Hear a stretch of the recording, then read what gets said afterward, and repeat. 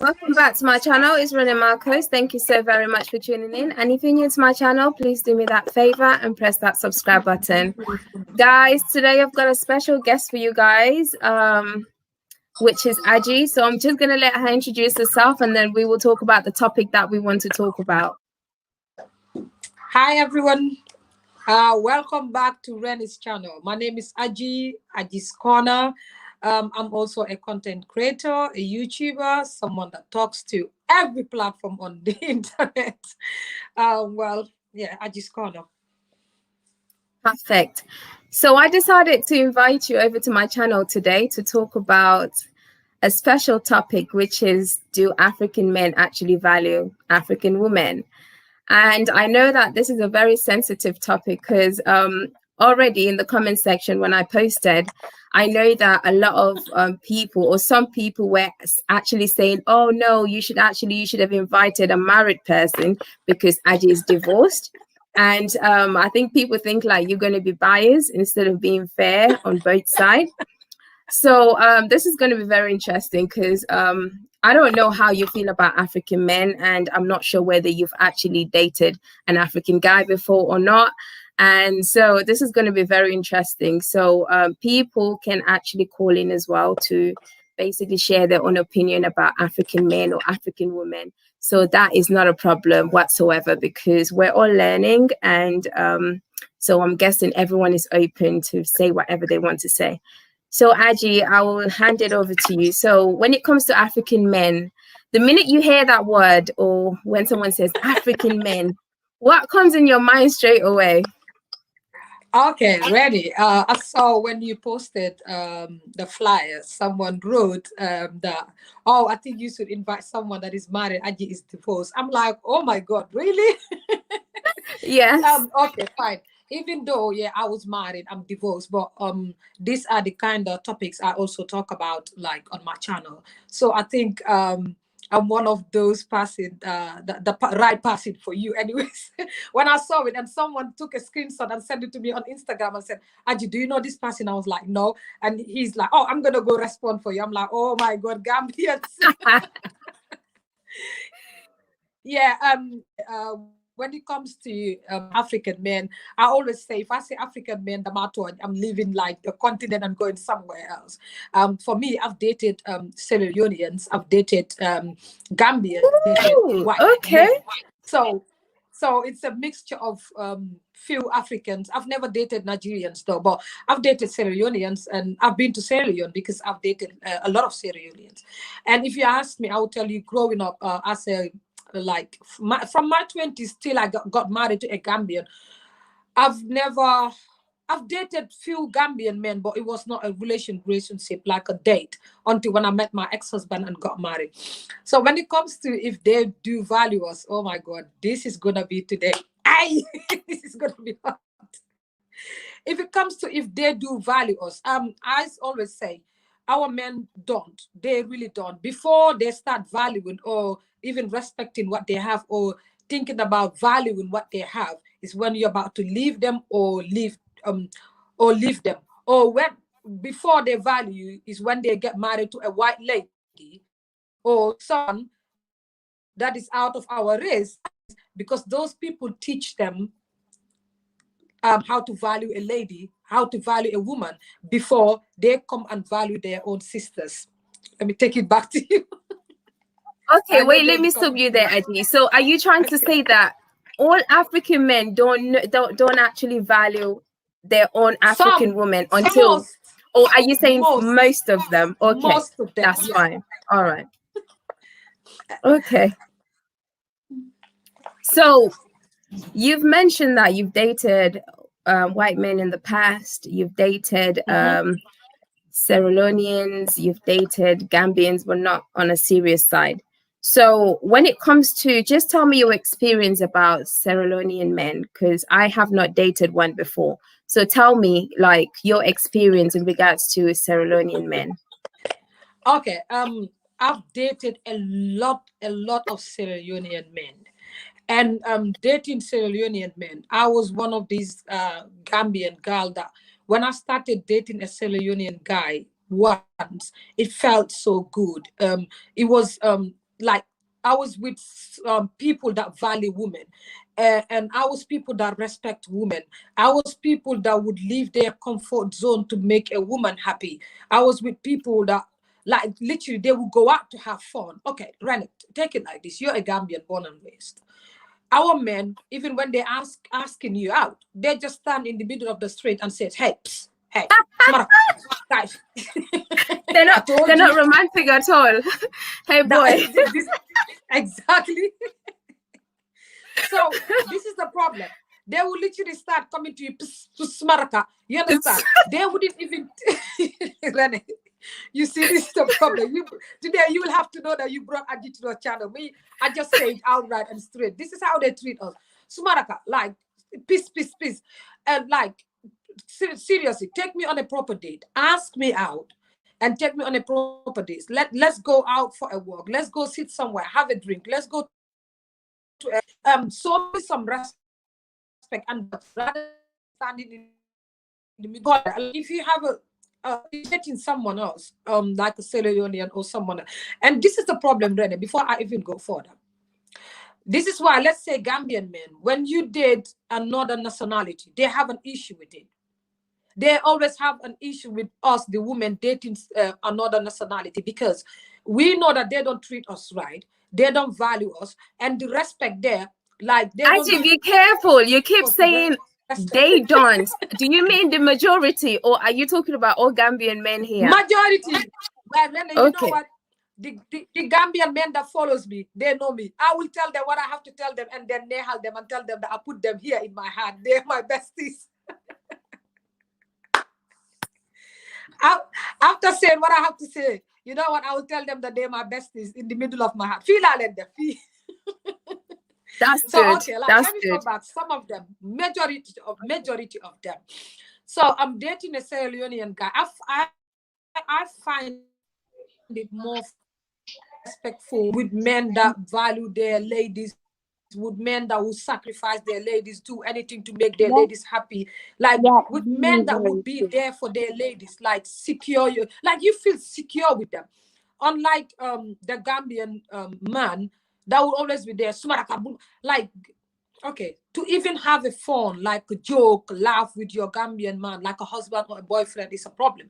They'll be sitting there, man, buguma leader, man, buguma yabatere. You're like, nah, they need to loosen up. Let the ego go. So then I'm sending back to you. Okay, well, I can see, let's say, I will agree with you when it comes to some of the things that you said about Gambian men. But I'm basically looking at it on a bigger scale to say, I'm talking about African men in general. And yes, they are good and bad. And I can actually say that the majority are actually bad. They don't actually value women. But then there are some good ones and loyal ones out there. So when it comes to Gambian men, I think it's because of our culture and also the way that people were actually, the way that we actually see what our parents were doing. That's how we actually brought up and then end up adopting exactly what they do. In regards to dating someone that's not the same, someone that's not from the same country as you, it can be difficult. And to me, I always say that, let's say a Gambian man, to me, that's how I feel. A Gambian man, for him to date a Gambian woman, is better than him dating another race, because they will understand each other. So let's say, I always believe that if you end up dating someone from a different race, from a different country, they might not value you as they would value their own woman in their country. What do you think? Rene, so no, if you have that thoughts or perspective in your head, you're getting it wrong. I think everything in life, it depends on mutual understanding.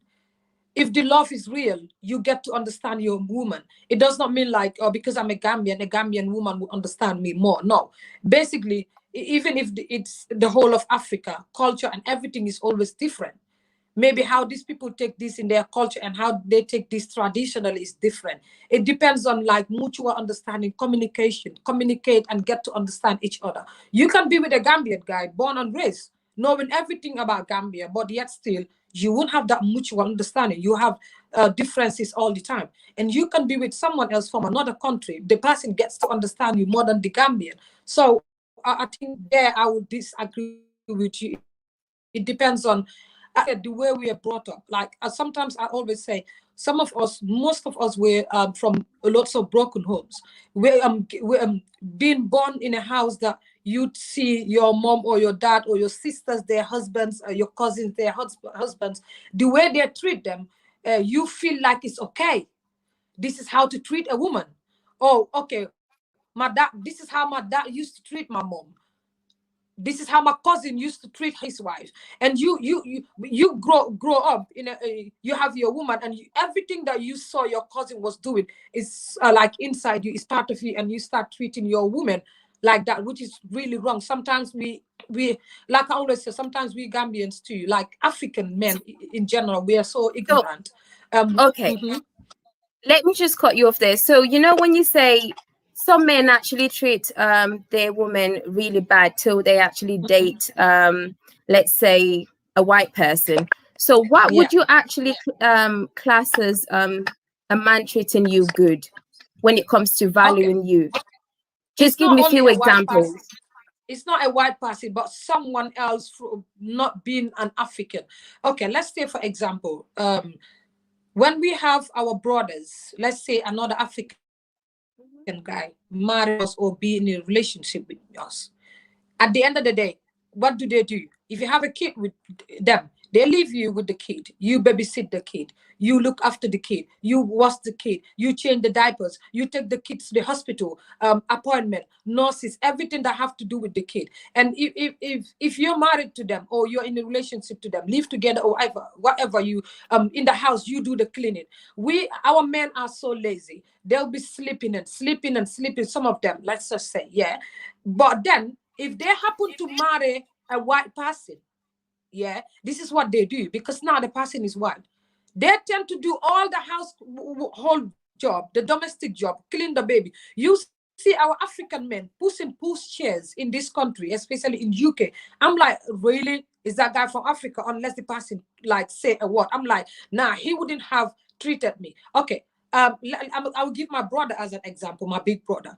There was a time he's married to this white lady. That was this time that he came to Gambia with his wife. And the next thing we know, he's babysitting, he's changing diapers, giving the kid, the baby, the food. And my sister looked at him and said, oh, if you were here, you wouldn't have done the same thing. You wouldn't do it. Because we know our brothers, what they do for us and what they don't do for us. So this is the problem. And if they're married to a white lady, they will take this lady on a date. But if they were to ask me out, they would just come to say, Aji. Even a nice word you don't get from them. They don't even call you baby, love, my love, daddy. Some of them, most of them. Okay, let's talk about Gambian men. The thing I hate most is calling me Sumaraka. Okay. Did you hear Dave says preach, Aji? Sorry, whose fault do you think then? Because what you're actually saying is you're actually comparing the African culture and also with the Western lifestyle.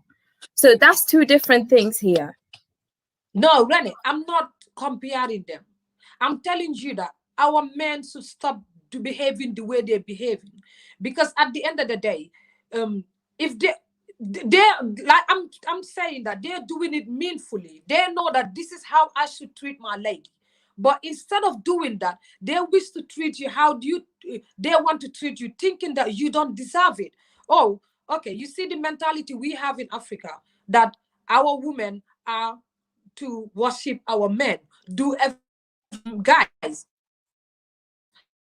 But so that's why when you marry somebody where I am from, we do it this way, and I'm not having it. And in Africa, if you say I'm not having it, they said no.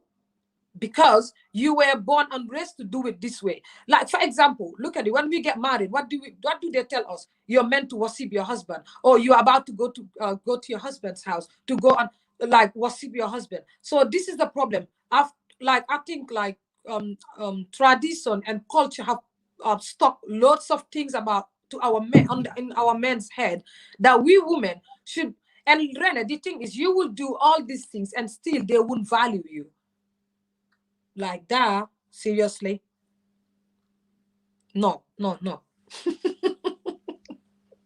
Okay, I'll get back to you. Let me just, I'm not sure whether Lama wants to speak. Halat TV, he's muted himself. I've got Rene Marcus on my channel. Oh, I've got someone else called Rene Marcus, but we'll get to Rene in a bit. Hi, Lama. Hi, Rene. How are you? I'm glad a guy is here, you know. Hi, Aji. How are you? Hi, I'm good. How are you?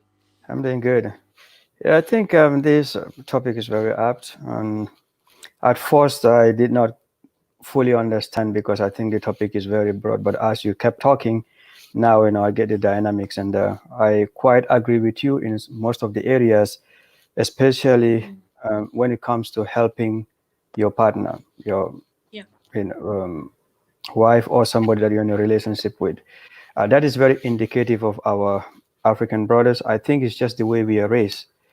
Yes. Usually, on the side of our fathers, we don't see them showing love to our mothers. And if you grow up in such a household, you will think that is a normal way of doing business as usual. For most of us, like, you hardly see a man who will come home and then hug his kids. It's like those are things which are unheard of. And usually I'll discuss this with my wife. My entire family, we are closer to our father than our mother, because my father will hug you, rub your head, those kind of things, because those are very important in a relationship. Because once you keep doing that to your kids, especially for the men, when they grow up they have a family, they will continue the same thing, and I find it very ironic, like this gender role in the Gambia or across Africa. Women will always, do the house chores, they cook, they do everything. The men just go out, work, bring the food home. I think it should be a partnership.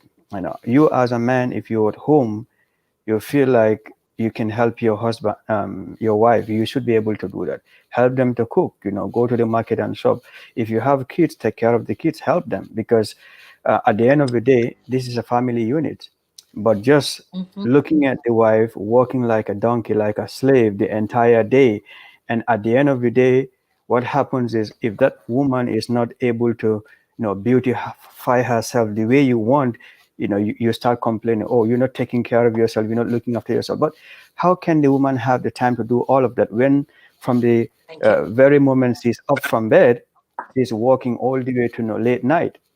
So these are some of the things that I think we African men can do better, because like Adi mentioned, when you marry into other races like Europeans or a white lady, you end up doing this. So what is the difference? So you are willing to bend or come down or I mean do certain things if you're dealing with a white woman, but when you marry to your own African sisters, you don't want to do some of those things. I think we should change our ways. Definitely. Okay. Lama, I do agree with what you're actually saying, because I can relate to what you've just mentioned regarding when we're growing up, what we see our parents doing, that's what we grow up and end up doing as well.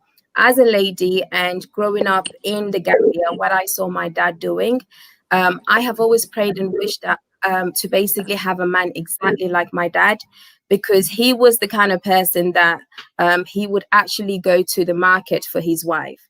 He would actually do the washing. Like, in Gambia, most people don't actually use, the nappies for kids. It's like, is it like a cloth or something? And then you have to wash it and everything. He would do the massage for the babies. He would do a lot of things, do the dishes, wash. Even right now, my dad helps me with the dishes sometimes at home. So he does a lot of things that even neighbors around would actually come and say to my dad, this is not good. A man shouldn't be doing that for his wife. the lady should be the one that doing this. So my dad, even way before he actually traveled, he was doing this. So it had nothing to do with, oh, he has adopted the Western lifestyle, or he got married to a white person. He has never married a white person or someone out of his race. He has always been married to Gambians, but he has been the kind of guy that would show so much love to his kids. Exactly, just like you've basically mentioned, that when a dad comes back home to hug the kids, kiss them, kiss the wife, you know, show them so much love. To the extent that when I moved over to the UK, I then realized how my dad actually was shopping for his wives, because he had more than one wives. He would actually go to shops with me and basically buy, sorry dad I have to say this, but buy underwears, bras, and like all of these romantic things, and I will be the one helping him to pick out these really nice stuff for his ladies, which some of my brothers will be like, oh no, I don't even want to go close to that section because it's just ladies stuff. I don't want people to see me around those stuff. But my dad felt so proud to do all the shopping for his wives, because he felt like it's his duty. He has to do it. He has to show love. And his wives, especially the one in the Gambia, has never actually bought a single underwear from the Gambia, because everything is actually being sent from England to Gambia. So some men like that still exist, people like my dad. So definitely other Gambian men or African men really need to learn from this and do exactly the same, because there's nothing wrong with that.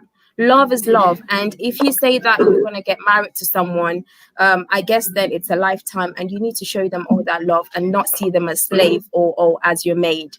Yeah, and I think, you know, as a man, your role goes beyond just, you know, providing for your family, because showing your family love goes a long way, because at the end of the day, your kids will grow up and then they will interact with the wider society. And either way, whether they're a girl child or a boy, they will end up marrying. And you want them to, you know, do the same thing when they have their own families. Like you said, myself, I'm married here, but most of the time I cook 70% in my house. I love cooking. I can wake up, you know, at any time and then just cook. And then most of the time, since this corona started, I live here with my wife a whole month. My wife will not even leave the house. I'm the only person who goes out, and I will never complain about that.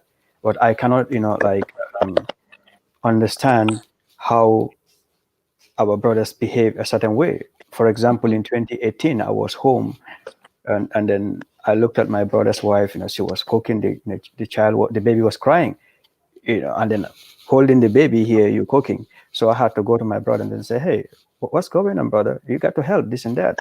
Because sometimes also they don't know.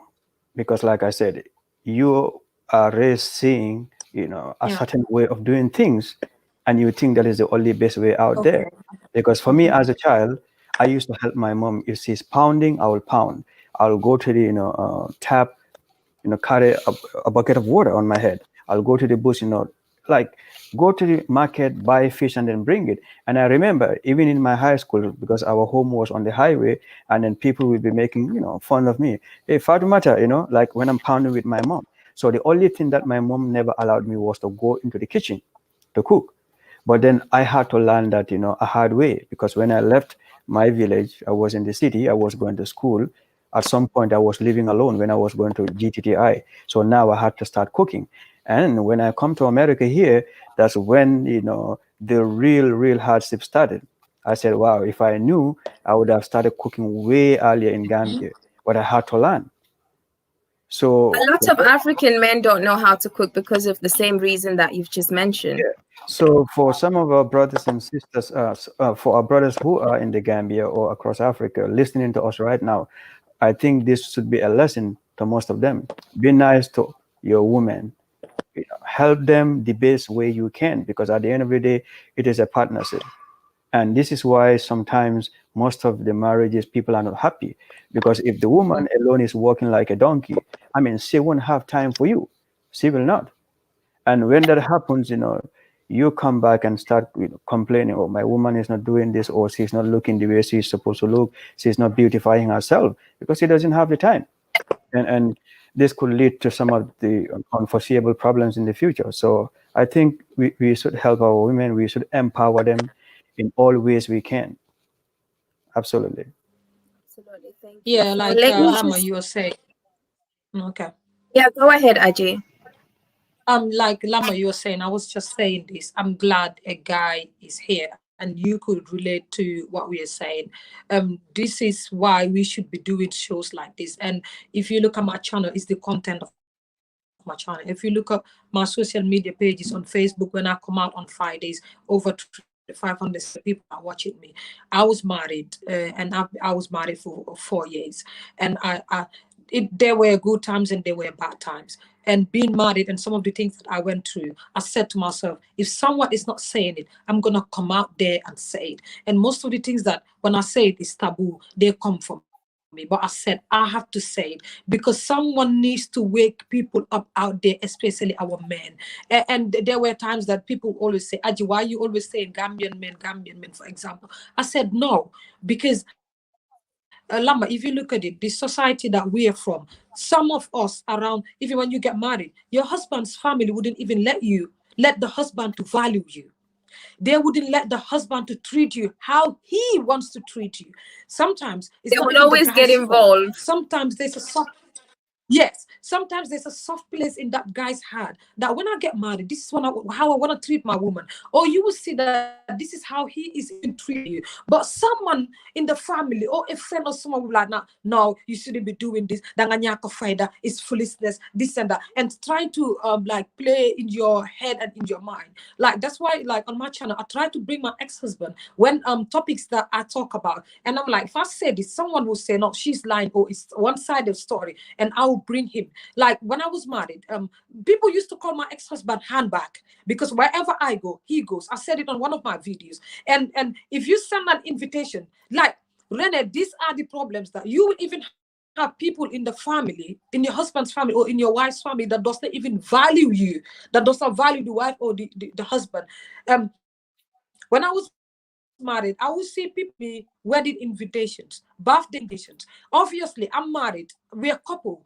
Why would you send it and just put Lama's name? If I'm married to Lama, you need to put Aji and Lama. But you see, some of these little things that society tend to ignore, people tend to ignore. It brings issues and it brings to the problems between couples. No, you have to respect the fact that Sorry, these Aji, people can are I married. just ask you? Sorry, can I just ask you this question? So when you say they only put the husband's name, do they just say Mr. and Mrs. Let's No, say no. Sane, Like, or do they just put Alaji, something like that? like for example, if today I'm married to Lama, let's say for example, someone wants to invite Lama to a birthday party or a wedding, they just put Lama's name and said they invited Lama in the wedding, like to go to the wedding. And you know these people are couple. And how about if I'm not okay with him going, or how about if I want to go with my husband? You know, Gambia is like people bring on people. Like you invite one person and the person will bring They five. But bring someone these are else. yes, but these are couple. You need to put the wife's name like on that invitation to show the wife that you know what, it's the two of you can come and I we're comfortable understand. with Yeah. like if you see Rene, you have to bring the respect and the value. Sometimes our men would want to do things for us, like our African men. When we're in the kitchen, come there and have a chat, have a laugh. Your friends would even let you. They'll be like, oh, you're such about sweet talk. Every time you see be one day. Like you like going to the kitchen. Why would you go to the kitchen? Kitchen is for the ladies. That is And one of like, the main issues with like Africans. I'm telling you, Rene, well, like Lama was saying, you will see me. I'll be here.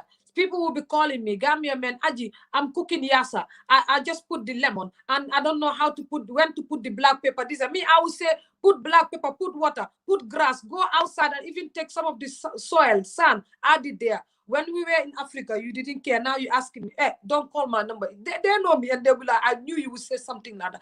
But when you tell the people from Africa, they're always saying, oh, we learn the hard way. We want to learn the hard way. Sometimes Lama is here. You cannot even have a Gambian man that you are married to, or African man, and even joke with them. They feel like everything in the house is based with rules, principles. They need to loosen up and joke with us, value us. How can you value someone when you don't even know what you have? Some of them don't even know what they have. They just believe like, oh, okay, I'm in my 30s, I'm in my 20s. Now I'm at the age of having a wife. And you just wake up and marry a wife. What did you marry a wife for? You just got married because you feel like you are at the age of getting a wife. Sometimes it's ignorant. Yeah, just to add on to what Aji said, let's say, for instance, in the Gambia, majority of the Gambian population are Muslims, and for the most part, the way we treat our women, doesn't uh, align with our Islamic beliefs. Because, for instance, when we look at our Prophet, Sallallahu Alaihi Wasallam, the way she respected her women, the wives, the ways he treated them is exemplary. Why can't we replicate the same thing? But I saw in the message somebody saying if the men go out there to provide, the women should cook. Nobody is saying that the women should not cook. But what I am saying here is be a help. Because when you Yeah, go out there to go and work, you go out there for 8 hours, 10 hours, you come. But for women, once they wake up from sleep, their time, working clock ticks, it starts. It doesn't stop till they go to bed. So they're working like 12, 14 hours a day. Sorry, and even if they go to bed, doesn't mean that it stops there as well. Yeah. So this is what we're saying. You don't want to treat your wife as somebody less than you, or I don't want to use the word slave, but treat your wife as your equal. And here, when I say as your equal, as a partner, do things together. You go to work, you're coming from work, you are passing by Serakunda market. Instead of going home and then giving the money to your wife to say, hey, go to the market, why can't you just pass by the market at the same time? And then exactly. Yeah. do the shopping, take it home. At least that will make life easy for your wife. But there are so many things that we can do. We are not doing it. And this conversation is important. We need to show our brothers how to go about becoming better husbands to their wives, because we have a lot of problem in the Gambia. And I don't know where this idea of women should be in the kitchen is coming from. And I know many people would look at me differently. Maybe they say, oh, because he is in the West, that's why he's thinking this way. No, I had this belief since I was in the Gambia. I believe that you should help your partner, you should help your wife to make your home better and a happy place. That's the only way your marriage can last. Because if the woman feels that she's less than you, at some point she wouldn't want to stay in the relationship. So if you think you really care, or if you believe that you care about the wife, why not you treat? Because it's not just about words. You have to put those words into action. And the only way you can do that is you have to, put them in practice. Sow it. In the morning you wake up, you eat from a plate. Before you leave it in the sink, wash it yourself. But you put everything together till it piles up, then the woman can say, hey, try out bolol ku. You want to do this. The man definitely, it doesn't make sense to me. It doesn't. Absolutely. Thank you for that. I'm just going to let Shola in so that she can share her own opinion. Shola, can you unmute yourself, please? Hi everybody. Hi. Rene, Agi, Lamin, and the other person, and everybody in the chat. It's okay. So I agree with everything that Lamin said, and actually Agi too, because I'm not the Gambian, but I'm still African, and in my African culture, if a man drinks he drinks water from a cup, he cannot wash it. The wife has to wash the cup of water. That is not cool. And that is not right, because it's not even that he cannot do it. Because of culture, he does not have to do it, and he's not expected to do it. I don't think that kind of thinking is right. Where we talk about, do African men respect African women. I will say the examples that Lamin and Rene said is very few, in my opinion. I don't think most African men respect African women because they don't have to. Society does not say that you have to. And then in African culture, if the man is providing for his family, like the man is paying bills for his mom and his brothers and sisters, whatever the man does is right because he is providing for the family. So you as the wife, it's like you're on your own. Because if you say something about your husband, then you're saying something about your whole husband's family as well. So they will not come and defend you because he is providing for everybody. And I don't think that is good. You know, they really need to work on making sure that if you marry somebody, she is your partner. She's not your baby. You know, is in my African culture, if a woman is going out, they're married, the woman is going out, she has to tell her husband, oh husband, I'm going here, I'll be back by this time. But if the man is leaving, he does not have to tell the wife, oh wife, I'm going here, I'll be back by this time. You know what I mean? It's about respect. It's like the respect is not equal and the expectations are not equal. And I don't know why that is still happening today. Thank you very much. Thank you, Shola, for that. I'm gonna let Yanks speak now. Hi, Yanks. I'm fine, Rene, thank you. How are you? I am blessed, alhamdulillah. So what do you have to say in this regarding this topic today? Well, I've been listening partly. I joined in about less than 10 minutes ago. I've heard Lama speak. Also heard I could not see everybody's name, but there was another lady that spoke early. Shola. Yes. Not before the recent one. The other lady that spoke about her experience with her ex-wife. Agie. That's Agie. Mm-hmm. So yeah, I've heard a lot of the same the same ideas of how Gambians and their wives or their women relationship goes. This has to go to a lot of us that's like really exposed, because I don't think it has anything to do with the Western ideology, but it has everything to do with being exposed.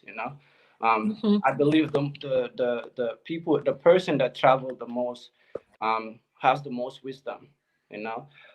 So traveling in itself is knowledge, is wisdom, is being aware, especially if you pay attention to your environment. So for a lot of men in Gambia, and even those that are in the diaspora, being in the diaspora doesn't actually really it doesn't translate with everyone. Not everyone just sees it as like, okay, I'm seeing these things differently now, and I can actually add this to my livelihood or the way I treat others and people in general. Everywhere you go, Gambian tends to have this idea of say ñoom Gambien yi kay dama leen a sori rek ma def lu ma def, because they're always in people's business, they're always doing this and that, and it has ruined a lot of relationships outside of Gambia, especially because the woman would start having friends outside of her marriage, and everybody feeding her information the same as the guys would be telling their friends like, hey, if you do anybody and she do mom can, people don't have a lot of people don't have like the ability to have their own opinion and don't care what nobody think about it. And a lot of people don't come from families that would tell you, hey, this is your life, go ahead and do whatever you feel you're comfortable with. And if this is the person that you love, this is the person that you want to be with, that's your responsibility. That's nobody should be intervening in people's marriage. Yeah, And for my a baby. lot of times, Sorry, I'm gonna mute Agie. okay. So I believe that's a lot of the times that's what ruins a lot of people's relationship, because they believe in like the, other people's words, or other people's ideas of what their relationship should look like. I think for the respect part, it has to go both ways. You know, men should really play our role when it comes to being with a woman, and for me personally, I think it's a partnership. It's not like, okay, you're my wife and I'm your husband, and I have to dictate everything you do, or you have to kind of hound me on things that need to be done, when we all have our own ideas that we can come up with and talk about issues that we can build on to build our empire, because that's what I believe in. It's not that is the Western idea of anything. For me, I'm deeply rooted in our African ideas of everything. You know, I want us to know that we had ways. My dad and my mom has been married for over 50 years. Um, and I've never seen a more amazing couple in my entire life. These are two people that I've never seen argue not once my whole entire life, right? And I'm in my 30s. I've never seen these two argue not once until, for you guys that knows me knows the rest of the story. But like, I've never seen these two argue. Financially, they put their money together. They work together. They do everything together.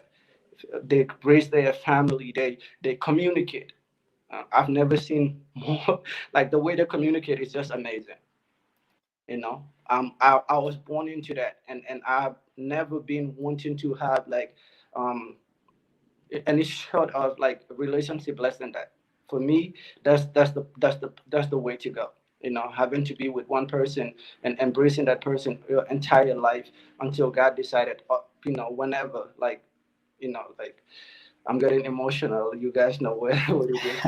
um um yeah. Speaking of our relationship with our women, though, we need to all do better.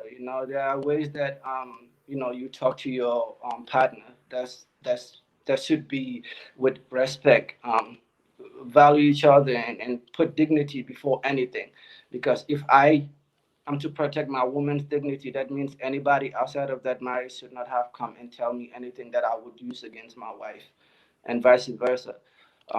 That is to protect also your energy, and protecting your energy means not to give people an outside ear to feed your relationship and tell you what to do and what not to do.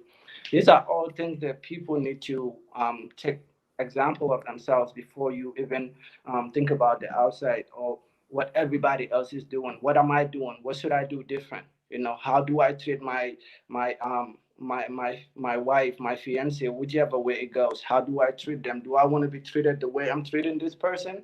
Do I want to be the one to come home and come to trouble? Like, I don't even want to come home, because as soon as I get home, it's like I'm going to somebody that's just gonna hound me about issues and what they want, and they don't even care about how I feel.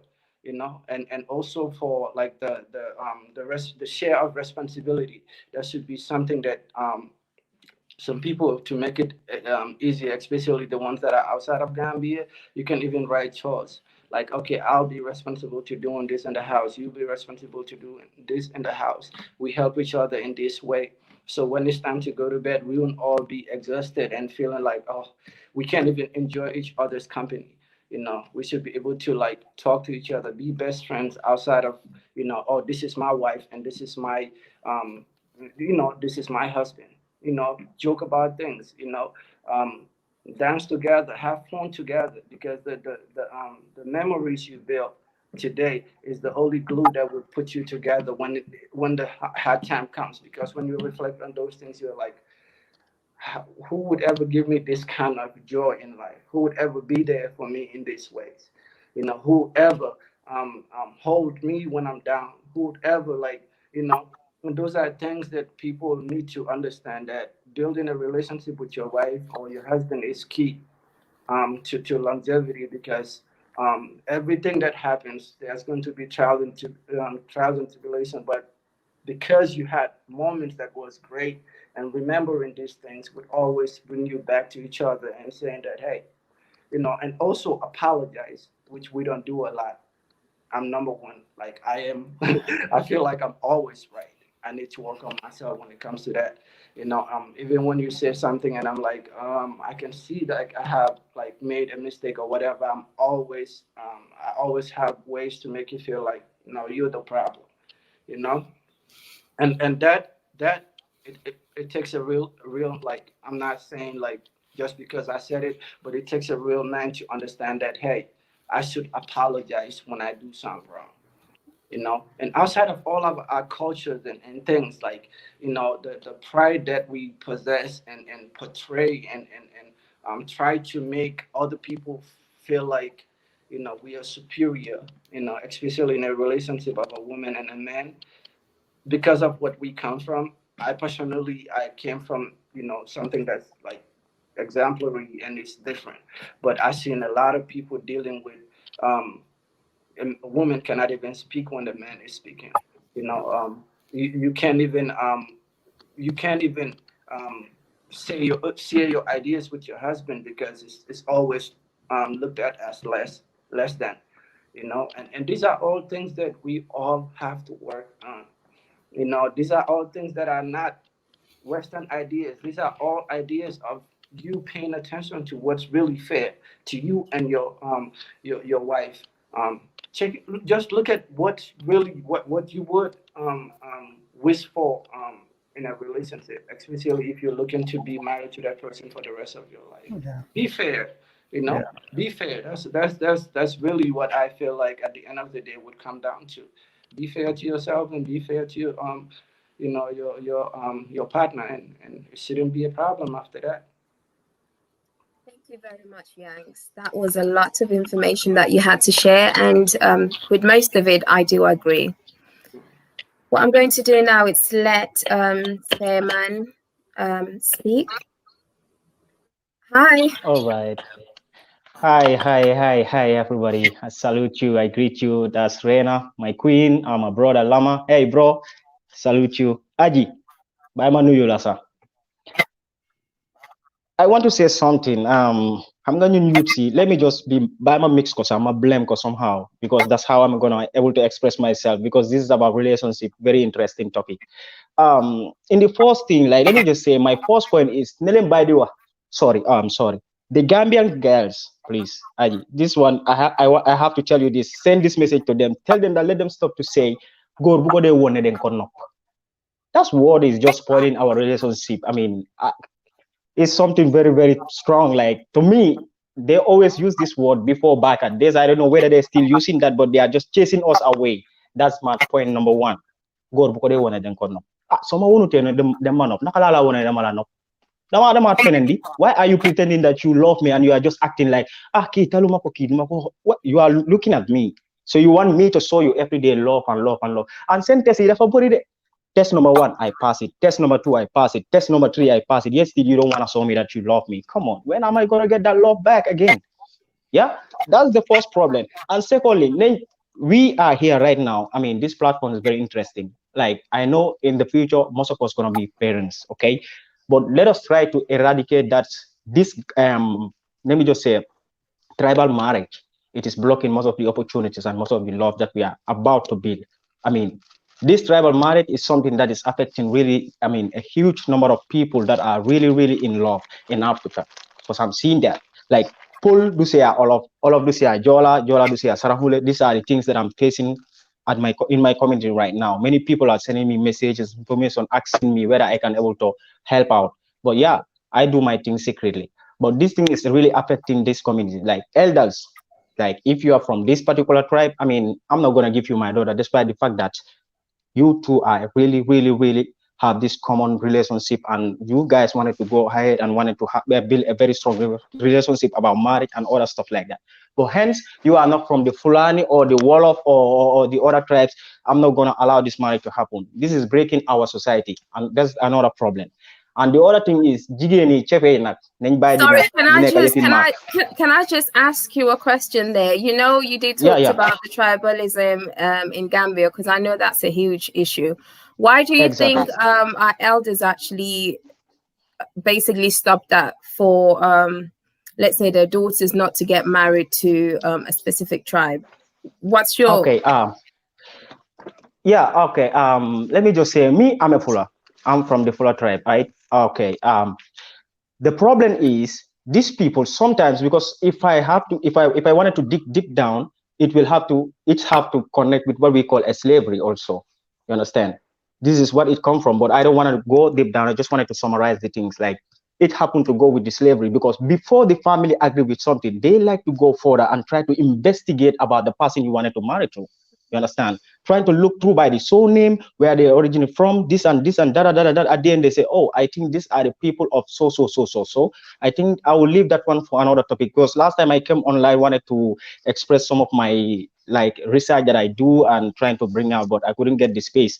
But this is the reason why most of our people are affected with this particular issue, because I have a lot of friends. More of my friends are Sarahules, you know, and we are just like a community. But the problem is we have already built something very strong as a friends. But like looking at it, some of us wanted to get married to some of our Sarahules sisters.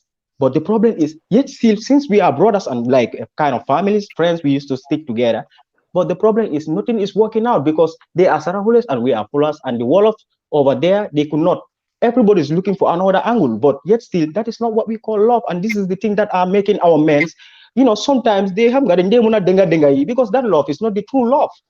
You understand? So parents are intervening this particular thing, and we have to go back there and try to make them understand this issue.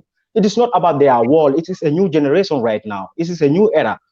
You know, everything is new. You know, so why not always not yefi article, so they also go with too much of marks of a things. You know, sometimes we have to limit ourselves according to our abilities, what we can able to afford. You know, so it's not about you got a beautiful house, I'm gonna get married to you. Think about the love first. You know, love comes first. After love, then progress. This is what I always used to tell my people. You know, I've been struggling in the Gambia back at this about love and this and this. I get too many of trials. But when I came here, when this Ethiopian lady get me, I was like, oh my God, this is what I call love. I was already, I was gone. Because, yeah, I was experiencing something like a paradise. I mean, this was just the beginning. I was like, so Gambia was just a test for me. Oh, it was, I don't know how to judge that, because I was like, Gambian ladies, hey, if you pass your test in the Gambia, anywhere you go in the world, you will get love. This is what I used to tell to my people. A lot more suñ guy now, you they use gal be ñew fi ni suñ guy suñ xasse be dugg fi ne cegelen. Yeah, I understand. They don't want to go back again because they get it very easier here. You know, Mary ñu ngi collect, ñag yaa ngi collect, other nationalities are collecting. When are they going back to supply our sisters over there? You know, Aji, please waxal guy nañ bay ne wax ne góor bu ko dee wane danga ko nopp man soo leen ma ko wonutee du ma leen ko won de man ko won mairie de ñu ngi jël de. This is what is happening here. Okay, Yeah. guys, sorry, just bear with me, Spearman. Can I come in, Rene? I've been on the line for a little bit while. Sorry, just bear with me. Who is that? Is it Mr. B? Just bear with me, please. Yes. Because some of my subscribers can't speak Wolof, so if we can try and speak English, I'll really appreciate it. Right. Mr. Spearman kept saying that most Gambian girls always say that you shouldn't show a man that you really love him, because I think they will take it for granted. So that's what he kept repeating, because I can see in the comment section people are saying we can't speak Wolof. So that's what he meant by when he said, well, when he actually speaks Wolof. Yes, you can go ahead, Agie or Spearman. Yeah, because I'm sorry. Oh, okay. Because I feel like I'm sure that's Babuka. Just bear with me. I'll get to you because there's actually a few people ahead of you. Yes, go ahead. I feel like Spearman is talking to me directly to talk to. Yeah, he kept saying, Aji, talk to me, because he knows that on my platform, these are the topics that I talk about, and he's been following me on my platform. So basically, he's talking to me to talk to the Gambian women. But Spearman, I'll tell you, like, let's go back to the topic. I just don't like sometimes going off topic. Spearman, you said something like you've dated which country, Zimbabwe or somewhere, and you were like, oh, this is love. You were treated where? Which country? Ethiopia. Which country? Ethiopia. Now, Rene, this is my problem. You know, when we started, I said I've dated men from Sierra Leone. I've dated white men. So I did say I've dated Gambian men too, but not in a proper relationship until when I met my husband. Okay. The problem here is now you see my Gambian brother too is telling you when he went to another continent, he was treated better than when he was with his sisters. We have this issue a lot with Africans, or most of us. With me, I've growing up, I've dated few Gambian men, and if you look at my channel, I did say back unromantic Gambian men, but it was not up to what I wanted. The standard, the respect, the romance, everything was slow. I felt like it was slow for me. So I needed a fast pace and guy that is so, not disrespect, we're just talking.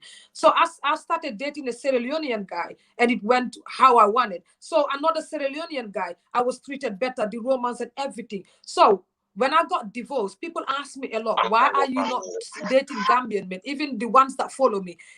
When I got divorced, I said to myself, would I have any guy that would treat me from my own brothers, that would treat me like my husband was treating me? The reason why I got into a relationship with him to the point that we got married was because of the way he was treating me. I felt like, oh my God, is he the only Gambian man that would treat a lady like this? But we have few of them out there.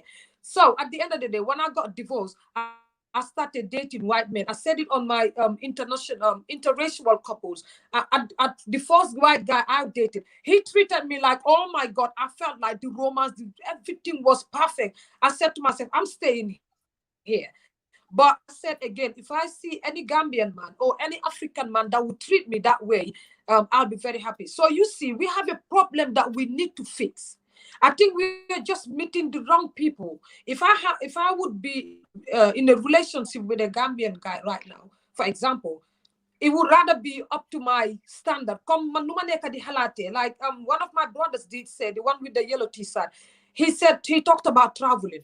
I always say this to my brothers and sisters. Traveling is very important. It teaches you a lot of lessons in life. You get to know a lot when you travel. You get exposed. You learn. You see things that you... Because back home, when you're in Gambia, you feel like you are in your comfort zone. This is the problem with when we are in Gambia and nyaks, like we call them, are dating our sisters. And we date them a lot because they treat us differently.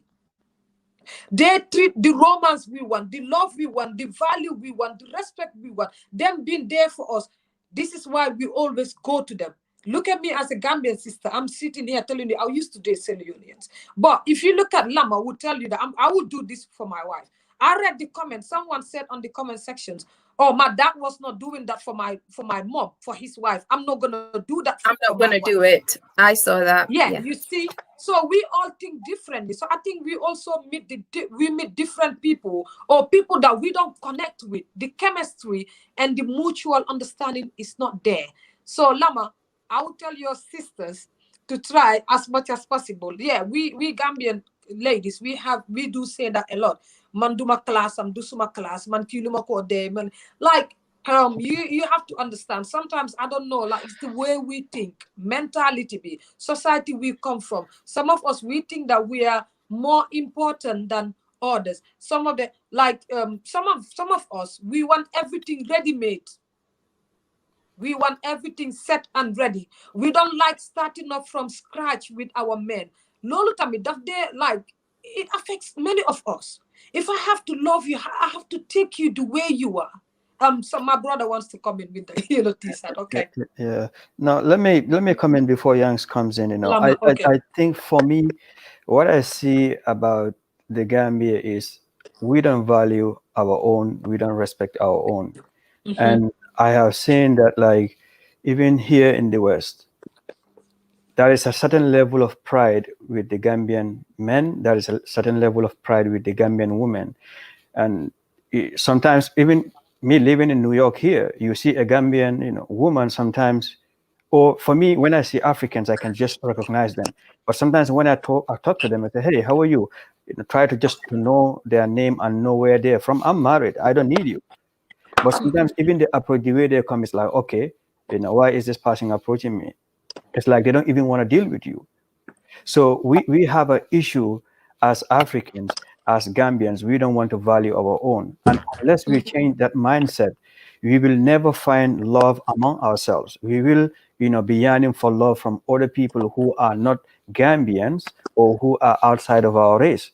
So we have to love self first. The important question here is, why is it that we don't value ourselves? We don't respect ourselves as Gambian. Why is it that Gambian brothers and our sisters, we are not looking up to each other to marry each other and then be happy as couples? Because there is a lot of us here all over the world.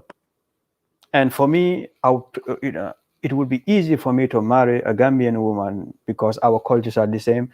Perhaps the religion also is the same. We'll be able to bring up a family in a nice, more calmer way. But you find that it's more challenging for us if we marry together. But if you marry outside of your country or your race, it becomes sometimes easier, and that should not be the case.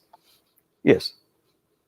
Thank you very much, Lama. What I'm going to do is let Annette speak because she's been here for a while. So that, can you unmute yourself, please?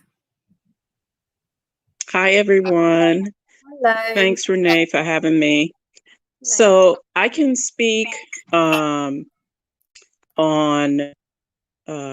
American women, African American women dating Nigerian men. I can say very much the person that I dated was very romantic. No problem with that. No problem with helping out. But the attitude and the difference in culture at times can, just really split you apart, because they have a deep belief that men shouldn't do certain things. And until they get over that, then yeah, we will be able to, unless they are westernized, I found, then it's easier to date them. But without that, because American women, African American women are not typically submissive, and it's very hard for us to be submissive. We look or tend to have partners that are on the same level when it comes to family-wise, doing things together, growing together. But if you're not there and you're looking for the woman to do everything, the relationship is not going to last. So that I can give that I can give that experience. I've went through it, and it was difficult, but I must say, because I've known this person since I was like 15, I and the whole family, which is still on the continent, I've visited them twice, and I can say that I'm still a part of them. They still look at me as a part of them. So, which is really nice.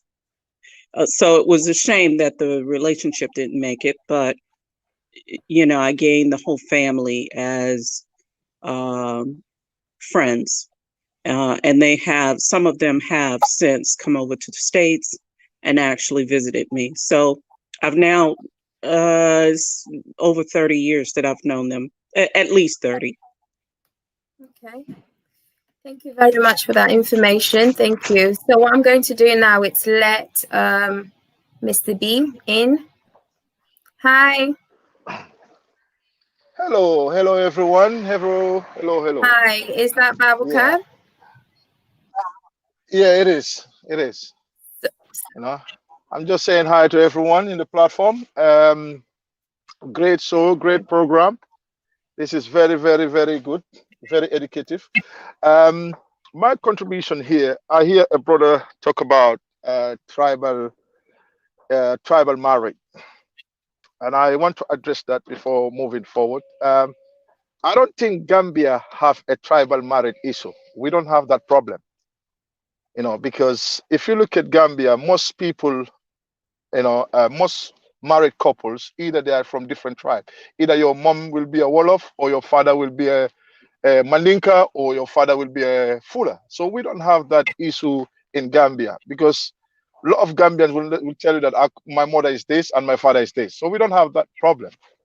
But yes, we have an issue that we need to address, but it's both sides. I'm going to speak from both sides. The problem that we have, uh, we need to show each other appreciation, to appreciate each other, because if we don't show that to each other, we're not gonna have any common ground or to move.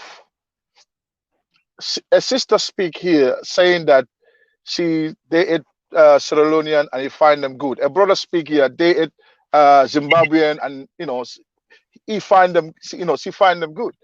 But here we come. There are so many Gambians that are married in Gambia, I myself, and I'm happy. I'm very happy with my wife. I get up in the morning sometimes, because I drive. I will go to the market in Sukuta to pick some stuff, and bring it home. So it's not like every Gambian man or every, are not treating their wife. I will launder my clothes. I will not wait my wife to do it for me sometimes, But the reality is that there are some men that have a problem. There are some women that have a problem. And if relationship is built on a material stuff, on a materialistic, that relationship, there will be no love. There's no love can grow out of that. We all know here, if a boy want to date a girl in Gambia, you ask for a girl for a date. Just what she's gonna do. She's not gonna come on her own. She's gonna bring all her entire friends and her sisters and her family. And you go to the restaurant and the money's gonna let's not. It's not something to laugh about. We have to address the issues. You're right. And when they come with you want to have a quality time with this girl. Why is she bringing 3 friends or 4 friends with her? And you sit down there, they all order their shawarmas and everything they want to order afters, and the bill come. You look like, why did you bring all this? You can't even able to know each other there because of friends around. Maybe the guy is shy and you have to pay the bill. So the sisters have to know that also. How to able to deal when you're going in a relationship, how to deal with situation when that comes. You're not gonna invite your whole compound or your whole friend to come to a restaurant to come with a guy for a date. And the problem that we have as Gambians, I don't think we have a big problem, because I see different nationality. I see where different nationality but Gambian still, if you are Gambian here in Gambia, there are a lot of immigration officers, police officers, marrying in Gambia here, and they're fine. I understand the point that they said the women have equal power like the men, and that is based on what? This is what it is. Independence is very important. If a man keeps giving you, feeding you, if you sit at home and you rely everything. Even when you have to go in Gente or you have to go naming ceremonial, that is the man who you have to wait for him to come and give you money where you're gonna donate there. So this become because Hamga, I'm just gonna say this in our local language. Kumin salache suyage the flyer. You understand what I'm saying? So if you keep asking that man all the time, it's gonna bring some kind of because he's gonna look at you as you are just enslaving him. He will go and work hard from morning to evening and come back. All you take his money and go and give it to all Jaliba Kuyate. All you should do. You give all the money and you come back, you ask the man again. So that's why sometimes the men will just, they will do their things and without even involving their wife. Because they're thinking that, if I tell him that I get this thing here, he's going to say to me, listen, what they call it, bordela buga. It's no problem. I can do that for you. But every time there's a program you got to ask for a new clothes, and you are not buying it for yourself. So as time goes on, the man also will look at it as, hey, I'm not happy here. You know what I mean? It will bring kind of it will bring bad spirit, and when that bad spirit come, you will clash. But when a woman get up, you do your stuff, and the man gives you that level, that kind of that space, you go and you walk, you come, even though you are the man. What we are used to, Gambian have very good values in them, because Gambian is a place where even woman will work for his own money. Where he put it, a man will not ask her. A man will pay the whole bill in Gambia here. A man will pay his compound bill, his light bill, everything. He will not even ask. Even the woman is working. What the woman is working, he can go and sort out his needs. Like if you want to go gente, naming ceremonial, wedding, you can go and give your donation, no problem. Don't disturb the man with that. Okay, so this is the problem we have. We have this problem where women don't know how to deal with their men too. Because if you have your men, you lock him down. You know what? We are working to build generational wealth for our kids. Women should know that we are working to build a wealth for the kids. We don't want to end up, being in a rental house, or you are in a rental house. You don't even try to help your man to come out of that place to own a property. You understand? It is a problem. I know this is not only Gambia, but it's a lot of African countries where we have to work together, both women and men, where we can able to facilitate. And let us not show that, if somebody is marrying you, you have to do for your entire family. Because in Gambia, a woman, your wife will have a problem and come to you. His brother will have a problem and come to you. My in-law will sort it. In-law, it will bring it's gonna bring some kind of like bad spirit in the marriage. And this is the problem we have sometimes here. Not all. We help each other. Men will do for their in-law without even having any problem. But we need to understand that we have values here, very good value, very good values in us. And there's nowhere in the world they have that. So when we're speaking, let us just undermine. Let us not be harsh too much on ourselves. Let's look at countries like Pakistan. I'm not calling. Let's look like other countries. Let's look like no Gambian men. Tell me, in Gambia here, I haven't seen. If you count it, maybe it will be a few, maybe 2%. No Gambian men have ever abandoned their kids here. I have never seen it in this country. You know what I'm saying? They all stand it. You go to UK, you go to Europe. So many single mothers, so many kids will tell you that I grow up without knowing my father. In Gambia, you hardly hear that. You will never hear that. Any street you bust, if you ask it, oh yes, I am going to my father for weekend, and the father is always in the kid's life. So let us look at some of the value we have, not to come just as to concentrate on the negativity of the even America. Why do you think so many black people in UK and America, so many black people, our big black people are married to white people? Why they don't even marry their own sisters? Let us address that too. Black women everywhere in the world have been thrown under the bus. Black women are the victim. They've always been thrown under the bus because of what? Even America, UK, those black men also, they are trying to look for a status. They want to feel like they're the big guy out there, like because when they married a white woman, they think they escape. So, but in that we're not making we're not creating any generational wealth. We're not creating any generational wealth because you know what? We are not creating wealth. So we need to empower each other as black people. We need to empower each other as black people, both sisters and brothers. Don't look at the brother as you say, he don't know nothing, and then you eat all his money. And I have respect to my African brothers here, even the people who are celebrity, because I have seen a lot of African Premier League players, which that they have never married a white woman. I'm not here to spread racism, but I'm saying they stick. People like Drogba, people like Yaya Toure, people like, we have seen where Ashley Cole, we have seen where, how to call it, Rio Ferdinand, we have seen where, Ashley Young, we've seen Defoe, all of them are dating. None of them, no English or American, English black player is dating a black woman. Name one for me. They all, and they are born in this country, in UK. They're not dating they're black women. They're dating. The moment they get wealth, they run to the white woman. We know that. So we as a Gambian don't have that problem. We don't have those kind of problems. Let us address the issue. The issue we have a little problem, which that we can sit down and discuss it, because we value our sisters. We value our and I know our sisters value too. But there's a misunderstanding. Our sisters have to know that, all right, then this is the mindset that I have to have. I have to support. We have to support each other's cause. We want to create a generational wealth for the kids, for tomorrow, for the future. We want to make sure that we empower our kids, where the money will come in the community, the money will grow, rather than tearing each other apart. You are trying to take from your husband to take it to your family. Your brothers are coming, using his car when he's not there, breaking everything, leaving it there. You know what I mean? Those are not right. We need to support each other.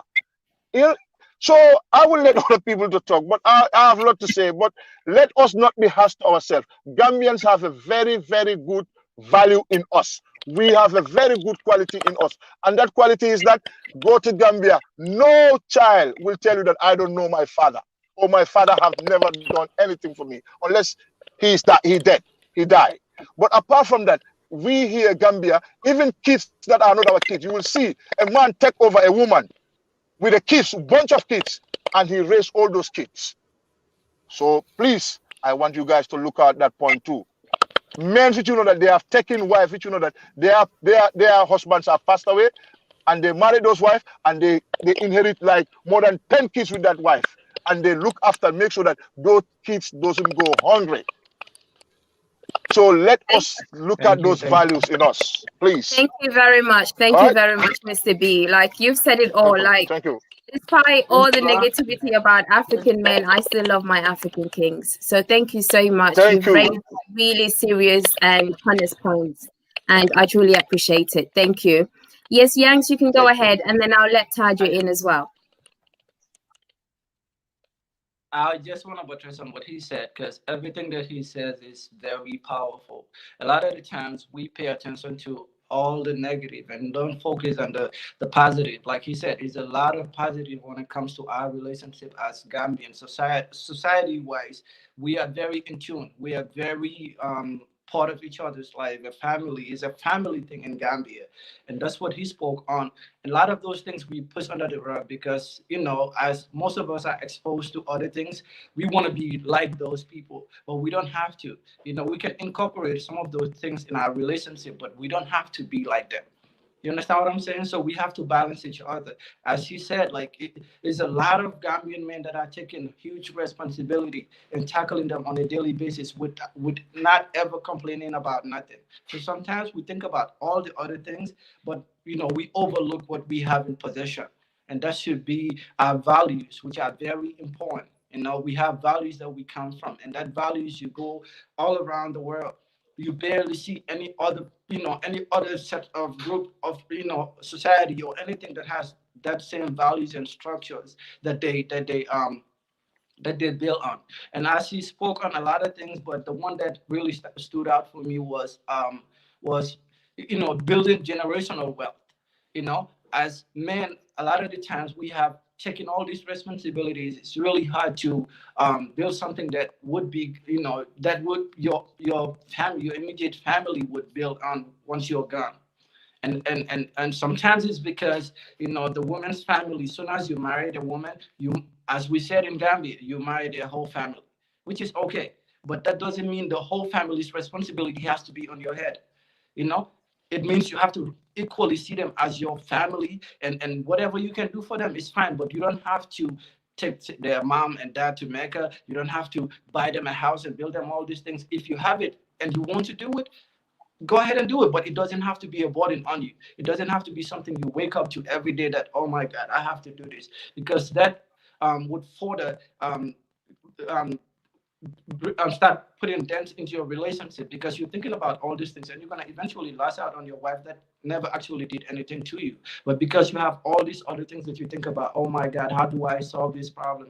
How do I deal with this? I have my own family. My brother needs to be, need to be educated, and I have to pay for him, and I have to pay for my wife's this, that.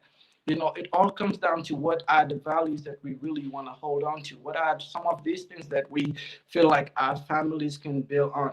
Because a lot of times you're out, you make money, you do all these things, but at the end of the day, all that is taken away because, maybe some of you can relate to this, but when you're in the West and you're trying to better yourself, it's for a Gambian man, it's one of the toughest things you can ever deal with, because it's like, man, okay, I have a wife here. I have to take care of this. I have to take care of you can't even build nothing for your own, yourself. And that's one of the things that take away from our generational wealth. And this goes to Gambian men, but also a lot of Black people around the world deal with these issues. I've been married to African American for over 6 years, and being in that relationship has its ups and downs. But I'll say a lot of the because of the way I carry myself and who she was, it was really great for us to balance each other out, and we never had the issue like the Queen said earlier. You said like you have that boundary when it comes to like African men relationship with their African American woman, and it doesn't really the culture doesn't really fall in place. But that's a stolen culture that was taken away from you guys. This is part of your culture. Who we are as Africans is part of your culture. It's just a culture that's been taken away. You understand? So for it to be a binding relationship where we all understand each other and build on from that, it has to be. If I'm taking away from, if I'm gonna take something away from my existence and me as a person and my culture, you need to also you know bring something to the table or take away something that you feel like you can balance each other out. Because at the end of the day, we all humans, and if we can come to a table and talk to each other with the sense of like okay, I understand you, because it's all common sense. At the end of the day, we can talk about culture and all these things, but once you equip yourself with like you have the proper knowledge of like understanding people regardless of their background, the culture should never have come in between you guys. I feel like that's all like at the end of the day we use that just to as an excuse, which a lot of us do. We want to excuse everything we do on, oh, I don't do this because I came from this. I don't do this because we don't do it like this. But if you understand each other and know that, some of the things we have to do just has to be from our common sense, you shouldn't be having problem with like an individual, no matter where they come from. And someone also speak on like the interracial marriage, going to marry white people and all that. I'm a Pan-African. If anybody knows me, I'm all about Africa and Black people. I'm all about us, doing things together and coming together, joining forces. Black being from the Caribbean, or you American or Brazil, wherever the Black comes from, it's okay. For me, I feel like we all should unify and build band, intermarry, whatever we need to do to bring our Black, build our backbone, because that's what's lacking in the Black community. It doesn't have a backbone. So once we build that, we understand that we can talk to each other on a more civilized way, and understand that some of the things we was privileged with, you and I privileged with. But sharing our privileges and building on from that would stop our enemies from infiltrating anything that we're trying to build on. So like the guy said, everyone is marrying this two babs and everything, but at the end of the day, like the Queen said here, like the African American woman don't know how to be submissive, and the white woman will give you that part, and it's like we all looking into something that's really not there, because like someone says in the comment section, the grass is not always green on the other side. So appreciating what you have, appreciating who you are as an individual, appreciating the values that you have as the society that you come from would go a long way in you building a strong relationship with an individual regardless of the background.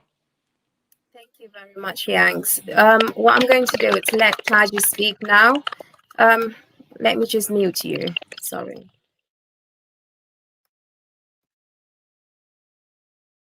Hi, Taji. Hi, everyone. Hi, Rene. I came in late to the program, but from what I've heard from Yangs and Aji and the other sister, sorry, I forget your name, and the other brother as well, it is really like it's powerful and it's deep. And I think all of them, you've all made a good point, and like from different angles as well. I think all of us have gone through different experiences, and we've got all of that experiences, bringing it together, we could have like something really good. And in regards to the title, I will address that with my own experience, because I'm married and I've got a 3-year-old boy next year, February. And the thing is, I love my wife. Like, even when I'm in Gambia, she will tell me like, oh, stop, don't do this. Like niti nyungfi. That means like there are people here. Like you can't do this. Like I will express my love wherever I am with her because I am proud to be like her husband. Like, and I don't care where it is. She is black. I told her that like I say it in a respectful but in a joking way. Like, don't ever think of bleaching your skin because I'm in the UK. If I wanted to marry someone light skin, someone white, I would marry them. But I marry you because you are black. I'm not being racist or anything, but I just appreciate a black lady. I appreciate an African woman. That's just my choice. Because the way I see it is I have more connections, I have more understanding culturally that it's easier to build what I want to build because the way I see it, she is my partner in everything. Everything I want to do, I speak with her, I talk to her, and then I listen to her advice. Even sometimes she will tell me something that I don't want to hear, but then I will give it a day or two, and then I will come back and I'm like, okay, I'm sorry, you are right. Like we'll do this way and that way, because I understand that she's coming from a place of love, and I understand that she will never give me an advice that will not benefit me, because whatever benefits me benefits her, and it's for both of us and our the generation that we are trying to build and coming up. And I think when it comes to most of our sisters, especially in Africa and in Gambia, when we are marrying someone, you don't marry them because you're marrying your partner or you're marrying someone that you love. Even you see it even in school and even in some of the movies, they do that. The nice guy never gets the girl. You will be nice and you will be lovely and you will do everything for the girl. You will be nice to her, but she will not even look at you. She will be looking at the guy that doesn't even care about her. The guy that just, he just does his thing. And then you are there like thinking like, what is going on? What have I done wrong? Like, am I not good enough? But you are good enough. But it's just that she's looking at you like, nah. Like the guy said, if I want to go to get there, like if I want to go to the naming ceremony, can he provide? I don't think so. Can he get me the Gucci bag? I don't know. Can he do me this? But that comes later. The world come later. Like if you have someone that loves you, someone that appreciates you, someone that will stand for you no matter what, no matter where you are, he will put his neck in the line for you. I think that from there, if once you've got that sorted, that's your base. If you got that covered, it doesn't matter what you have. It doesn't matter how much money he has, because that genuine love, that genuine caringness that he's giving you and you are giving him, that would transcend like any money or any monetary value that you have. Because if you two work together, you can earn whatever you want. You can create whatever you want because you've got that understanding going forward. And the thing is, I don't want to sound like I'm being harsh towards our sisters, but we do have some of the sisters that they will look at you, and even like if you're trying to ask them out on a date, they will tell you "Manduma Samoro," meaning like you are below my level. Like I'm not in the same class with you. Like and you'll be wondering like, really? Like we grew up together. We go to the same school. Like we live in the same area. Like I know you, you know me. But because like they're looking like, oh no, that guy has it more, so I want to be with that person. But it's not always about the world.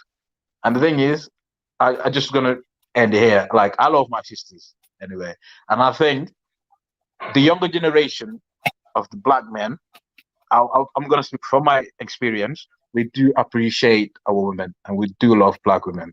Like you can't put a value on any African black woman or any black women in general, because I think they are the most amazing, beautiful women out there. Like you just can't put a value on them. And the thing is, I will thank you, Youngs. I will I will never joke with that. Like I'll stand up for them at any time, because I know that once they care for you, that's it. They will be there for you for like no matter what, whether you are rich or poor, they will always have your back. So I think I'm just gonna stop it here and just say like, love to all of you guys, and you guys are doing great. Like all the points you've been making is just simply amazing. Thank you very Rene. much, Taji. Thank you. Thank you so much for that. What I'm going to do is let Aji speak, and then I will then let Yahya in.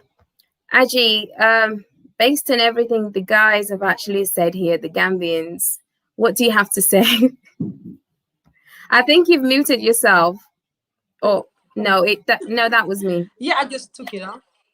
Okay. Oh, okay. Rene, the one thing I would tell my brothers is I always say this. Even Gambian guys that follow me, most of the people that follow me, 95% people that follow me are men, and most of them are Gambian men. Sometimes they will agree with me and sometimes they will disagree with me. But I always tell them I love my brothers. I love my brothers and I don't joke with them. Even if in my family, we have more women than men, but I love my brothers. I don't joke with them. Uh, um, like I said, I was married to a Gambian and I was married to a Gambian for 4 years. 4 years. And I always say, I was treated like an angel. I was a baby when I was married. So for me, like I said, when I started, sometimes I do ask myself, people ask me, why are you single? I ask myself, would I ever meet someone, being Gambian or not, that would treat me like him? Many would ask me then, why did you get divorced? I said, Rene, if you look at my channel, I think most of you would watch it. I did a video talking about how much my ex-husband loved me, how much he loved me, and how divorce came in. I said maybe it was a point whereby we just have to go learn and come together because we were both young. And I will tell you, Rene, if we talk about how much people value us, we always have to bring third parties in our marriages. Like when you want to do something, this person is like, no, you shouldn't be doing it for your wife, you shouldn't be doing it for your husband. Like my brother here was saying, I respect, for me, I always said I respect people with their opinions and what they decide to do with their lives. We ladies were different. Like you guys were saying, some of us were materialistic. Some of us, we just wake up and say, I don't want to get married to someone who is poor, someone who is this, someone who can afford this for me, someone who can. That's why I said, you can always start with the guy from scratch. Try to build up something, build a business, build a foundation. Rene, there's nothing more sweet than you building a foundation with your husband. At the end of the day, whoever wants to come, you said, no. We started this from scratch. You're not having it. I'm not having it. There's no space for you to come here. Then when you go, you meet the guy already built his empire, and you want to sit there and be the boss. That is so wrong. The guy wouldn't even let you. So we women, I always say, most of us, I don't even know how to break that in English. We just love leaning on our men. We don't like to be independent. We don't like to do stuff. That's why, Rene, that's why most of the homes, if you go in Gambia, we women, we just sit at home doing the domestic work. Because I don't think no guy would say to his wife, no, I don't want you to go to work. But some men would sit their women down and say, what do you want to do with your life? They don't even have a correct answer. They don't even have a future plan for themselves. Man, buy my security, look after my wife. I know someone in UK that literally keep telling the wife, go and work. Then the kids would go to a nursery, or we'll look for someone to look after our kids. This woman is instantly saying that, oh, no one's going to look after her kids for her. I respect that too. But at the end of the day, we women have to learn to do things for our own. Go to work, do your stick works. If the guy would come and meet you halfway, you guys do things for yourself. If sometimes, Rene, men treat you how you treat yourself, or value you how you value yourself, or women too would do that to men. It is either way. Nit ki daf la fekk nga respect sa bop wala nga tie sa bop sa mu fekk la si mu dimbale la, help you to hold on to you the way you are. It depends on how you present yourself to that person. That's why in Wolof you have that proverb, like they were saying, we have men out there that would do anything for their ladies. They value their ladies. They value their like let's say if one of them was saying that when you get married, at the end of the day, you take care of your wife's mom. Your wife is that. Your wife is this. Your wife's that. You're that. You're bringing a big load on that guy's head. And before, the guy that was talking about taking a woman out on a date and they will bring 5 friends. Before he even said that, I said it. Why do Gambians like to bring on? When you invite someone, they will bring 5 people. And let's go back to the romance part. For example, we women in Gambia, I used to have an issue with visiting my man. When I go visit my boyfriend, I will meet 500 other men or boys sitting there, 5, 6, 7, drinking attire. I didn't come to visit you and all of your friends. I came to sit down, even if we're not doing anything bad, to sit down and have a proper conversation, connection, like sit there, cuddle up and all of that. But we can't have it too with the ladies. At the end of the day, when we come, your boys are sitting there drinking attire endlessly. Sometimes, I said this on one of my videos that was going viral everywhere on social media. Sometimes our men too would marry very young ladies. You're young, she's young. At the end of the day, what do? When you marry this lady, your boys would come and sit down. 1 o'clock, in the afternoon, they're chatting. 2, 3, 4, 5, 6, 7. These people don't even have the sense that one of my brothers was saying, some things in life are just common sense. We don't need to teach you these things. It's not even where you are from. It's common sense. You sit there, this guy is married, he's young. He needs to have time with his wife. He needs to go make babies. He needs to romance. He needs to give time to his wife. They're freaking young. Some of us being women already are lama takana jabar bu esde hey jabara mom nu mune toga, like she's good at cooking, she's good at making attire. You literally go to Lama's house, sit 10 o'clock, Rama is sitting there. The wife is even getting moody. She can't even say, I need my husband. I want my husband. When I was married to my husband, he was so young. I used to have, we were in a family house. I used to have all the boys come to my house and they said they're watching WWE Raw. When they come sit there, I will say, you know what? I need my husband. You guys need to go home. I tell ladies, be bold enough to, don't be rude, but be bold enough to tell your husband's friends, you know what? Please, you lot need to give us some privacy. Rene, we have many women that are married in Gambia and many men that are married in India, but they cannot enjoy that privacy. They cannot enjoy that romance that the guy was saying. Why would a guy ask you out to take you in a restaurant, have that romantic moment, like Chad, look at his eyes, you can like have that connection, like I was saying, the mutual feeling, the connection, look at his into his eyes, he look like hold your hand, like hold you, talk to you. You can't have that. You will bring Rene, you bring Sammy, you bring Lama, you bring, and if he buys this, the other girl will be like, man, what is on the menu? Me, I don't even eat chicken. And they don't even know what the menu is talking about. But and when they are going, they're like, oh, can you tell him to even buy us takeaway? But I said, thank you. I always say women that do this is because they don't love the guy. Because if you love your guy, you want that romantic connection. We have men too in the Gambia that will marry young ladies, beautiful ladies. As soon as you get married, the second week, they take their t-shirt like this, put it on their shoulders. I'm going to Lama's house. You left your wife and went to Lama's house. You'll be sitting having a conversation with Lama from 10 o'clock to 2, 3 a.m. You went back to your wife. You went back to your wife, and this lady is tired with the domestic work. You want to romance your wife. You want to do so many things in the night and wake your wife up. These are some of these things we need to come out and talk about. And some of our ladies too, we will wake up in the morning, do with the domestic. My problem is you is dressed fine, taking care of herself, smelling good, like literally looking after herself and helping you to look after yourself. You guys are doing all this together. You get married to Aji. The next 3 months, buying a bopam. If you see Aji, she's not even wearing bra. Her breasts are left all over down. If you like, she's wearing one lapper from morning when she wakes up to when she goes to bed. You look at her feet; they're all black, tearing up. Tanka yangi.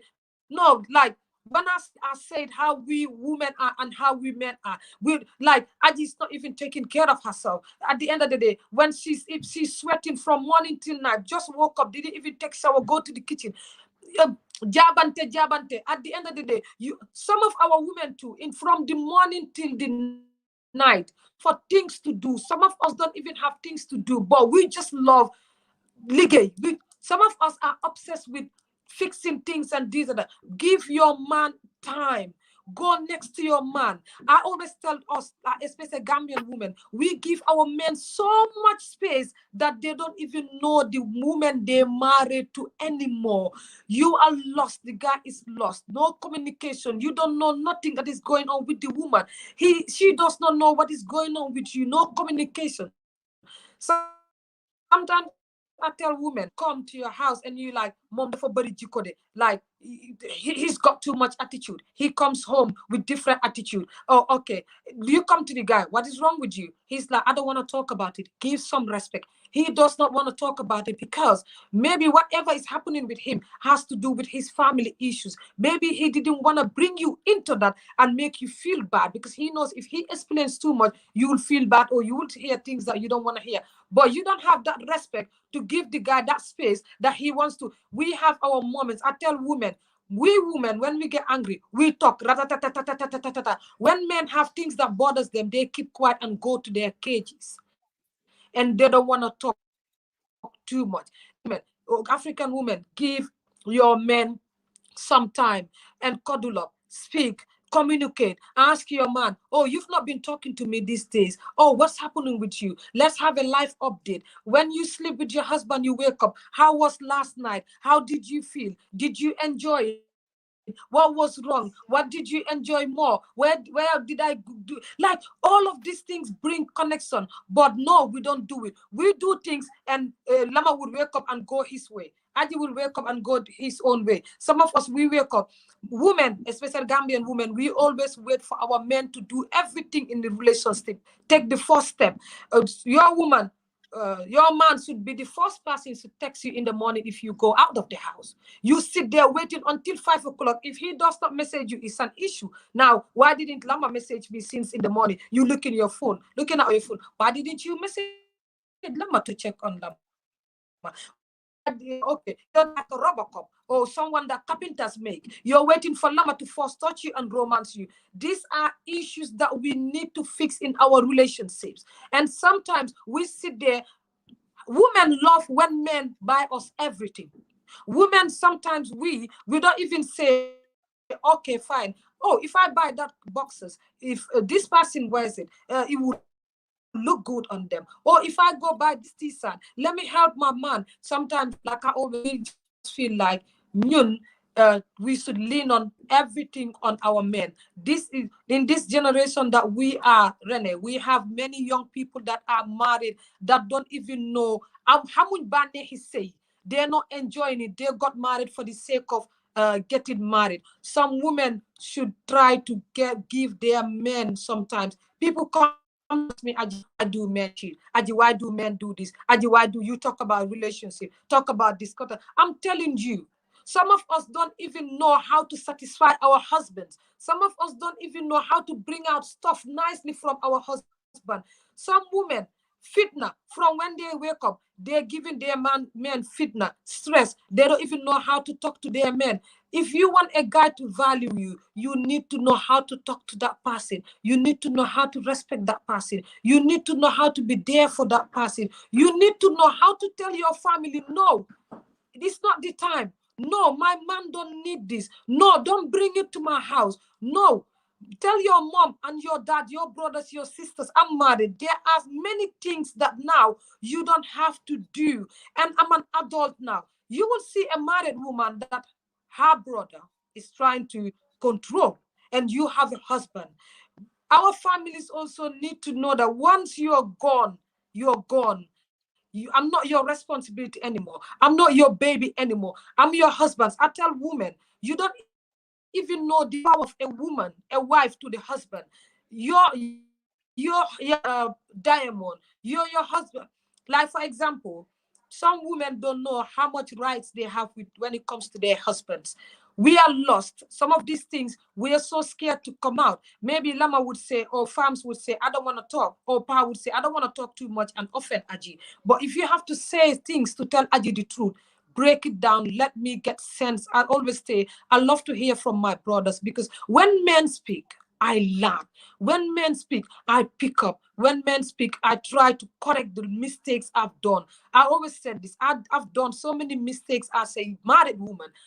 And these are things that when I get married again, I don't want to ever repeat those mistakes. And if I don't learn, I will repeat them. If I don't learn, a man and a woman, men are different from men. Like we always say, look, jig go, jigu jigen. And sometimes we women, we want to come to a level bo xamne comme ñun ñoo mom suñ góor yi. No, this is a mutual understanding. This is a communication matter. Tell your husband, this is my problem. If someone does not know your problem, they can never solve your problem. Women will wake up with some attitude, sitting down quiet, stress. Your husband is asking you, what is wrong with you? You dare know that there's an issue. You're mad at something. You said nothing. If you keep quiet like that, how would this guy know that you have a problem? Let's just say we all have problems, and we need to communicate to each other. Your man would know this is Aji's problem and this is Aji's issues, and the woman too would know, and we come back. And women should stop also leaving everything in the man's hand. Oh, okay, I should do the domestic work, then he should bring everything financially. I'm not saying 50-50. Sometimes I don't like the idea of 50-50 because where we're from, we don't know it. But fekal sa go tamisilum buka. Respect your man and be there for your man. How many women are supporting their husbands? I always ask women this. How many women are supporting their husband? I always tell women this. Is when I always say Gambian men. I always say this. If our men would come out and talk, they can be the far touch. Many men out there are going through so many things, yeah, that if they come out and say it, billahi wallahi talai, this world would end. It's good that men go quiet, because many men are suffering quietly in their matrimonial homes. So Rene, let me just give someone else to say what they want to say. Thank you very much. Wow. I absolutely love it all. Absolutely. Aji, you're just funny, but everything that you have been saying, it's true. And I just like the fact that you don't filter, you just say it how it is. I love it. Absolutely love your energy and attitude. So what I'm going to do now is let Yahya in because he's been here for a while. Just want to say, Sammy, I haven't forgotten you, so you will be in soon as well. Hello, Yahya. Assalamu alaikum, rahmatullahi wa barakatuh. Alhamdulillah. Salatu salam, Rasulillah salam. Thank you for allowing me to speak. The speakers, sisters and brothers have brought up some very good points. And I would like to say, when there's a problem that we have to always go back to the genesis of that problem. And we do have a problem, and that problem is everywhere, but we're focusing on Africa. And the genesis of this problem has to go. What is an African woman? What is the definition of an African woman? My teacher taught me in Ghana some years ago about this issue. He said the African woman is Africa. You describe her as Africa. And when you look at what he had said is very true. The African woman is far different than any other woman on this planet. Africa is very vast. So is our sisters. We have different sisters from the south to the north, and we have a vast culture that is so rich. And my teacher also taught me, he said that the African woman is the cradle of mankind. So therefore, Subhanahu wa ta'ala, God or Yahweh, whatever you want to call him, has made her different. So therefore, that differences now is in some ways a problem. Let me explain that. The African woman today, as we know her, is divided into 4 categories. She's fundamentalist, she's a traditionalist, she's a modernist, and she's westernized. So we have African women now that are in 4 categories. The brother who's sitting there waiting to get a wife, or he marries, he himself may be a fundamentalist. He marries a woman who's a westernized. You have problem. The brother who marries a sister who is maybe a modernist, they have problems.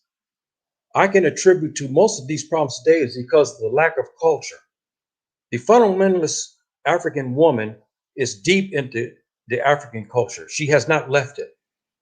The traditionalist woman is basically, she holds on to some type of, she's Ifa, she has voodoo, or she has juju or some other African traditional religion. The fundamentalist woman could be Islamic, she could be Christian, or she could be Hebrew, or she has no particular worship at all. But she has the desire and she has the African culture still intact. The modern and the westernized African woman today is somewhat a problem because of the media. The media has influenced the Africans just like they have the African Americans and the Europeans and everyone else. And because of those factors, we have a disconnect between the men and women. The culture between us is gone. We're not being taught this anymore at our homes. The African culture is not taught. The schools are Western. We're taught Western ways and means. We're even taught their language, to speak their language.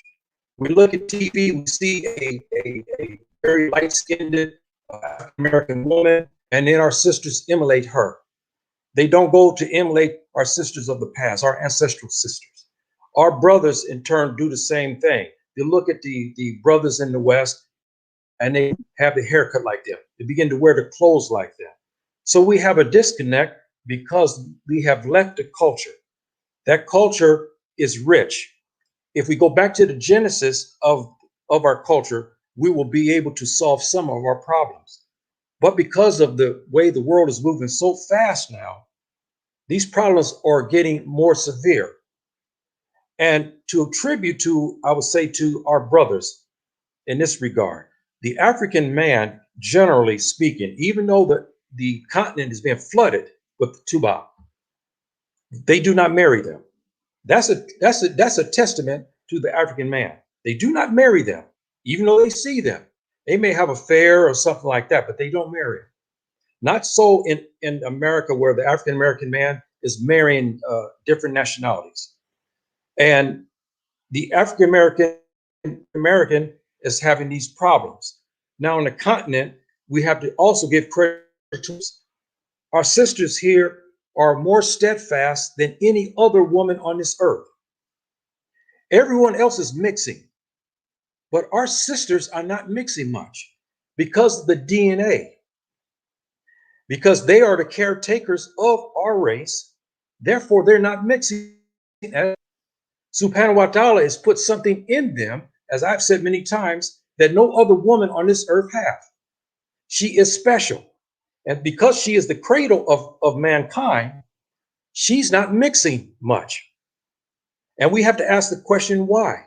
She waits for a black man to come for her. That's a tribute to her as well. But we have this disconnect now. We are not appreciative of this black woman. We're not appreciative that she's the cradle of mankind. We're not appreciative how she has suffered. How about our sisters who on the transatlantic slave trade? They were brutalized. I mean, when I went to Ghana the first time, I could not stop crying when I went to the slave castles. And what I was thinking in my mind is our sisters, what happened to them? And they were brutalized. That brutalization has carried on in America, making our African-American sisters into hybrids. Our sisters on the African continent has not been brutalized as much, even though they lived under the colonial system. And so now the media, because of the media and because of the lack of culture, the African culture, yes, we can speak Wolof and Mendi and Fanti, We can speak those languages, but the culture is gone between us. And we have to revive that culture. If we don't revive that culture, we're going to have the problems. I don't care what this man does in the house. I don't care what she do in the house. I look at it from a different standpoint because there's different problems from different places. From the north to the south, we have different problems. And therefore, we have to look at it in a sense of that we have to go back to the genesis of it, as I said. Now, our sisters are being bombarded, okay? I mean, bottom line, everywhere you look, we have been told we're supposed to be lighter skinned. We're supposed to straighten our hair. We're supposed to look this way. We're supposed to emulate the tuba. We're supposed to do this. We're supposed to do that. She is being bombarded. She has no lifeline. There's nobody to help her. Our brothers basically have abandoned them. He said, okay, you on your own. They're not bringing the culture into the home. That's the same as in the United States as well. And therefore, she's alone. Okay, she's alone. She has to fight all by herself. She's been bombarded. She's been told that she's not as beautiful as this Tubab woman. She's not as beautiful as this Asian woman. How does it feel? Then she see our man. He comes and he disrespects her. Or he says something, in fact, well, you know, the sisters, they are this way, this, that, and so forth and so on. So then he begins to mistreat her. He doesn't want to take care of her. He does things that's supposed to do as a black man's supposed to do. He doesn't do it. How many of us are bringing our African culture or Islamic culture in our homes? Now I'm gonna look at the Muslims. We have people say they're Muslimin. We have men say Muslims. They don't even pray. We have sisters who are Muslimas. They are crying because they say, why is my husband not praying? Why is my husband not doing this? He knows the Sharia. He's not doing this. He's not doing that. How about our brothers who are not Muslims? They're not bringing the African culture inside the homes. They're acting like hybrids, like they do inside the United States today. Our sisters are confused. They see our men, they say, well, what, you know, he speaks Wolof. Yes, he speaks Hunty, he speaks this, but he's more American. He's more European. He's more like the Tuba. And so these problems have to be rectified. And we have to return back to our culture. And if you are a Muslim, we have rules, as many of us know, we have rules and guides. And that Quran, and we have the best guide in Prophet ﷺ, and we can learn from him. And I'll say this and I'll shut up so other people talk. In my household, you know, I don't care what my status is in Islam. I don't care how many rulings I give. But you know, my wife made me take out the trash. That's right. I take out the trash. And you know, I fix breakfast in the morning as well. And I even will clean the house. If she says there's something need to be done, I know she's busy, I'll go clean the bathroom. There's no problem. I don't have no qualms about that. And I was taught that kind of also by my mother. Even though I'm an American, African American, but my mother was more of a traditionalist. And she taught me, she always said, son, you need to do this inside the home. Don't make your wife do this. And so I have gathered that. But as a Muslim, I have learned more. So I would say to my brothers, we have, as everybody said, we have queen. I look at something deeper than that. We have to protect her. She is the idol of mankind. She is the builder of our nation, and Africa is going to be free one day. We have to protect her to the point to where we can empower her. That means give her education. That means to love her and to guide her and to lead her.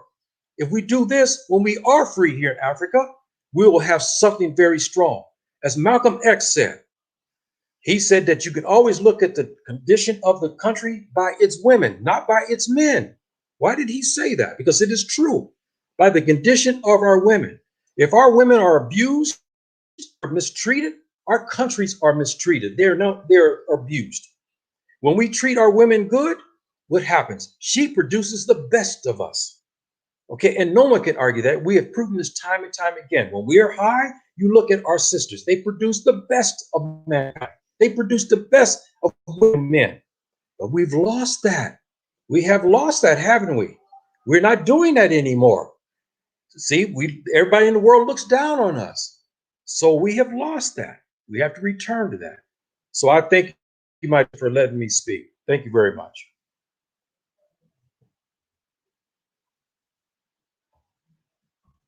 Thank you very much. Yeah. I truly appreciate the advice, the preach, everything that you've said.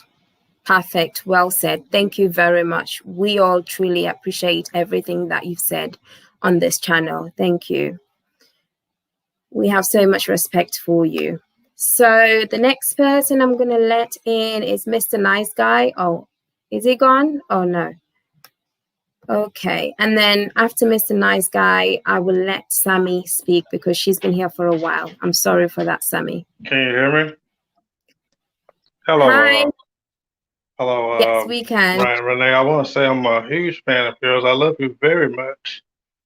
And if you hear an echo, it's because I'm in my restroom.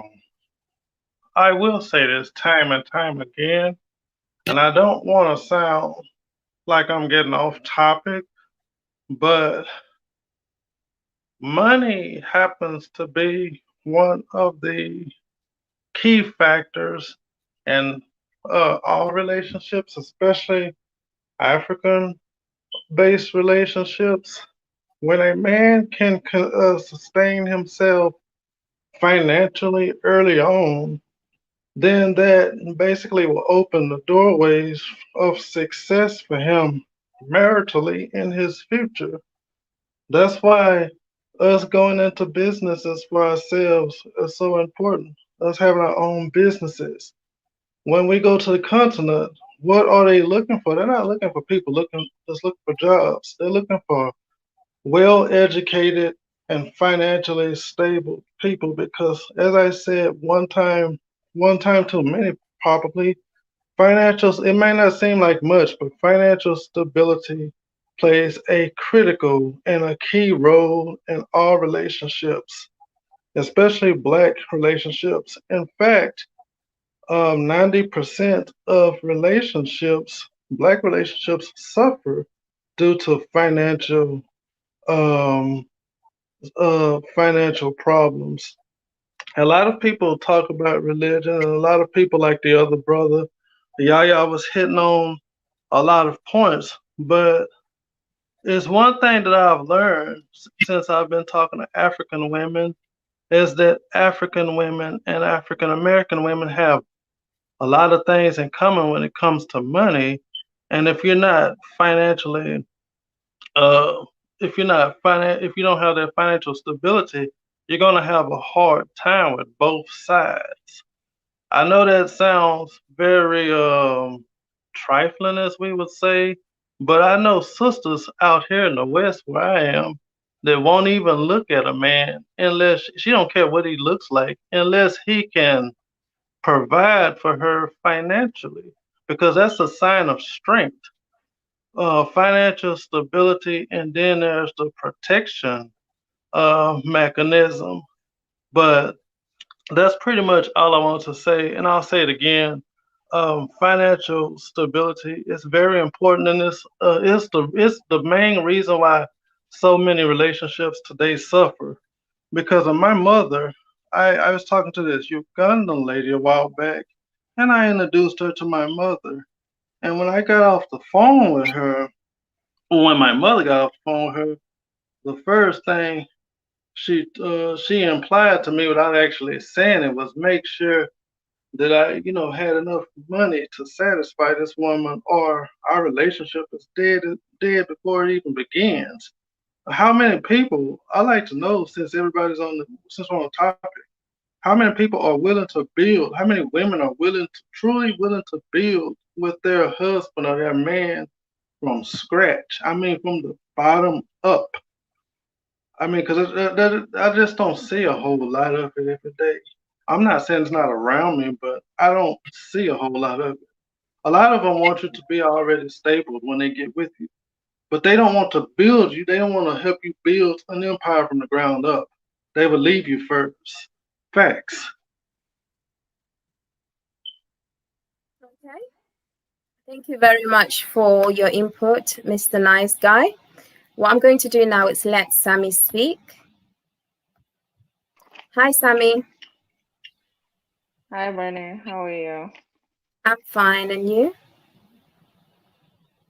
I'm good, thank you. Hi, everybody. Lama, Ajay, everyone on the panel. I greet you all, and on the live as well.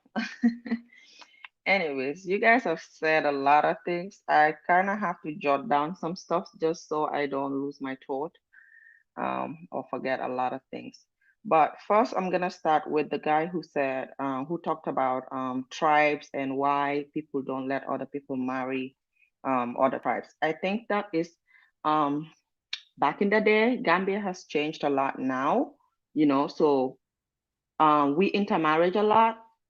Mandinkas are marrying Fullers, Jolas, you know, Wolof. So that is not a problem in Gambia anymore. Yes, there would be a small minority of people who might still be wanting to do that, wanting their family members to marry from their own tribes.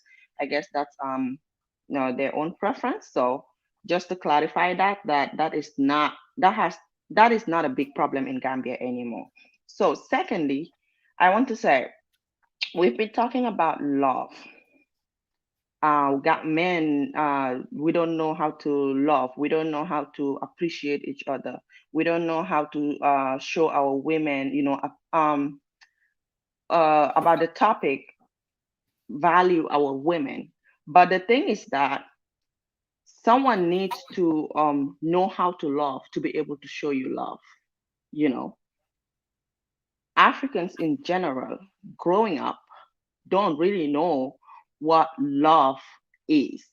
I mean, talking about a family setting, you know, you're gonna see someone come from a family, your mom and dad, maybe just a single, no, a nuclear family, and you basically see your dad showing your mom love the way the woman wants it, and that's because the African men don't understand what love is to a woman, you know? So basically, they think loving a woman is just providing, but it's way more than that. Yes, you should provide according to the religion and the culture. Men are supposed to be the main providers for women and children. But at the same time, it shouldn't stop you from supporting your woman from what they're doing. And culture has a lot to play in this. Our African culture has a lot to play in this, whereby they make men feel like you should only provide and you have nothing to do with your wife, you know. All she has to do is take care of the house chores. They made the responsibility of a woman to take over all the house chores in the house. Now, I'm not saying that women should not take over the house chores, because if a man is going out to provide and taking care of everything 100%, you should be able to do your due also. And your due is what? To take care of the house and the kids, right? But our men don't also understand what it takes to be a stay-at-home mom, how difficult it is. That itself is a full-time job. A full-time job that nobody can repay you for, not the children, not the man. So unless men also try to experience what women go through, they will not understand.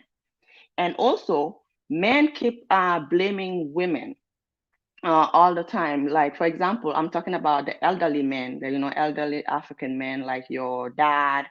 They might be like, when kids go astray, the first thing they do is, your child, they'll tell the woman, you see what your child did? No, it's not only the woman's child. As a matter of fact, you as a dad, you have a role to play in especially your boy child's life. And it would have been easier if men or fathers were talking to our men or their male child, telling them what to do, how to love a woman, how to appreciate a woman and value a woman. But they themselves need to know that, because it's like they are lacking. So someone that is lacking cannot even teach someone how to do it. I think it's about time. Since we are communicating, it's all about communication though. We have to communicate. And I'm glad you guys brought guys here, men, because it's important for men to tell women what they expect from us and vice versa. Because if they don't tell us what they want and what they expect from us, we're not going to know. There was a guy here who talked about ladies going on date, taking their friends. I am guilty of that. I did it. But at the time, I wasn't thinking like that. And at the time, I was not even thinking what this guy was thinking about me, you know? And all this is because of what? Family and friends are so entitled to relationships that they has nothing to do with. Because you're my friend, now when I have a boyfriend or someone who wants to marry me, you have to be there the whole time. So I know a lot of Gambians are guilty of that too. That's the fact. And we need to put a stop to it because it seems like our men don't like it. So it's good that they have pointed that out so some people can understand that this is not what men want. But I didn't know at the time and I regret it, and it makes sense because I would not be happy to want to go out with you and have quality time with you, but you want to invite 300-400 people along with you. First of all, you don't even know my finances. You know, we're just getting to know each other. So you don't know where I stand financially. Now you're inviting people trying to break my bank. So that itself is wrong. Someone also said, I'm not going to cook for a woman because my dad never cooked. Now, this is why I said, when it is what kids see their parents do that they adopt.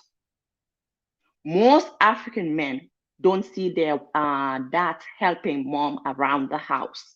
And they think it's okay not to do it. They think it's the responsibility of their mother to do it. And so they will treat their wife like that. And that needs to change. But it will change with communications like this. Money from men. Yes, you see a woman and you find interest in this woman.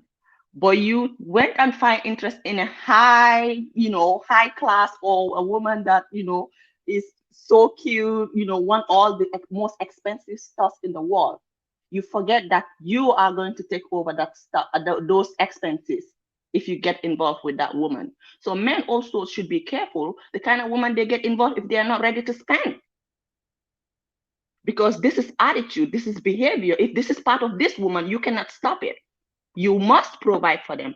And the African culture also teaches us that men have to provide. So we are used to it, but it doesn't necessarily mean that we as women do not have to support. Yes, if we can get our own jobs and do little things for ourselves, it will be good. But that does not stop the man from providing. We all should support. I know we Africans, we also have our flaws. African women, I mean, we have our flaws. And I know we don't want any 50-50 in Africa. We are not going to accept it. I am not going to accept it. As a matter of fact, I will accept 100-100. I will put in and you put in.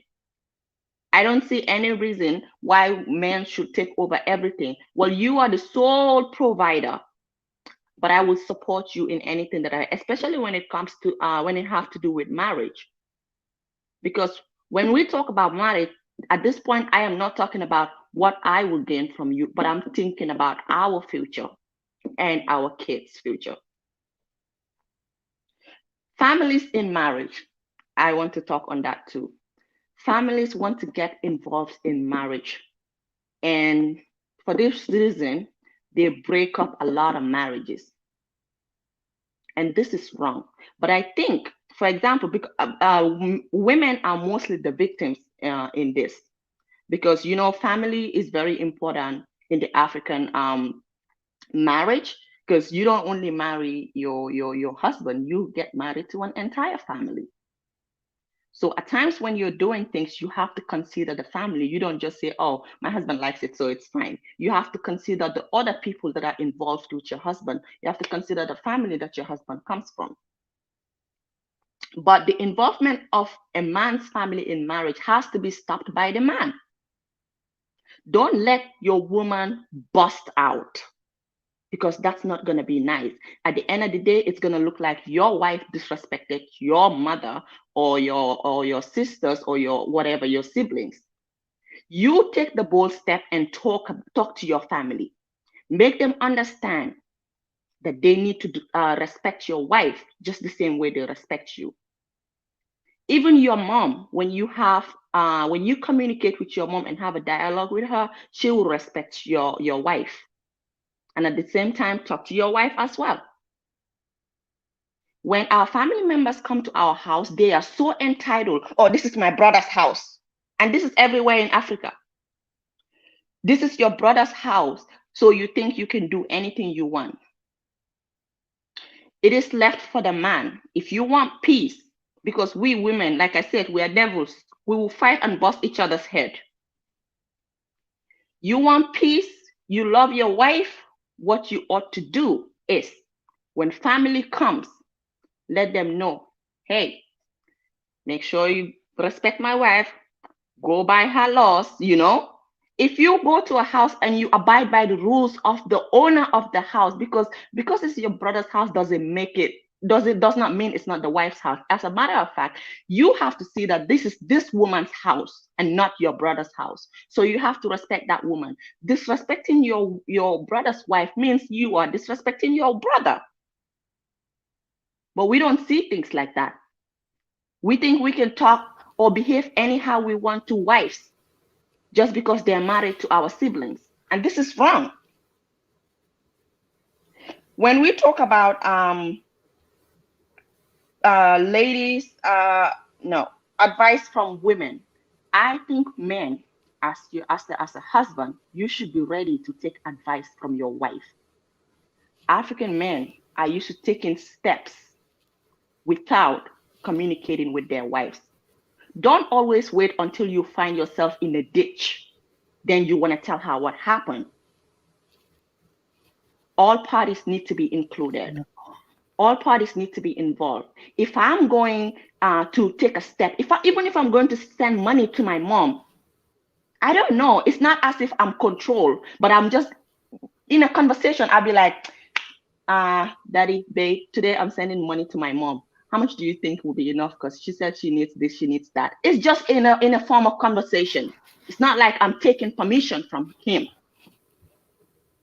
And for that reason, he will return that same respect to me and let me know with anything that he's doing. If anybody calls and say, hey, my wife have a baby, be rest assured that I know about it because I'm the wife and we put head together to give you. If we give $100, we agreed on $100.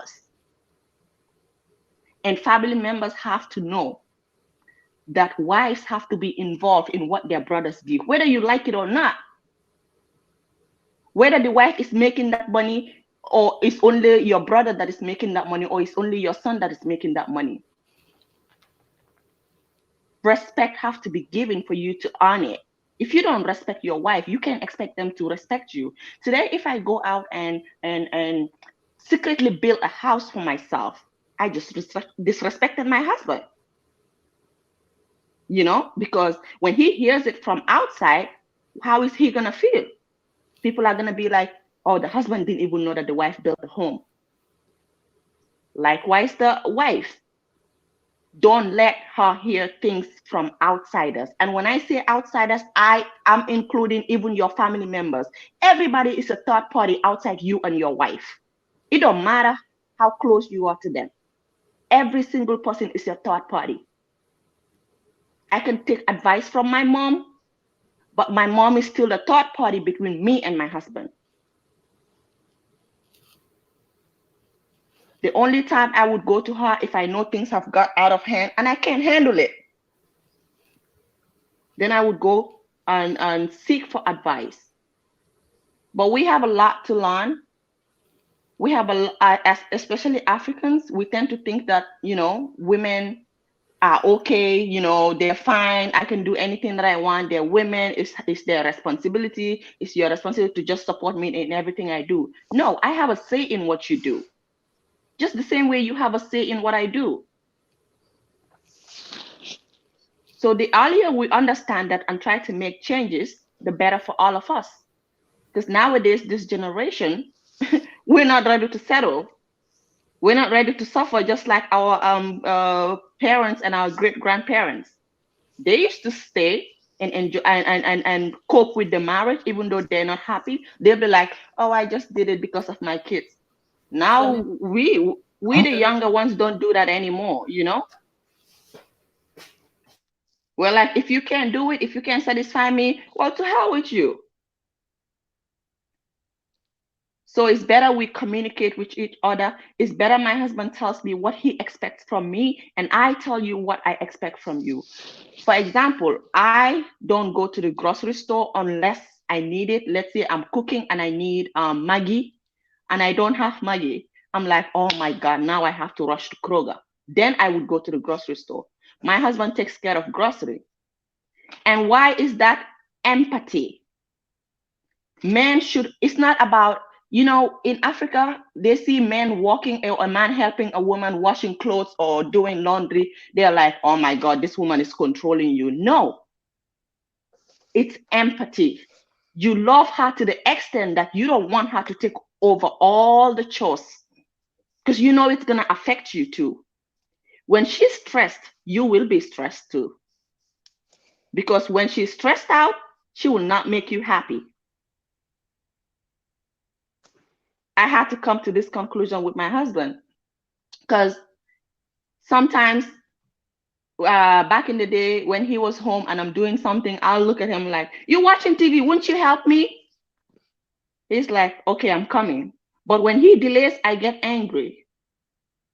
And I'll be like, you know, I'm so tired. I've been home. You should help me. If you don't help me, I'm going to get tired. And then later you want me to watch TV with you or a movie and I'm here sleeping.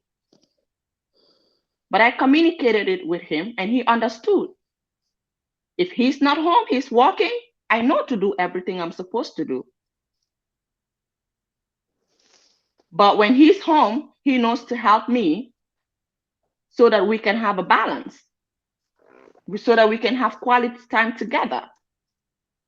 When you get married, you become one unit. When one unit is stressed out, the other unit is going to be down too. So we have a lot to learn from each other. We need to make changes. Obviously, it doesn't mean changing our culture. Yes, the culture is the culture. We met it there and we're going to use it. We're going to go through our culture, but we need just a few adjustments on there. And this adjustment is like just a little few of them. If we make that, we can, because I know that back in the day, the way if I talk to these old women, the way they would tell me, you know, oh, how we used to go to the farm, we come back and cook, you know, we do this, we do that. I know it was too much. And then the men will go to the bantaba, if you know what I'm saying.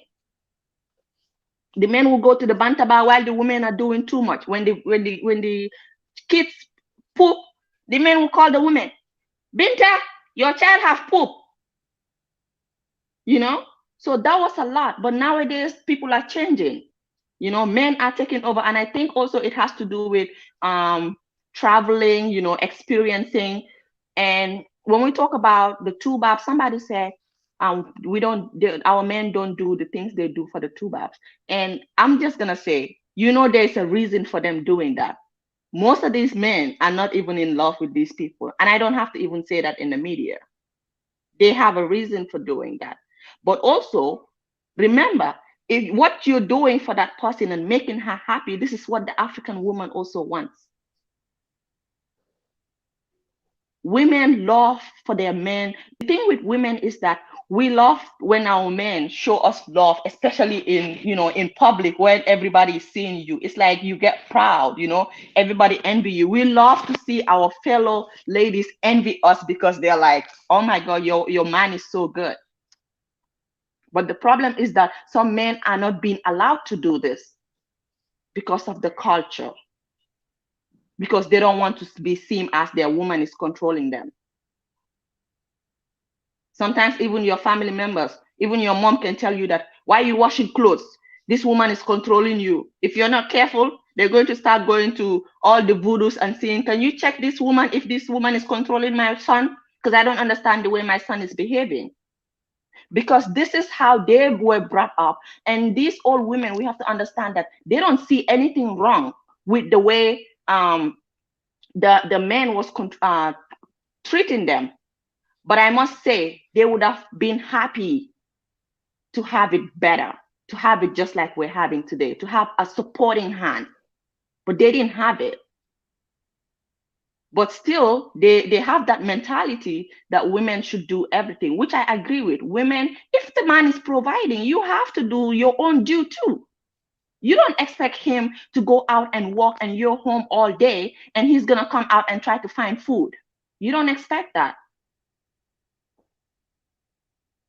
We should all do our due. And if I'm walking and you're walking, we need to support each other. If you're walking and I'm at home, I have to do the things in the house. And if you have time, just give me a helping hand. It's not controlling you. I just need you to stretch your hand to me. You know, show me that you care, show me that you value me. We need to ask our women what they want from us, and then women ask your men, what do you expect from me? What are your expectations from me? Communicate it and have a better marriage.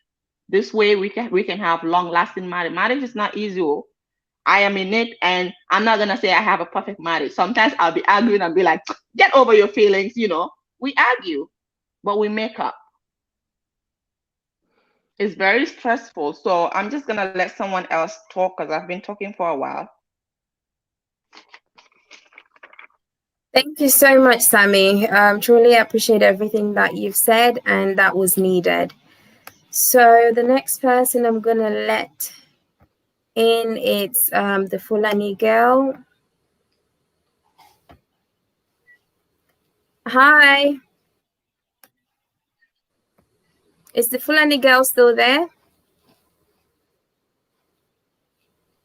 Okay. I think she's not actually here. So what I'm going to do is just mute you again then. Aji, what I'm going to do is let you speak. Do you have anything to say? You've muted yourself. Rene, Sammy, Sammy said very, very important things. And like the lady was saying, it's good that Sammy is here because for her, she is married right now. So I'm divorced, but like she was asking for someone who's married, a lady, and Sammy is here. And I'm glad that she's here. Rene, I will have to, going back to what Sammy was saying, I will have to say that marriage is not easy. You don't even, you don't know it until you get in it. When people are married, you just see what's in the outside. Let's say, for example, having Sammy who's married, being on social media, posting the pictures with the husbands, where they go this and that. People only see that side of marriage. But especially with the African marriage, is when you get in, it's when you know, oh, okay, so when two people are married, they have fights, they have disagreements, they fight over little petty things, they sit for few days, they don't talk. All of that things, you're like, oh my God. But like somebody was saying, respect is reciprocal. You give it to someone and they give it back. Like I was saying, sometimes we don't even know how to ask for help. Like somebody was saying not long ago. Thank you very much, Mimi. Like she will be cooking and she needs Jimbo, and she'll be like, she will have to leave what she's cooking there and go to the grocery store to get a Jimbo. There is the husband who is not doing anything, or who's less busy, who could go there. But sometimes I have a problem with how we women ask our men to do something. Sometimes we want a guy to take this cup for us, take it out from here. Like, can't you just take the cup out of here? This and that, And sometimes I have a problem with how our men do things wrongly, repeatedly in the house. For example, like Sammy was saying, if I've cleaned this table already and put the cup on, I just cleaned the table and you come and put this glass cup there, knowing that it's a drink in that cup, it will stick on the glass table. And I said, can you please kindly take that thing out of there? And the next thing I know, the next day I do the same thing and you put it there. I feel like now he's disrespecting me because he's doing it meanfully. Why don't you, like I was saying, it's common sense. I've just cleaned, you don't have to put it there. Sometimes we also, I don't know how to say nyawal, we also love to do things meaningfully to get to our partners. And Sammy was saying also, how to call it, if you respect your wife, if you respect your wife, if you respect someone respects you, they need to respect your wife. I always say to people, if your husband, or like my husband's family or my family, like if your husband brings you even his dog, you should be able to value and love the dog as long as he told you that this is my dog and I love my dog. When someone loves something, you have to help them love that. If the person brings their wife and say, this is my wife, learn to love their wife. I said this, for example, before I got married, my ex-husband had to bring his family to a meeting and said, this is my wife. And I've said this to many shows that I think our men, African men, should learn how to do this too. It helps. He said, this is my wife. And I want each and everyone, like he's the firstborn. I want each and everyone to take her as my lovely wife and everyone to respect her. I'm calling on this meeting because I don't ever want my younger sisters, my younger brothers to disrespect my wife.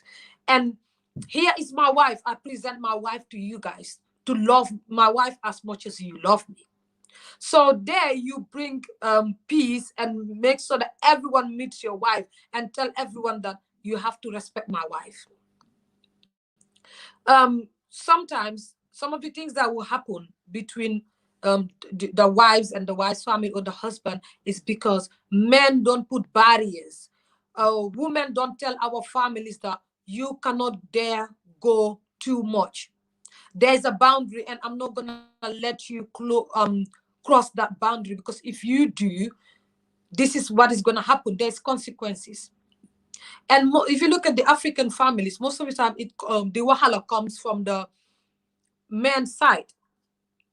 So if you don't know how to a guy needs to protect his wife. When it comes, you said, no, I'm not having it, take it back, you're not going to disrespect my wife.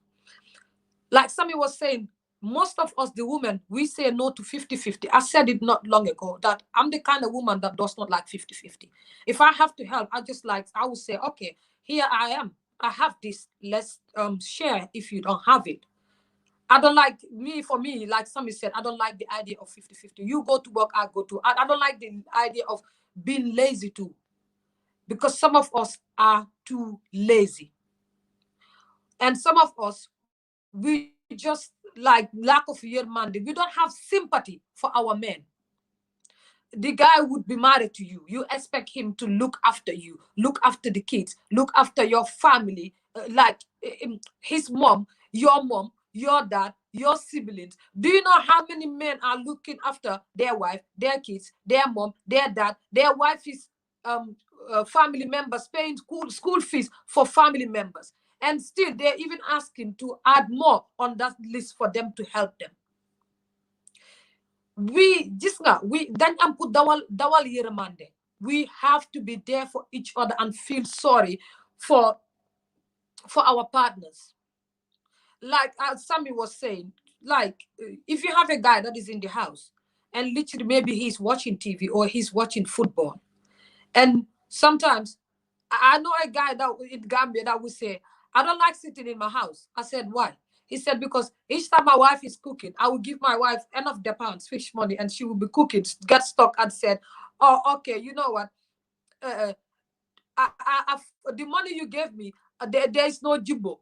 The poor is monkey. I need more. And the wife would go back and say, can I have $10 to go and buy sugar? I forgot to buy sugar, but he knew he gave enough money. He said, okay, each time I give my £1, I go to my friends until lunch is ready and I come back to eat lunch.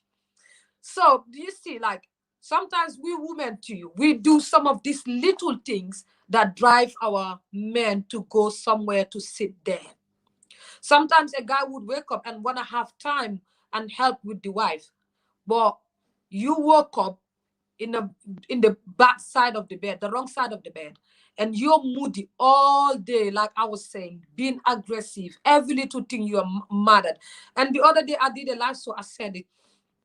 Sometimes women would have kids and have a husband, and they said, okay, you know what, now I am here, now I can't take anymore, I have kids. And you put all that concentration on your kids and yourself, and you forgot that you have a husband to look after too.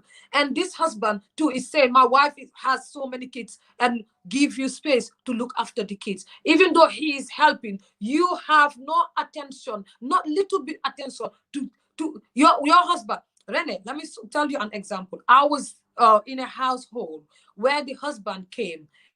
He looked so sad, so sad. When he came, I looked at him. I knew something was wrong with this guy. The wife is in the kitchen. I said to the wife, oh, your husband just came home and he does not look good. I don't know what's wrong with him, but he just went upstairs. Do you know what was the wife's response? Oh, just leave him. Each time he comes from work, he's moody. I said, no, something is wrong with your husband. She went upstairs and came back and said, oh, my husband said he's having chest pain and it's really burning. I said, you see, this is what I was telling you. It's better off you go and ask your husband what is wrong with you than sitting there and say he is always like this. No. Even though he is always like that, you need to find a way to ask your husband to talk to you. Rene, like I always say the family, but we the young ones, our marriages are more painful than the older ones, because like Sammy was saying, our parents went to a point. Let me say this. My mom got married when she was 16. She was there until my dad died at 80 something. So literally she's been married her whole life. So at those days, like people like my mom would be like, I'm sitting here because I have kids. Oh, you know what? This is my uncle. They gave me my uncle married me, so there are many things that I wouldn't do. Like this, the old people, the way they think, and we don't think. Like Sammy said, I don't care. Some women will tell you, I don't care. Even if I have 8 kids or whatever it is, I will go if I'm not happy. Happiness, I always tell people, is a choice. If you wake up and decide not to be happy, you will never be happy. And Sammy did say this. If your husband or your partner is not happy, how on earth are you going to be happy? It's a connection. It's two of you together. And whoever is not happy among you two, the house will be so tight. Even if you try to be happy, you're pretending to laugh, but you are not happy. And I always tell people that marriage is like a rope, and relationships, love is like a rope. This person have to hold on tight on this end of the rope, and the other person have to hold on tight. If I'm holding my side of the rope and you're there playing with your side of the rope, like when you feel like you're tired, you leave it to slack. When you feel like you want to hold it tight, you hold the rope tight. One party in this marriage is going to suffer a lot, and they're not going to be happy. This is a problem with many of our marriages, especially the younger generation. We just want to get married because we want to get married. Oh, I'm 20. Oh, I want to have kids. Oh, okay, I'm mature enough to be in the marriage. But so many people forget that marriage is a lifetime thing. You are there to stay there and die there. Like my mom used to say in Wolof, sona daw, buga de daw, lota daw, do feke da. Like when everything, little thing happens, you said, oh, okay, you know what? I'm sick and tired of it. I have to go. Like I was saying here, how many of us do even have time? Rene, do you know how many households you go? African household. The husband is sitting over there watching TV from when he woke up.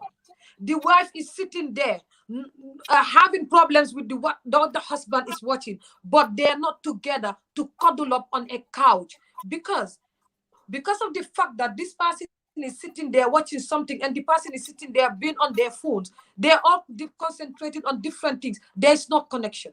But if there was a connection, like Lama is watching football, even though I don't like football, but I'm next to Lama, I put my head on Lama's chest, or I put my head on Lama's arm. Even though Lama is watching football, I'm not into football. I don't like football, but the comfort I'm having next to Lama would make me feel like watching the football or make me sleep. I'm next to my man.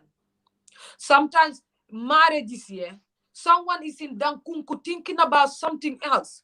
The other person is in another lost world.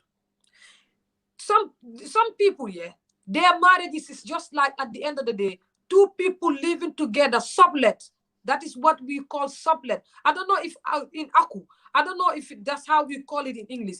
They are just like two people living together, or two people that are how to call it, manufacturers, manufacturing kids, born in kids, but they are not married. Some marriages, you see the woman even pregnant, you ask yourself, how comes this woman is pregnant, knowing how she and the husband, the connection is.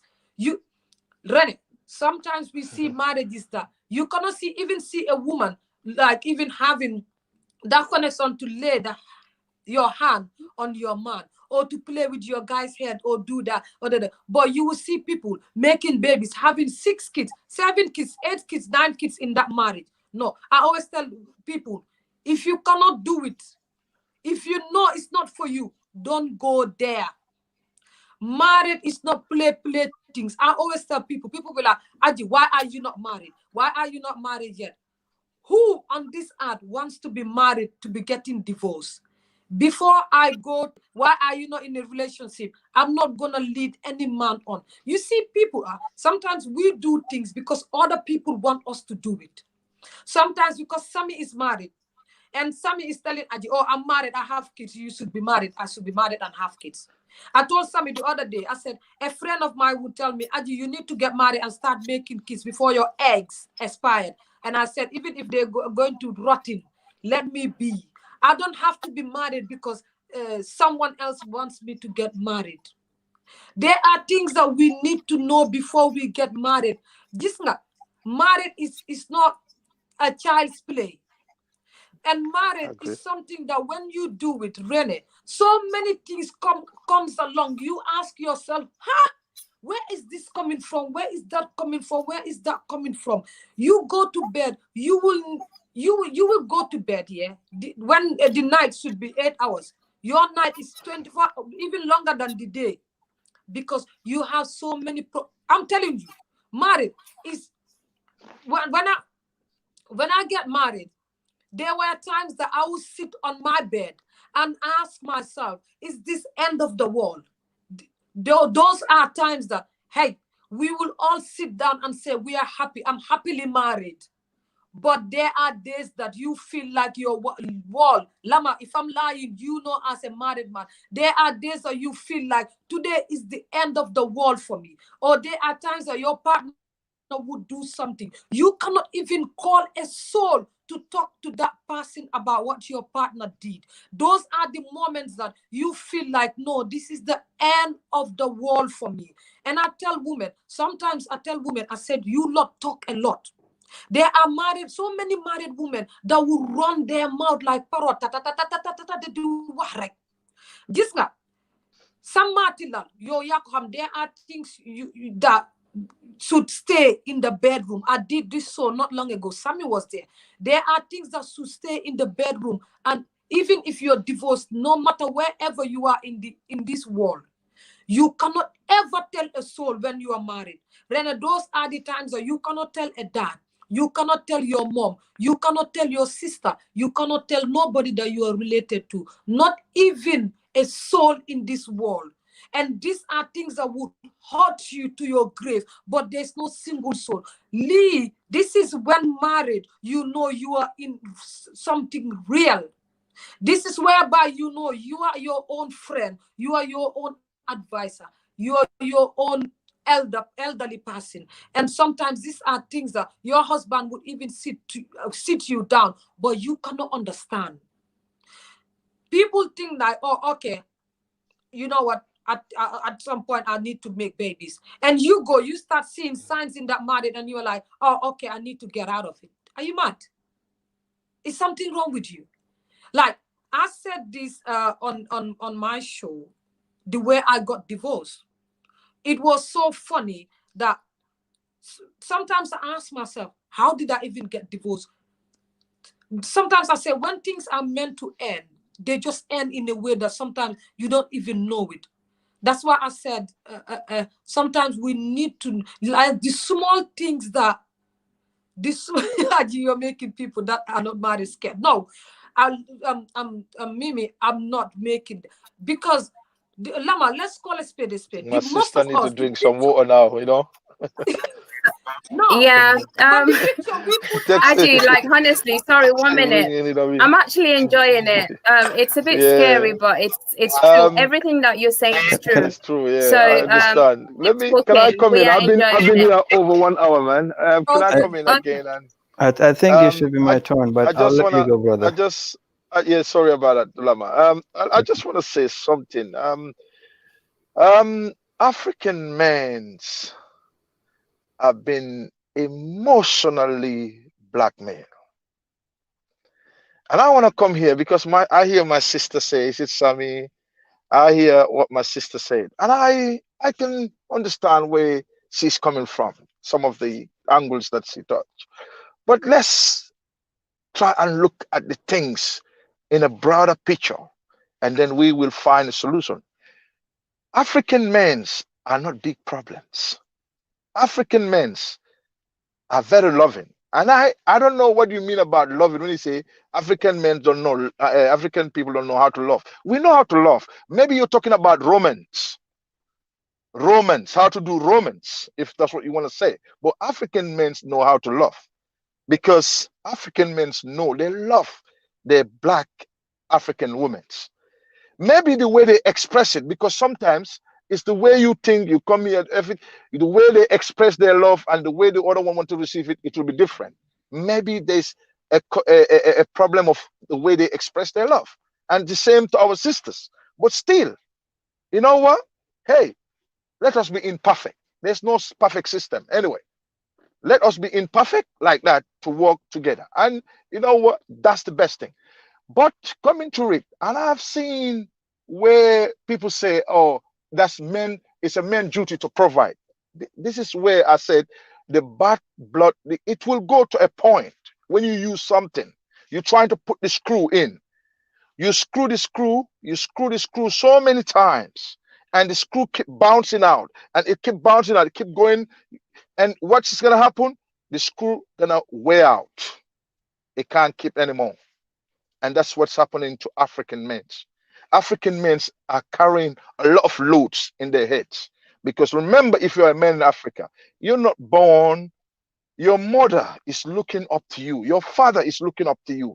It's not where a society where people get food bank, there are benefit, there are bidrak.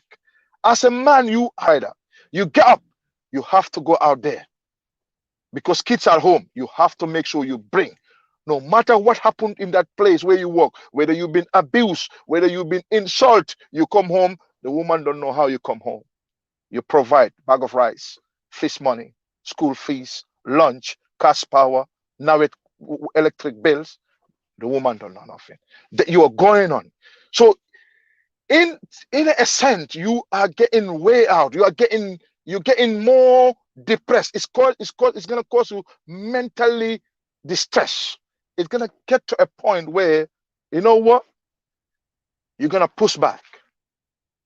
You're gonna push back where you're gonna see that, you know what? No, I can't do this anymore. And you're gonna come out of that relationship. Yes, we want to be there for our sisters. Yes, we want to support our sisters. Yes, we want to provide for our sisters. But let it be something constructive. Not because you're going to Wali Seka, not because you're going to Yusundur, not because you're going to a naming ceremony. You want to me to buy the most expensive dress, which you know that if I buy the sewing alone can take all my salary. just to buy that dress alone can take all my salary. And you cannot even say to me that, you know what, I know this is what my husband earns, and I know I'm not providing.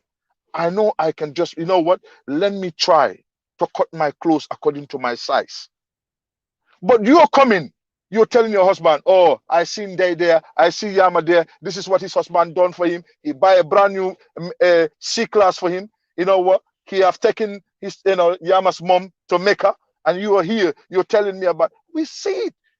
You demoralize your man to a point that, you know what, you don't support him, where he will feel like, you know what, hey, and if you push him, there, that's what bring divorce. And divorce come, and we don't want our sisters, because we don't want our brothers to go and marry to a different nationality or different, you know, when going out. We want to marry our sisters. We want to create a Gambia where we will create a generational wealth, all Africa, all black people. But if we get in push, we're going, you got to remember, other nationalities is not gonna come and take you up. Like they're taking, you know, I mean, they're not gonna come and marry you. It's the African man that can come and marry you. Because we see what, like I said before, I give a reference here. All the top players, Premier League players, all the people who play in the Premier League, we see a perfect example of Dr. Dre, what he is going through now. It's a perfect example. With all his success, what he do? Did he pick a black woman? No, he didn't. And now look at where half of his money is gonna go. To another, you know what I mean? So we're not. So our women's, you know, you're the one who's supposed to try. Because I always said, what women can stand somewhere and see something that man cannot see. I always say, I can put here a 3-year-old, a 5-year-old boy, and put a 3-year-old girl here, and the 3-year-old girl will have a brain that the 5-year-old boy don't have. I don't know whether you guys know it. Woman is very clever and intelligent than man. And woman is very stronger than man. So if a woman gives us that support, if your husband come home, you try to be your husband's friend. Sit near your husband. Because one thing, if you want to be your husband's friend, I'm not trying to, I know some mothers are bad, but be your husband's mother's friend first. Try to show your husband, hey, I appreciate your mom. Because you know what? The biggest thing, if you want to get African men, is their mom. Because you know what? African men value their mothers, because we have seen our mother raise us with nothing, actually nothing. And we be what we are. So if you come, you meet me, I'm already successful in my business, I marry you, come into my compound, my mom is there, and you are trying to start a skanking word with my mom. It's not gonna be, I'm gonna see it as, you know what, hey, this is a woman who raised me up, give me back, raise me up when I have nothing to get to where I get to. If you're gonna come and say you're gonna take, you know, you're gonna disrespect her, I'm not gonna have that peace with you in this compound. It's either you go, you live with my mom.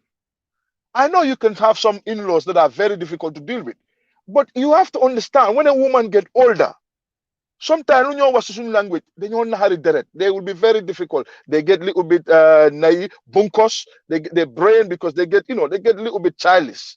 So you have to understand with that. If you lost your husband, you can have that patience to say, you know what, yeah, I love my husband, so I will have this patience, make sure that even though the mom says something, but when your husband comes, go and sit next to your husband. I have visited a friend actually in Sinchubalia. As soon as I get there to chat with my friend, guess what? The wife just get up and leave me with my friend's wife. Just get up, whoop, leave the living room and go and sit outside. I said to him that, oh, what happened? I hope that, he said to me, no. He just, when people get in, he just walk out. I don't know. Because women think that, you know what, they don't have, you have to be part of, even your husband friend come, be part of the conversation. Sit down. Try to have that kind of chat. Get to know your friends. You know, be around your friends. Be your husband. Be your husband friends. Get closer. You know, exchange ideas, and this man will not have nothing to hide away from you. But the problem that we have, most of our women are red-eyed. They have red eye. too red-eyed. And when you're too red-eyed, you're aiming to try to turn to a man to be a robot, to make him work, to get, even where a man, you know that, you know what, no, you have tried your best. You don't appreciate it. You will do everything for our women. And I'm not saying all, maybe some, but some of them, majority of them, you will do everything. You will even build a house for their mom. You will do everything. You know what? They will not even value it as, they will not show you the appreciation. Tomorrow you will just say, oh, your mom, you haven't done anything for me. This is what they will say. They will throw it on your face. I actually have friends. No, let me just finish. Let me just finish this. I actually have friends that have invited, that have bring their wife. They married their wife from Gambia here and take their wife to UK. And when they take their wife to UK, they're working in restaurants. They were trying everything for their wife to come to do 2 jobs. The moment their wife come, just what the wife tell them. They help the wife to get a work somewhere, and the wife tell them that, you know what, he said to the wife, this is how it works in this country, because the bills are on me. The time I was working now, I was in a room. When you come back, I have moved to a flat. I have taken a 1-bedroom flat. So I would like you to help me to pay towards the bills. And just what the wife said to her, oh, you are good. You are the man. You're supposed to you have to know how to put your house in order. You have to pay your bills. Just what? The wife was sending all the money he was working. He was trying to send money home to build a house. And the husband being in Europe, even us, where we live, the people were saying, Nakala Asan Munaneke, how can Asan be in Europe almost about 13 years? He just took his wife, and the wife is building house, and Asan don't build house. You understand what I'm saying? So the problem is, and this is the man who, and after that, he have to file for your immigration status, because you have to come to renew your life in the UK. He have to pay for all that fee. So what is the problem here? Our women need to understand. You don't look at us as we are there only to provide. We are only there, our work is to, make sure that sometimes you have to sit down with your man. You know what? Hey, how is your work? How is your day go at work? So some kind of so emotional attachment. How do your day go at work? How do you feel? How is this? I hope there's not a lot of traffic when you come in, honey. I hope it's not this. But as soon as the man comes, I hope you pass by the supermarket and buy the ice cream for the kids, blah, blah, blah. This is listen, we have to call it as it is. And we will find that we, as a Gambian, we don't have a big problem. I said here before, I was the first caller who said, you know what, you will invite a girl for a date and they will bring bunch of girls. I'm the one who said here. But what I'm saying, we need to know that as Gambian, we don't have a big problem. We just have a little problem. I said, not even Gambia, Africa in general, I speak for. Tell me one celebrity African player or one person who have married outside, because we try to create generational wealth. I said it here. I have seen all in this magazine where all these super black stars who are born in Europe, who are born in America, they all go for, like Kobe Brown, the basketball player. May his soul rest in peace. What Kobe married? She doesn't marry a black woman. Where is the generational wealth? So we're talking about where African men, our celebrities, our big men will go for our women. But what we need to do, let us not use our men's like, we have to succeed. We have to have build our success on them. It's not fair. You will ruin that man's life, and you will ruin your life, because what's going to happen at the end of the day? Nothing. Your kids will not win. You will not win. The man will not win. He will end up having mental stress. So coming to it, we don't have a problem. I know we have a problem, but it's little, but it's not big as other countries what they feel. I said it here. I said a man will marry a wife who is a widow with 3 or 5 or 10 kids and look after those kids. I will marry a wife, and that wife, the mother, I will give that wife mother every day fish money. Tell me, do you have that in America? Do you have that in UK? Do you have that in Norway? No. Somebody will be in Gambia with the little salary he's having. He will try to cater for the wife's mother. Make sure that the medication, which is not free, the food, the feeding, the man will try that. So we need to reckon that, and to turn our voice, to turn you know, I mean, our voice, you know, to be a little bit, to be patient to each other, to able to understand and know that, you know what, it's a process, it's understanding. Once we understand that connection, our love, and we have patience for each other, and we see the value, don't look at what the man, look at the value in the individual. I will look at the value in my wife and look at the value in your husband and look at, you know what, hey, no matter what my husband don't have, but you know what, he will never abandon me with my kids. And you know what, my husband will never use me as a seal. He will always stand in front to take a bullet for the family, to take everything, whatever come push or so. This is what we have to recognize in us. Don't look at where you say, oh, this romantic. No, there are something more than romantic. Look at what the culture that we have. We have a very rich culture. We have a very high value in us. And that's where we have to concentrate. We are trying to project this European to say, okay, you know what? Yeah, man, no, don't, you know what? Look, tell me sometimes in Europe, I'm not there, but sometimes I see people, you know, they get time to walk their dog. They will take their dog for walk for almost about 35, 45 minutes. And the kids, they will not even have time with their kids. So why don't you talk about that then? When here, no. Let's call a spade a spade. And they will take the dog for walk 45 minutes. Rather than to, we are here, we see where a father will always take a kids in the garden, you know, I mean, cutting orange, sitting down together, peeling it, putting sense into the child's head. You know, I hope today your school day was asking, how was your school today? We have seen where fathers will attend school meetings here. You know what I mean? Will go hospital when their kids are sick. They go mad in this country. They will go any pharmacy to get the best drug for that kid. You know what I mean? To provide. So when we are talking about, let's look good in us. Let's look at the quality in what we have in us. Where we stand for a woman. I'm telling you, those people will go with you a little bit, show you the little romance. If that's what you're gonna go with, it is not loyalty. When push come to shove, when it get hard, they will not be there for you. It is there when the going is nice, but when the going get tough, I'm telling you, we as Gambian, we don't know what they call backstab. And I see it in the West, where people, even among families, they backstab each other. Which you know that you two sisters come from one family, but each one is trying to inherit the father. We have seen, I don't know, in American show, we used to read the program here, is it the George Judy, where they will, you know, we see a mother taking a son taking a mother to court, a mother taking a son to court, you smash my car, you do this. We don't have that here. So let us see the value in us, how we live here. When even somebody who died, my next door neighbor, 3 weeks ago, somebody passed away here. Nobody knows him in this. Sorry, he is not from Gambia here. I think he's from Bissau, Guinea-Bissau. But because he doesn't have relative here, and they contacted his relative, and his relative cannot transport the dead body. Guess what? Somebody stand up in the community and say he will support everything for the dead body to get back to the respected country where he come from, you know what I mean, for him to be buried there, so that the family can see it. So look at that good. The man can say, no, I'm struggling. But that man is not even rich in the community.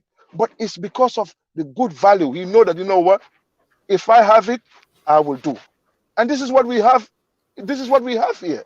So we need to read and understand that our problems are not big. We have a very, very, very, very good heart. Gambians are very accommodative.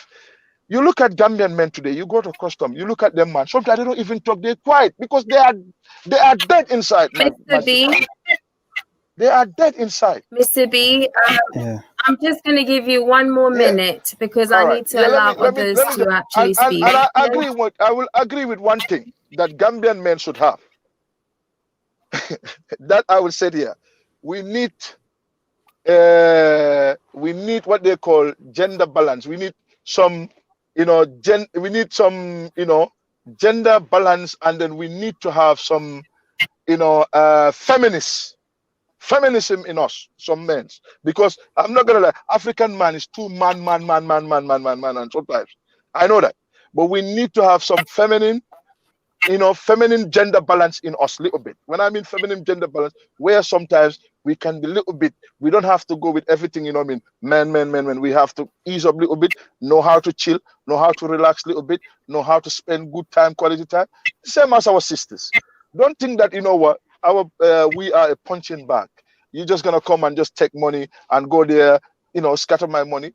It's just not going to go like that. But the good thing is that we as African doesn't have that problem. Our African brothers, which that people like I'll name it here, Yaya Toure, Drogba, all these name African players, none of them I see anybody who married a white woman. None of them, all our big celebrities in Africa. Name one for me who have gone and give their wealth to the white people. So let us look at that there. When we see people in the West, all they do when they get money, look at people like Mayweather. They're crazy. When they get what they saw, it's all about go and get strippers, throwing $10,000s of dollars, strippers, with Mexican girls, Puerto Ricans, shaking their booties. You know what I'm saying? We don't have that. You know what I'm saying? So no, it's true. Let me see it. We follow the internet. We see what you do. Sometimes you do live Facebook showing, slapping money on women's, bumps. We see it. You know what I mean? But this is what I'm saying. We don't have that. Okay, Mr. B, your time is up. Yeah. All right then.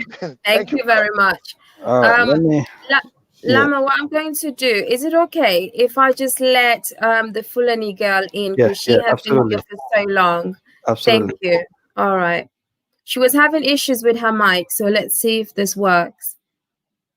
Fulani girl, are you there?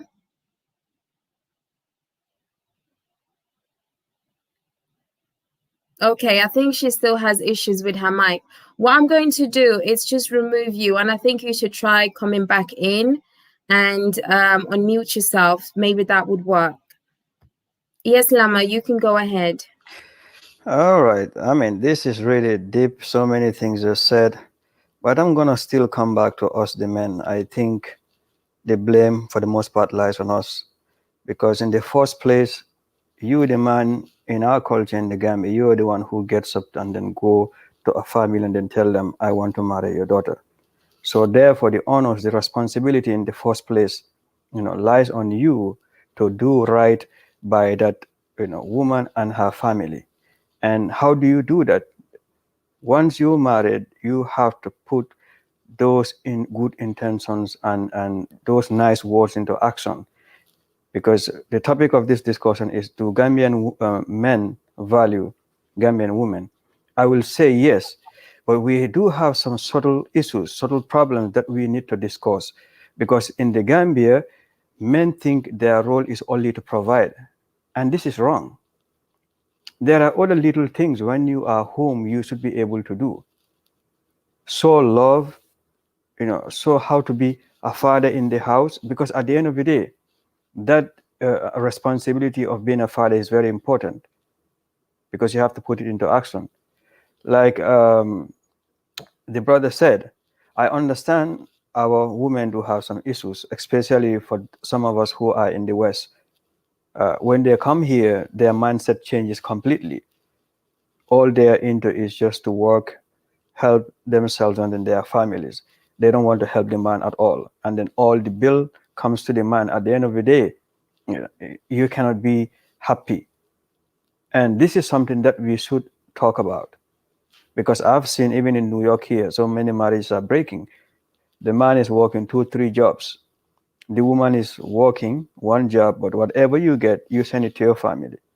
At the end of the day, you buy a home, you build it, the husband is here, the family starts grumbling back in the Gambia. You have been in the West for so many years. Why is it that your wife just came, like Babakar said, she's building this and that, but they don't know the genesis behind. And sometimes they will even say, oh, ala musoya do kule, asamba morole. That is not the case. So we have so many issues that we have to deal with. But I put the responsibility on us, because in the first place, you have to know who you marry into as a man. You cannot just see anybody because of their beauty, whatever. You want to pick them from the street and then marry them. You have to know somebody that you're compatible with. You have similar ideologies, similar beliefs, similar aims. Because if you pick somebody who is a high maintenance woman, the person is going to ruin you, like Binta said. So cut your coat according to your size. These are important. And on the side of the family also, when two people are married, I think your responsibility to each other becomes paramount. It has to be you first. Because if you don't put your relationship first, you put others first, your relationship is going to collapse. And the family plays a lot of, they do a lot of harm to marriages that two people build. Because how can we try to have a better future if you have third parties coming in telling you, I saw your husband yesterday standing at the corner with Aji, or I saw your wife yesterday talking to Modu, and you don't even know what is the relationship between these two people. You are sitting home, you fuming. Once your husband walks in, why is it that you're standing there, with this person talking? You don't even know. And all of these things could set the marriage back. And it all boils down to we are not communicating. This communication in any relationship is the most important thing. If you communicate properly, you will understand each other and you will live in a very happy relationship.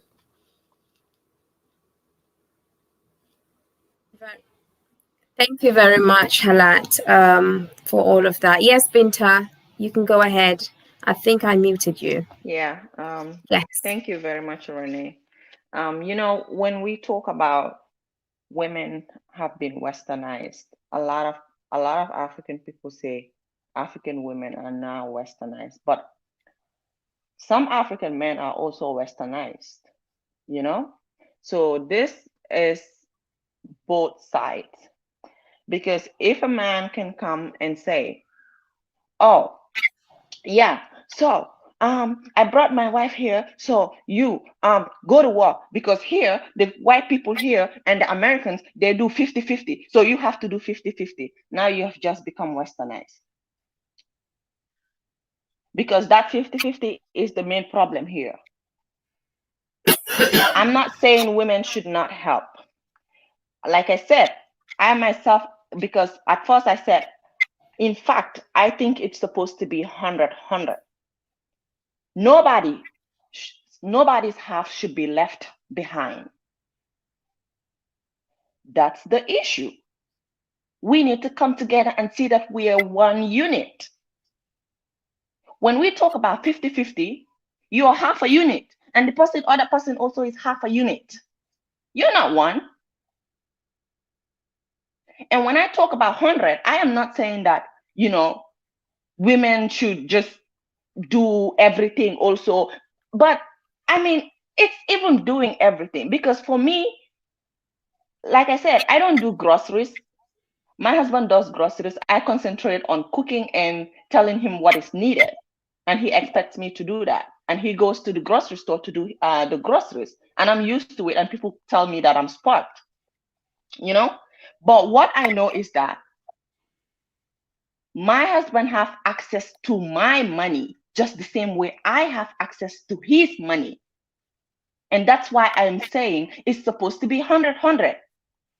Because at the end of the day, we are both working towards the same goal.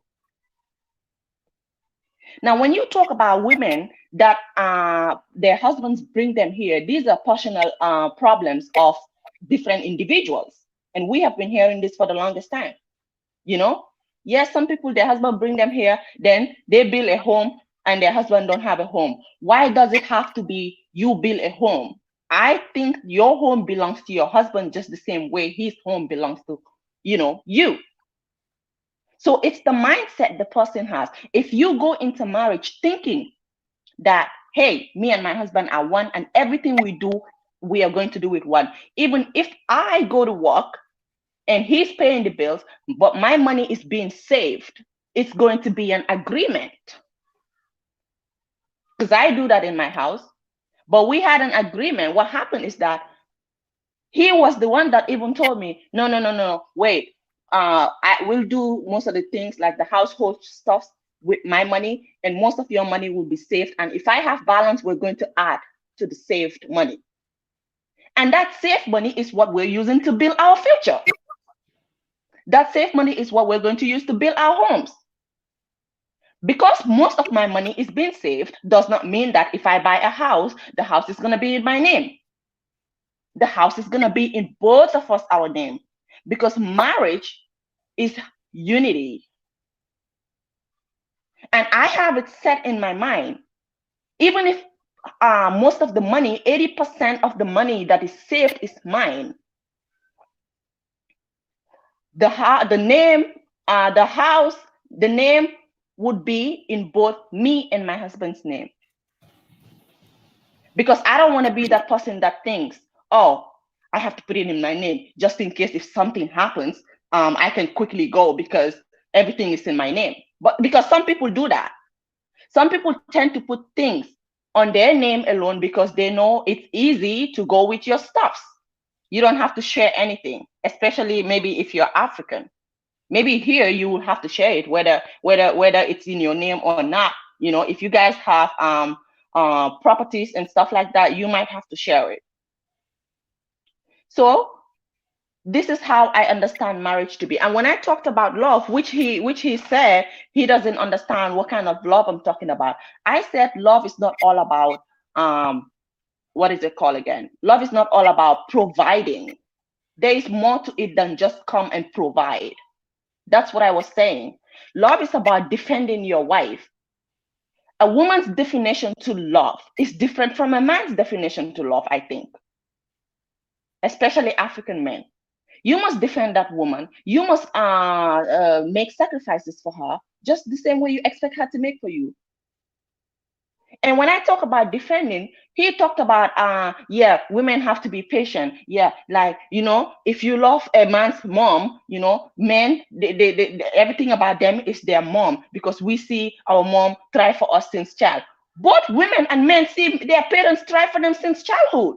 We are both from the same home. You seen it happen, I seen it happen.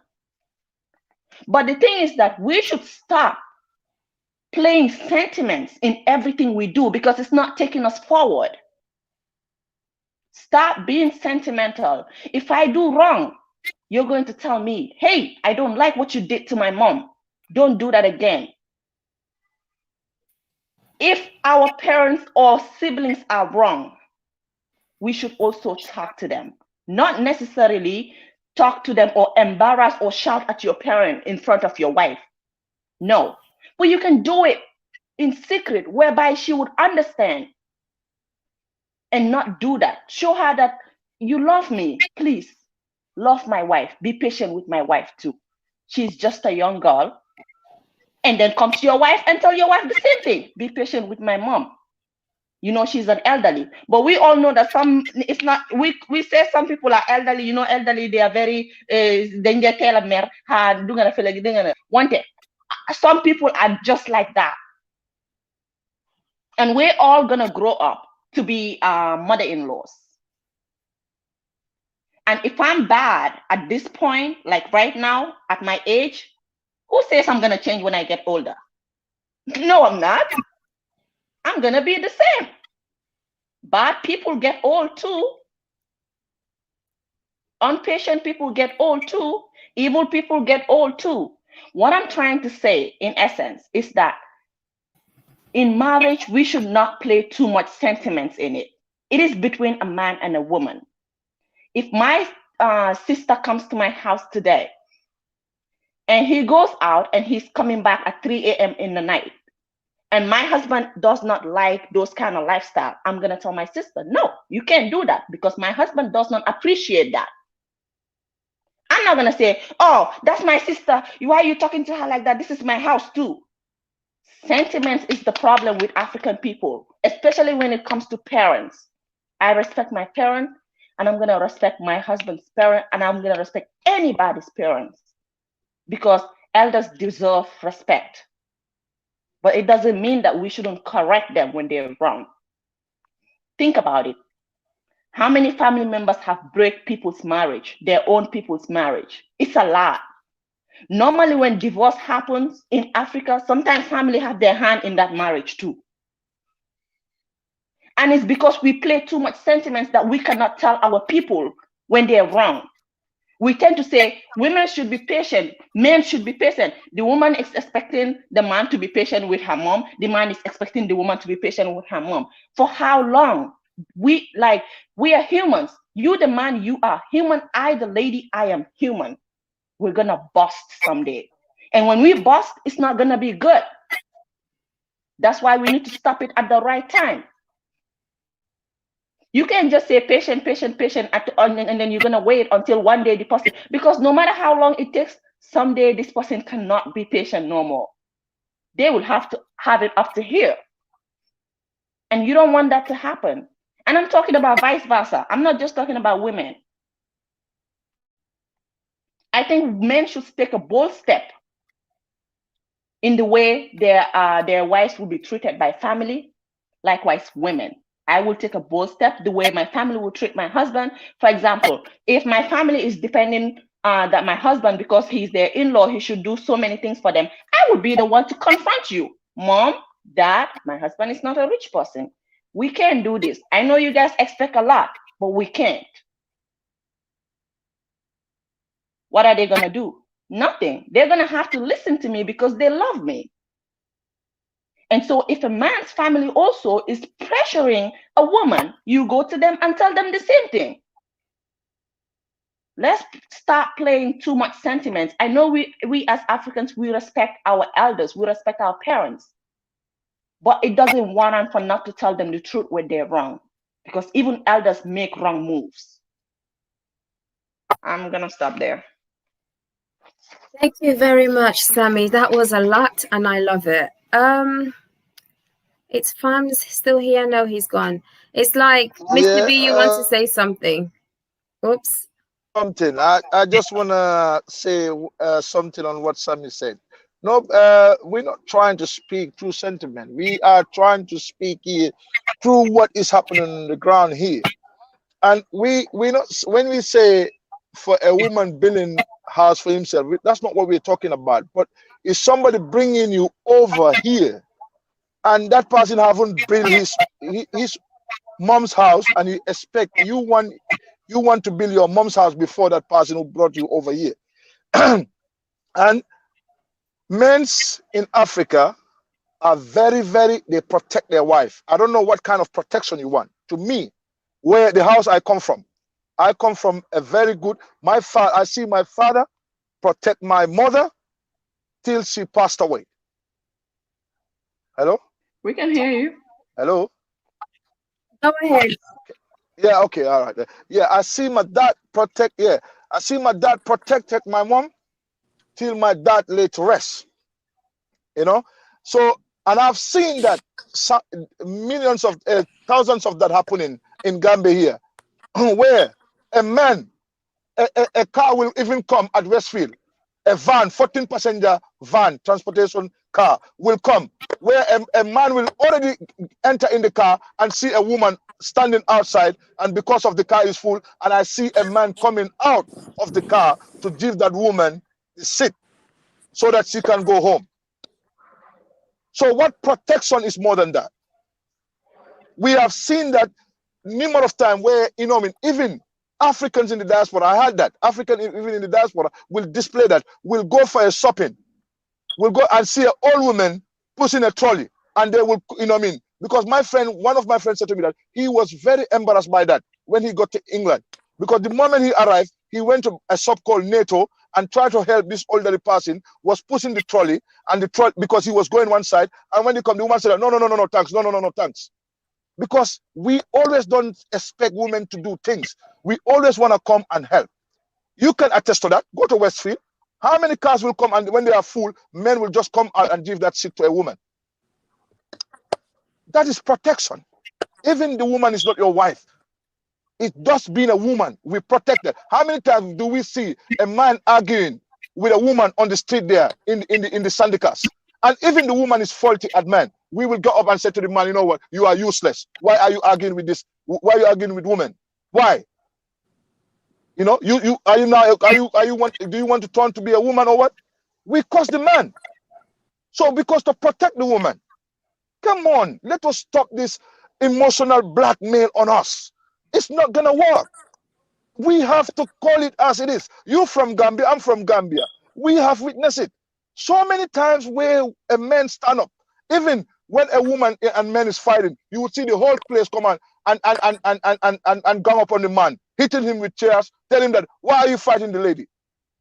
We see in America, where in YouTube Street, where you see a woman and man fighting, and people take out their cell phone and video it and put it on YouTube to make views, and nobody will come and separate them. And when we see in Gambia, where a man will jump on a woman, and you will see everybody will close their shop to come and attack that man for the reason fighting that woman.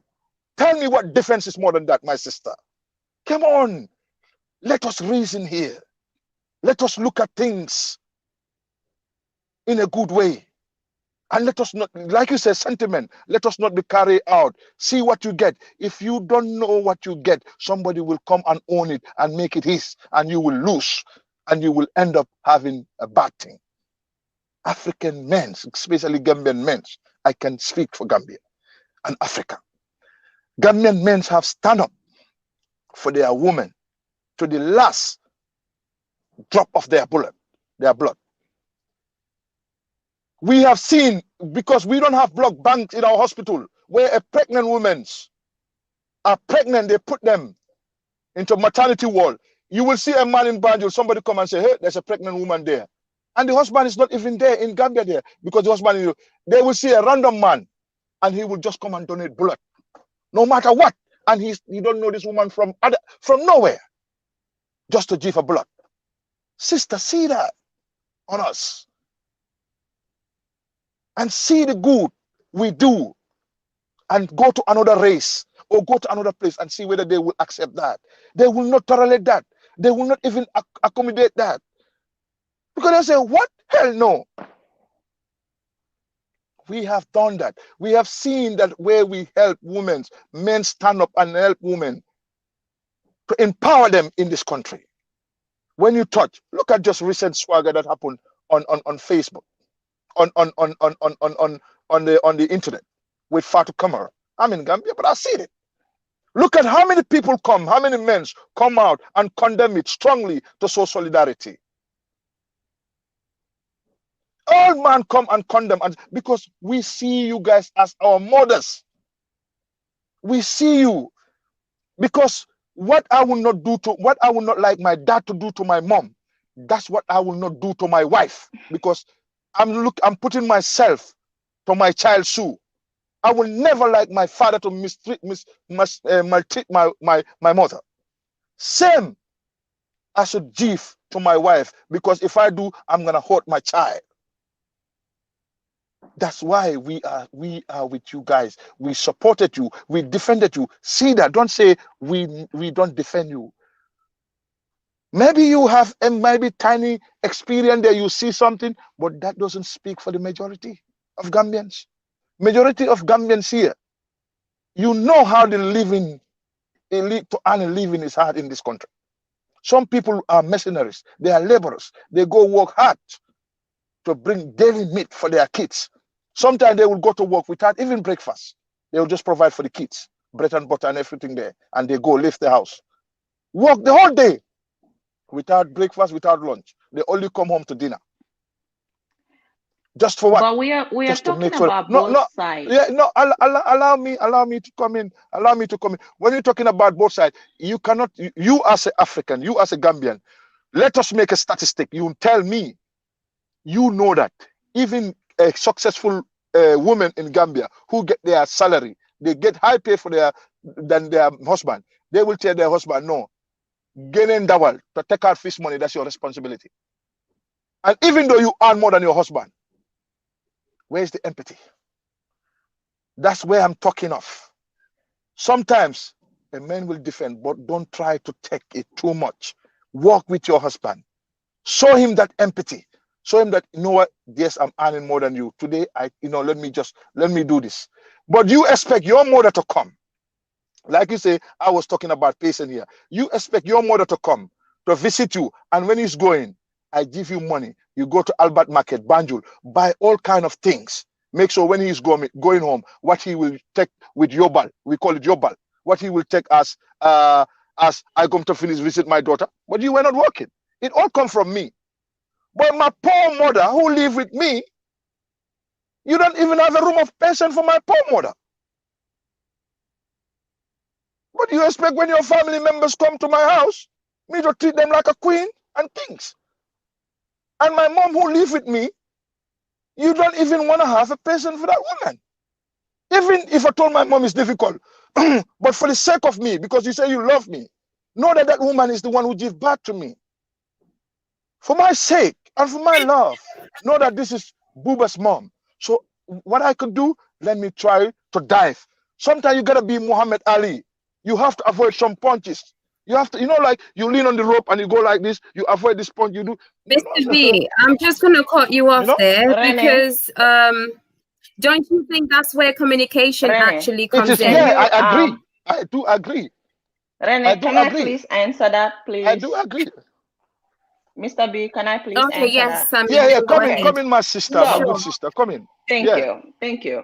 The thing is that we're talking about both men and women. So let's not just base everything on one person. And the kind of examples we give is personal examples of different individuals. Okay? Here in the diaspora, I don't know about Europe, but America, African women in America work. And I know we are very different from the ones in Europe because they can get financial assistance from the government very easily compared to here. Here, they want you to be poor before they can assist you. And how many women want to be poor just to get food stamp? Not me.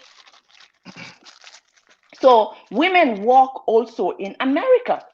The only thing we have to do is be in the same level with our husbands, support each other, communicate with each other, know that you're just one unit. But that does not mean that certain people will not go their way. Some people will still do what they want to do. Some people will still separate and build their homes by themselves. Some people will still, tell the man, hey, like me, first of all, I've said in one live video that my husband did not bring me here to work, and he knows it. And he does not even expect me to work because he can take care of me without me working. But common sense would tell me to work to support him. Because if I support him, I'm supporting myself. It's just common sense.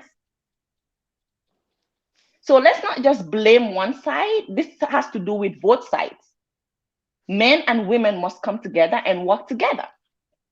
I agree with you. That's why I said in my statement, I said there should be a feminine gender balance. I don't know whether you listen to that. And when I address here, I address both sides. I said I will address both sides. The feminine gender balance, it means where a man will try to little bit calm down, not to be like up there. Sometimes you need to calm down and feel the same level with your man. Listen, communication is the key in any relationship.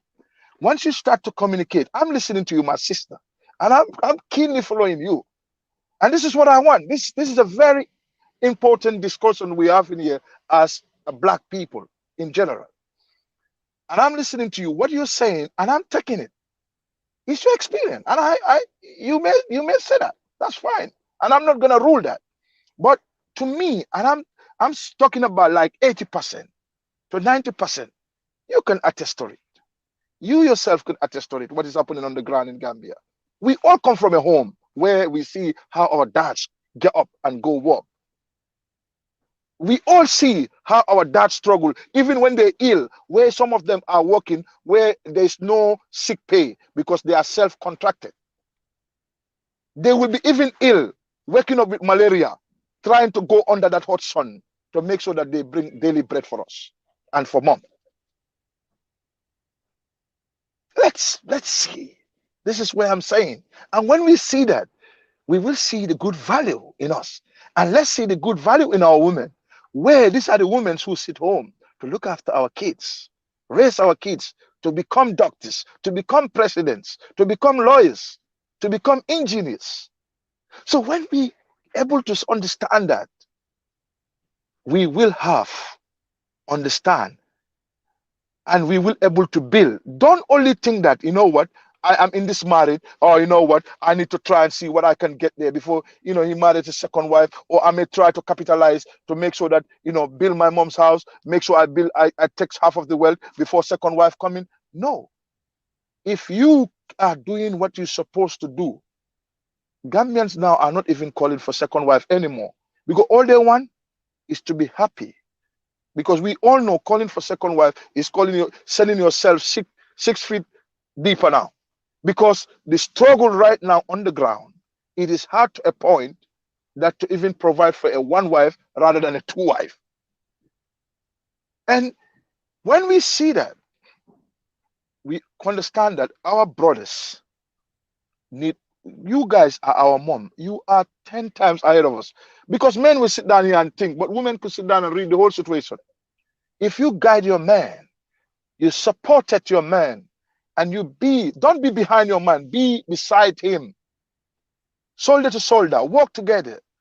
That man, tell me, that man, if he hide anything from you and you don't show him that you are a mismanager, anything come, you just blow it out, you know what I mean, with dresses, giving money to everybody. If that man hide anything from you, then that man doesn't value you, he doesn't cherish you.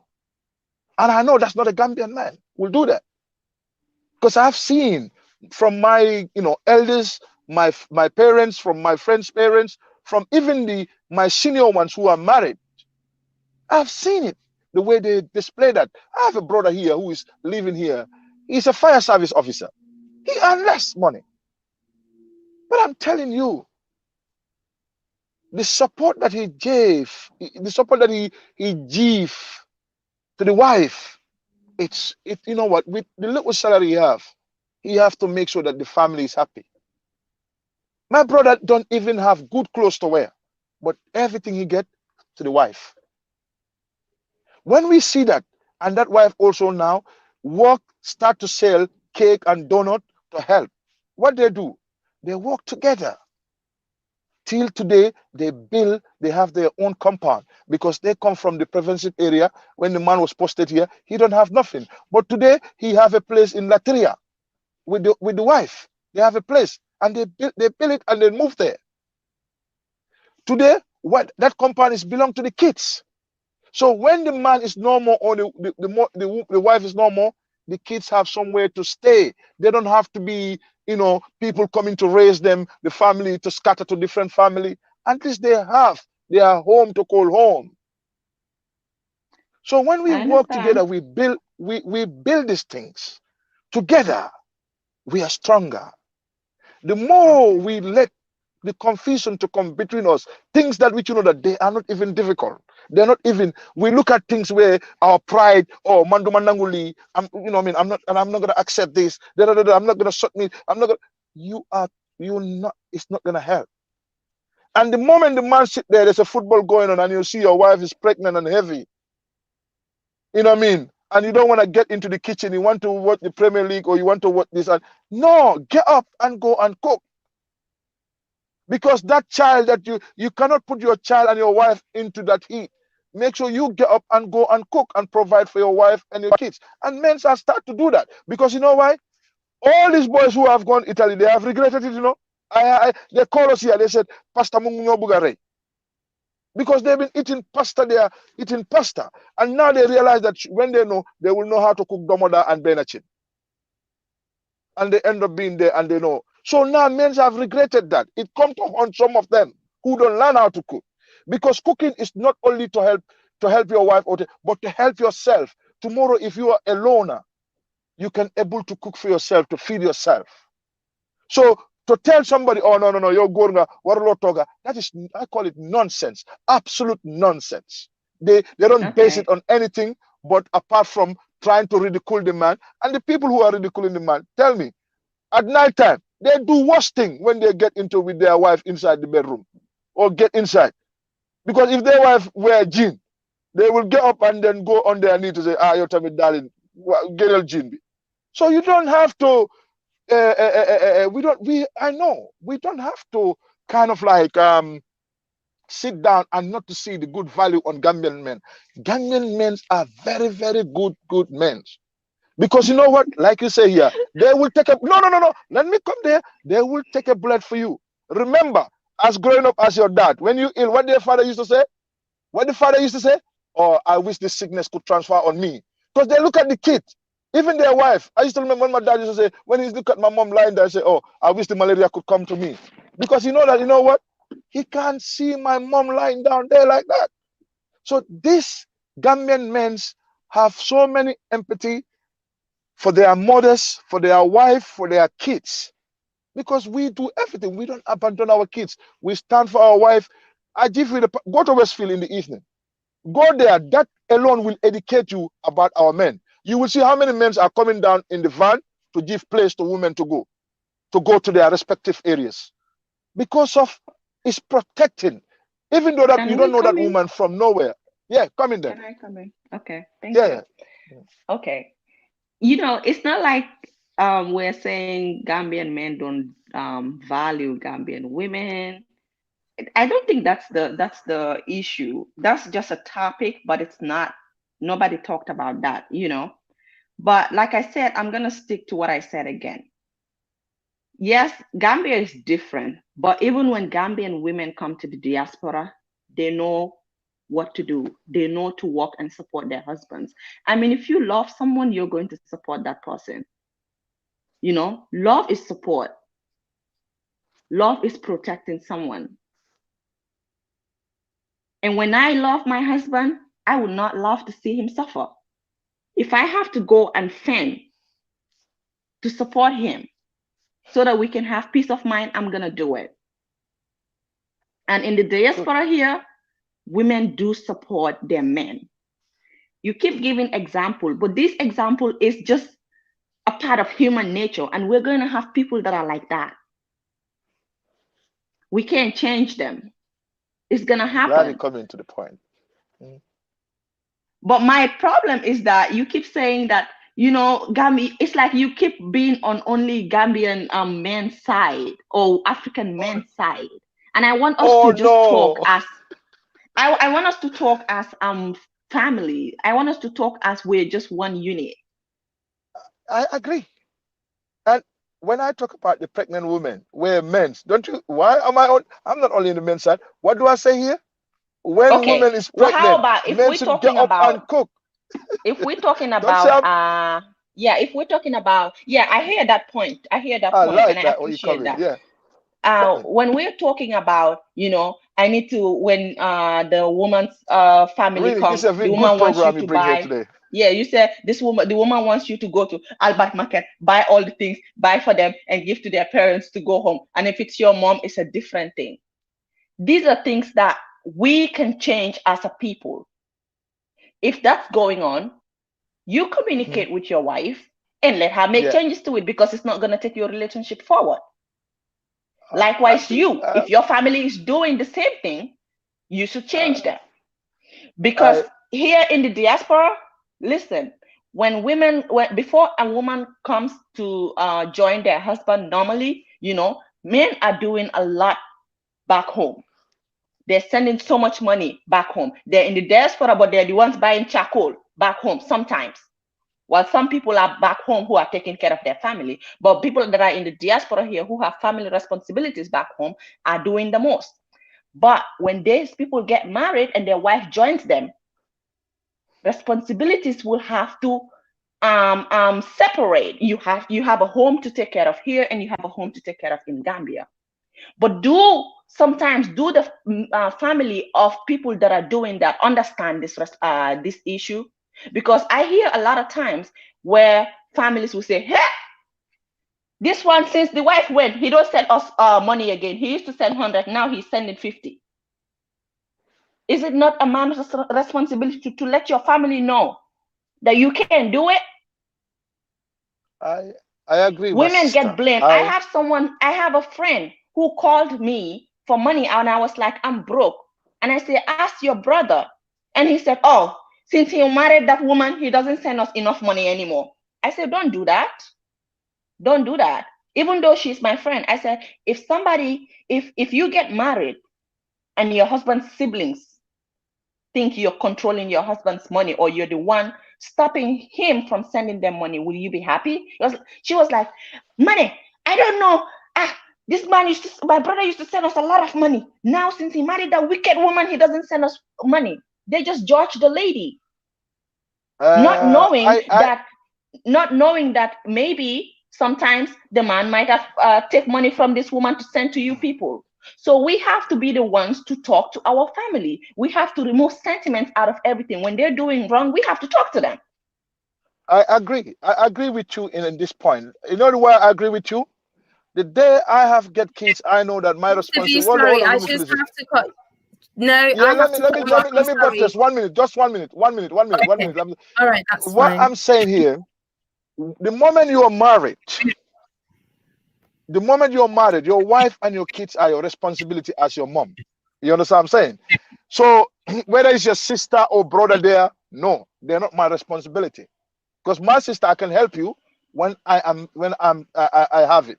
My brother, the same thing. But what is for my family, you're not gonna come and rob my kids' money from me. Those money are for my children to make sure I save and I make sure that I get a land for them, build a house for them. So you're not gonna come. No family member is gonna come and take away. But to look after my mom, well, hey, I will do that. Mom, because mom don't have no benefit, mom don't have no pension. That's most of our women there. That's why we look after our mom. But our brothers and our sisters, no, they are not our primary responsibility. My primary responsibility, number one, is my kids, my wife, my kids, my mom, my wife. These are my primary responsibility. The rest, whether people talk like that, you know what? That's maybe we need to change their mindset to know that, you know what, this man also have getting family now. He have move on. He have responsibility, a family to look after. So he cannot go to your husband, brother. You are younger than me. Hey, go in the field and start working and sponsor yourself. Or I can set a business for you. Thank you very much. You help. I'd have to cut you off there. Thank you. You have so much to say. I know that for sure. But what I'm going to do now is just let Fulani girl in, and we'll see if her mic is okay now. Fulani girl. Yes, hello. Can you hear me? Oh, finally. Yes, we can. Okay. Hi, assalamu alaikum. My name is Umi Jallo. I'm currently engaged to a Gambian man. And a lot of what was said by, I believe her name, Angie. Yes. Yes, about marriage has changed my perspective.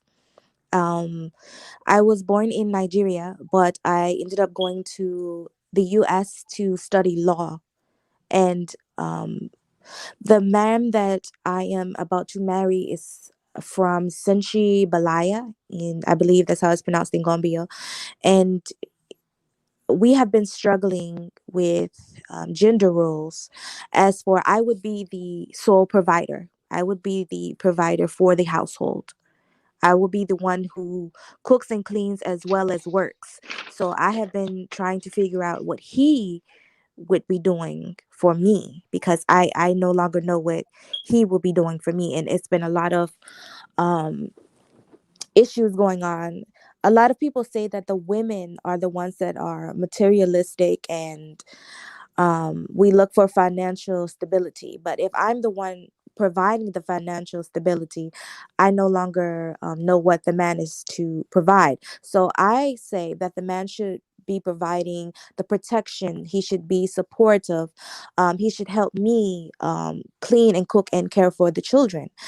Another problem, it seems there is no empathy and there's no affection with Gambian men. From what I'm seeing with him, he believes that affection is equal to sex, and that sex is the only affection that needs to be shown. But I believe that it goes to be affection should be given in every day. You should be able to hold my hand when we go out. We should be able to have conversations. And if there's a lack of communication, there's a lot of problem. Another thing I've noticed is with the older generations,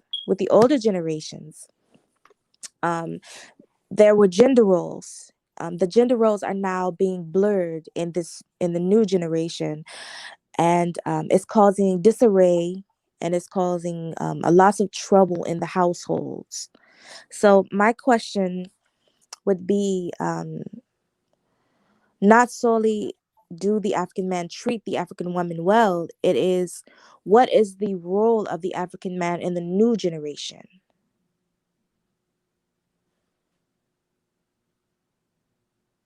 Okay. Where is he? I think. Oh, there you go. Do you want me to answer?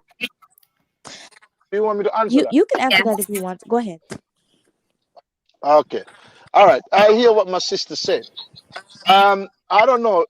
Coming to Gambian men, I see you said Gambian men are very shy when it comes to going out and holding hands and stuff like that. I know that for once. They're very shy. Even what they want, sometimes they're shy to express it. They have a problem of expressing the way they love because they feel like somebody's looking them. They feel unease. You know what I mean? They feel very they feel uncomfortable. It's not that they don't love, it's just because they're shy people. If you look at them, even some of them, the way they talk or the way they like something, but you will offer them, they say no, but they're shy.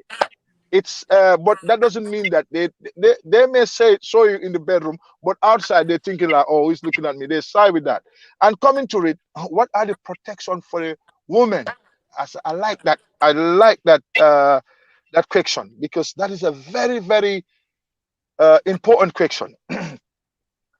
I agree. I started saying here when I called forcing, black women have been thrown under the bus.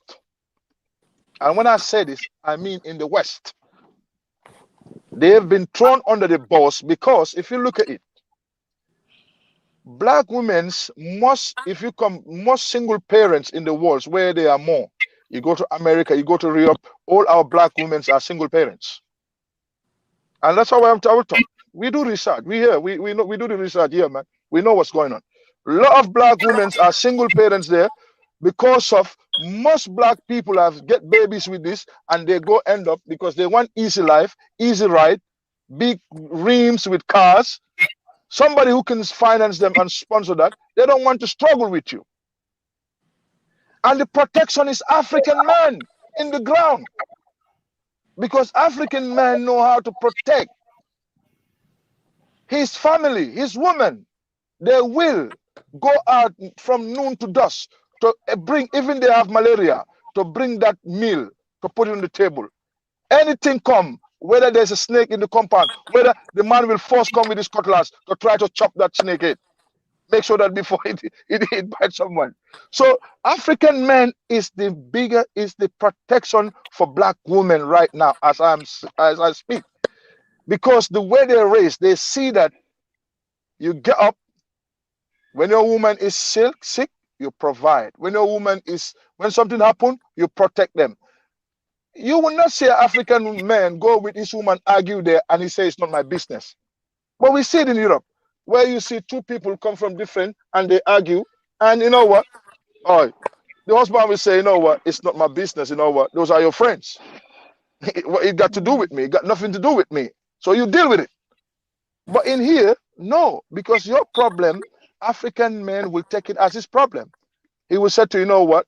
Either he facilitate smooth negotiation for understanding, but he will not just stand there seeing you getting butchered without intervening or without taking any step to protect you. Whether it's a man who is married to you or whether it's a man who's not married to you, in the soil of Africa, even if a shopkeeper, they will come to your aid and protect you. Tell me, how many people are living on the ground there, and they say the treatment they receive from some of the people whom you know that they don't even know them. I'm just going to give you a minute, okay, so that Aji can speak, because I really want her to yeah. So her own opinion. Yeah. So the protection, that's the protection. And the protection is that the woman have to work with the man to create a generational wealth. And that generational wealth is a protection too for the woman, for the kids, to able to inherit something in life. So that is the protection. A man to protect the family, to work with the wife, to provide for the kids, to leave something for them in the future, because the competition is getting tougher and tougher. What are you leaving for the children behind? When they come, they can have a platform or a ladder to stand on, to be able to push. People are not saying that, you know what, build old houses for them, but at least put them in education, university, you know what I mean? Make sure they have some, that's it, give them a platform. And that's the protection, my sister. I don't know whether I answer your question the way you want it. Fulani girl, can I answer that question in my own opinion too? Sammy, just bear with me. Yes. Hold on. Aji, give me a chance.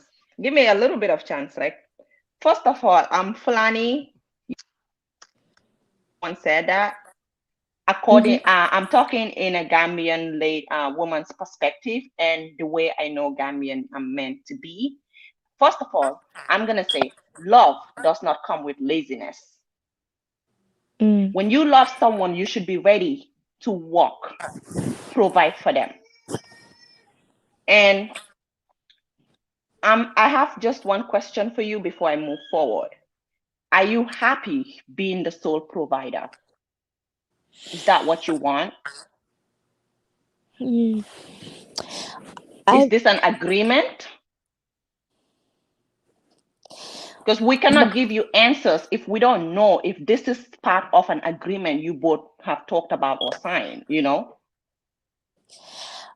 My family, my grandfather and his grandfather were friends. They believe that we are compatible. I believe that we can grow to love each other.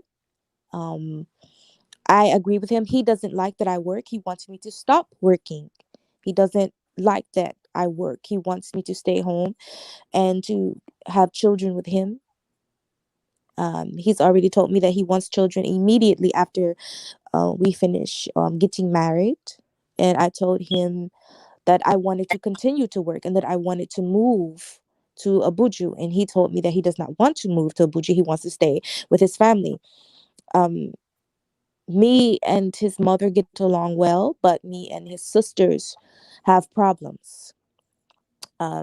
They tell me, oh, she's going to be working all day. She's going to be working all day. You will starve. You won't get your food. How will you get your food? Who will feed the children? Who will feed the babies? And I told him that I have no problem cooking, but I would appreciate if he also could cook for the children. That has caused lots of problems with me and his sisters. They do not understand it and they do not appreciate or like it. I honestly don't know what to do anymore. Are you both gonna be walking, or you're the only person gonna be walking? Sammy, she mentioned that she's going to be the only one working, and even at that, the guy doesn't even want her to work. Once they get married, he just wants her to be at home while they make babies. That's what is confusing me. Who is going to provide in that aspect? Who is going to provide? Or you guys are very rich, that's why? Because this is a confusing thing. Sammy, you're not listening then. Just bear with me, because she has mentioned that they have struggled. They have been struggling, which means that if they have been struggling means they're not rich. And the guy has nothing. He doesn't want to work. So which basically means that they might going to end up living on food stamp, just like you guys have been mentioning here. So from my understanding, that's what I understand from what she has been saying. But what I want to ask, is it Umi or Ami? It's Umi. Umi, are you happy with this decision that you've basically taken?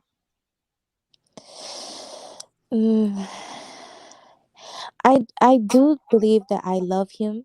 I do love him. He's very sweet, and he's caring to me at times. But I do wish that he could understand that I want to work and that I don't want to stop working. And if he could work as well, that could also help us more instead of both. With me staying, if he wants me to stay at home with the children, he would have to be the one who works. Okay, so let's forget about love. Let's forget about the emotions and everything right now. because we all know that love is not going to pay your bills, right?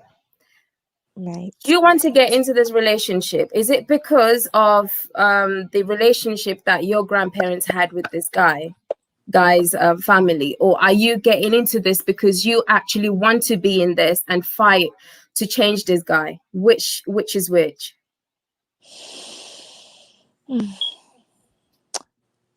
I have to say a little of both. I respect my grandfather's relationship he had with his grandfather, and I want our families to be intertwined, and I want to respect the decision to put our families together.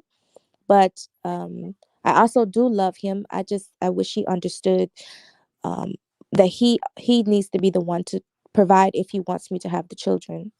Okay, let's forget about your grandparents for a minute, please, because they are your grandparents, not your parents. Okay, and before you think about what your family would be thinking about, are you happy? Let's forget about love, but are you actually happy? Because the way you're talking, the way you're sounding, doesn't convince me that you're happy, but you want to be in this because of your family and your emotion. Once you're actually in this relationship, do you think it's going to work? Do you think that you're going to end up wasting your time and basically destroying your children's future as well? Are you thinking about all of this? I don't know. Sister, you need help. Can you email me? Yes. You can go into the description box and send me an email, because I don't think this is something that you need to be talking about on this live chat. I'm sorry. Okay, see me as your sister. Send me an email and I'll prioritize your email. Okay. Okay, I love you so much, but I would have to let you go. Okay. Okay. All right, you take care. Okay, so now I'm gonna let big fans in. Big fans. Hey guys, how's it going? Hi. All right, Hi thank Rene, you. Aji, Binta, Samit. What's up, brother? Brother Babuka, right? Wabawaka. Hey guys, Yes. I'm good, I know man. I'm I'm not good, my gonna, brother. I know I'm not gonna be popular saying this, but in as much as Babuka was trying to, to be more defensive towards Gambian men, I would like us to know that we also have as much deadbeat as any other black, or any other black society. We have them in America, we have them in Africa as well. So, in reference to what the sister is saying, one thing I observe on that, I think it's like they might be having like a communication problem. Despite the fact that their two grandfathers were best friends or whatever. They have to communicate. They have to talk to their husband. Talk to him and ask him, what are your goals? What do you want to do? Where do you want to see yourself in 5 years? If things go south, what are you going to do to help the kids and myself as your woman? So I think these are the kind of questions that she needs. Like, she needs clear answers from the guy. If you're really in for it, you got to, put on your big boy's pants and then defend your family. So defense doesn't mean you have to, bring your cutlass or fight whenever someone disrespects your husband or your wife. You have to be provided. You have to be provided for your family. You have to be there for them all day, every day. You don't have to let the woman, put on the big boy's pants in the house. You have to be the man, which is by providing. It doesn't matter what your wife brings to the house. It doesn't matter. What you bring to the house does what matters.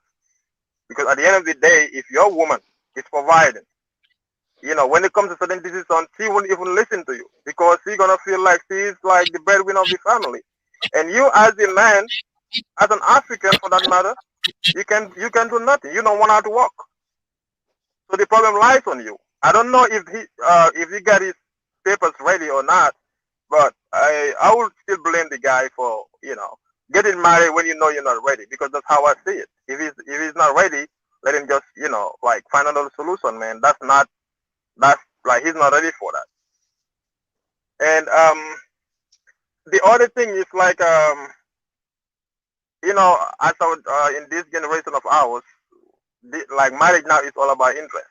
To be honest, you know, people get married because of interest. I might get married to you because I want something for you. You know, maybe because I just want to enjoy who you are. That's it. You know, some people get married to others because of wealth and hope. You know, so once you know, once they can see that or once they can benefit from it, you got to understand that it's gonna end. Because I have a friend, I know people, I know somebody who brought, you know, like a Gambian lady from the Gambia to America here, you know, in my city. And she came, they didn't even spend 1 year because she got a motive behind all of that. You know, they didn't get no kids. Now she got to leave the guy, and the guy is now messed up with all he spent on this lady. You know, likewise, vice versa, it happens too. Women bring their husbands here, and you know, things go south. The guy's gonna leave the lady and go marry back in Gambia or marry somebody else over here. So I think it all depends on mutual understanding and being ready for whatever you said you want to do. Because marriage is not a relationship, man. It's not like dating. You know, it's a life thing. So once you're ready for it, you got to go for it. You know, don't just play with it, man. You know, do whatever you got to do and do it, or else just stay away and just have fun as much as you want until you get old. Because for us Africans, what we know is, you know, our moms or our great grandfathers, you know, they consider marriage very well. You know, and then they don't play with it. They don't get into it just to have fun and whatnot or just for interest. You have to go. You have to be ready for it. You got to love who you want to marry and get in for it. It's not something you got to rush. If you're not ready, don't do it. Don't do it. You know. And another thing is like the tribal card. I'm Jola. My wife is Sarahule. You know, and it happens because you know, that's how. I mean, that's the destiny right now. That's how I see it. But in Gambia, we have people who don't want to give their kids or their daughters to some other people because this is their last name, or because they come from the other side of the country. So we're not going to give them our kids, and that's a problem. So we have to become. I think our generation have to bring the change and awareness to ourselves and our kids in the future. Let them understand that we are all black first before whatever our last name is. You know, and I think that will bring change.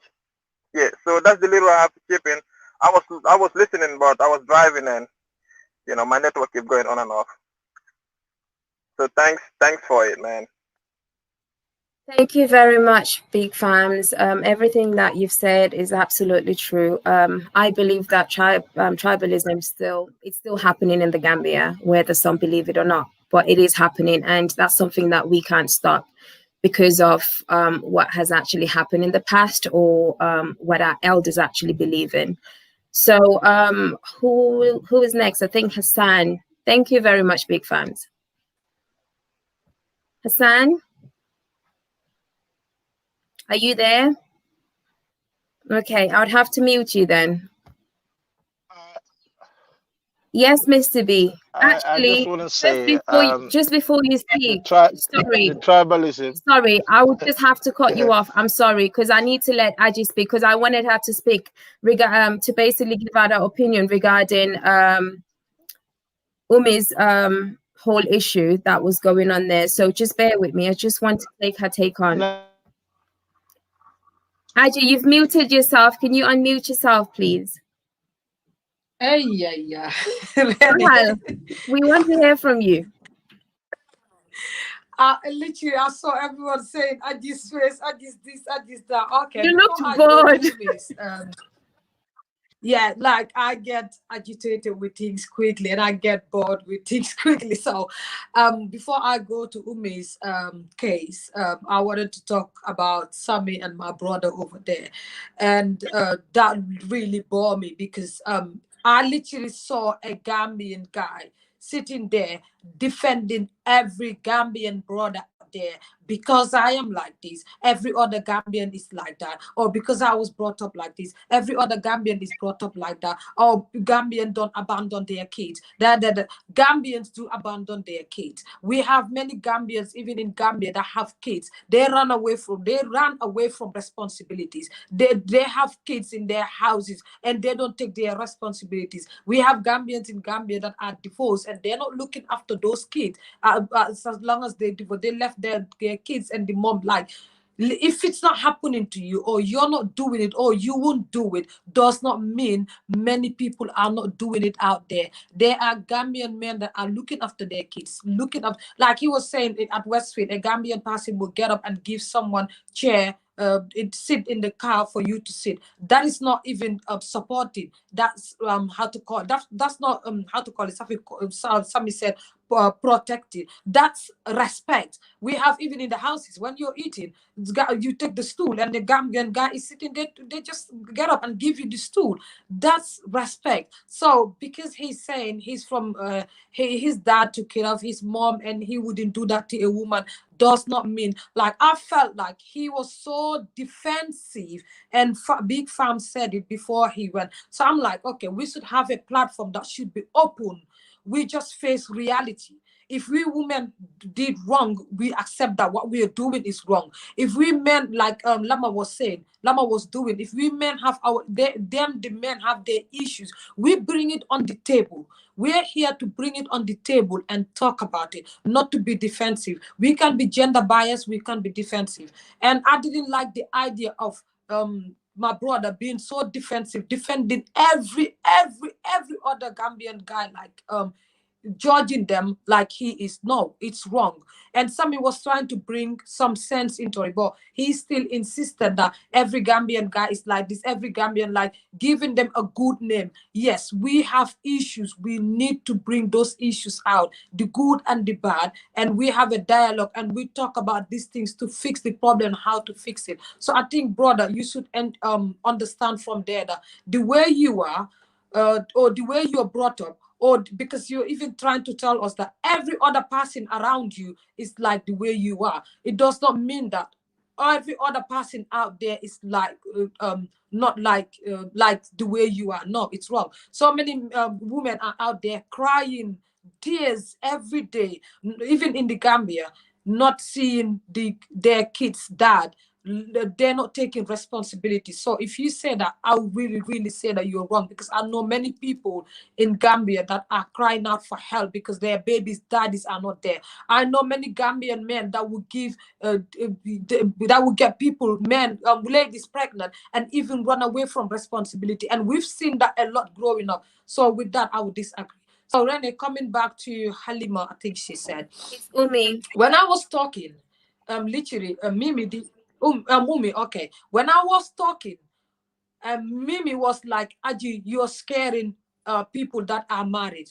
Like, if she was literally, you see what I was saying? She was literally down there, like on the background, listening.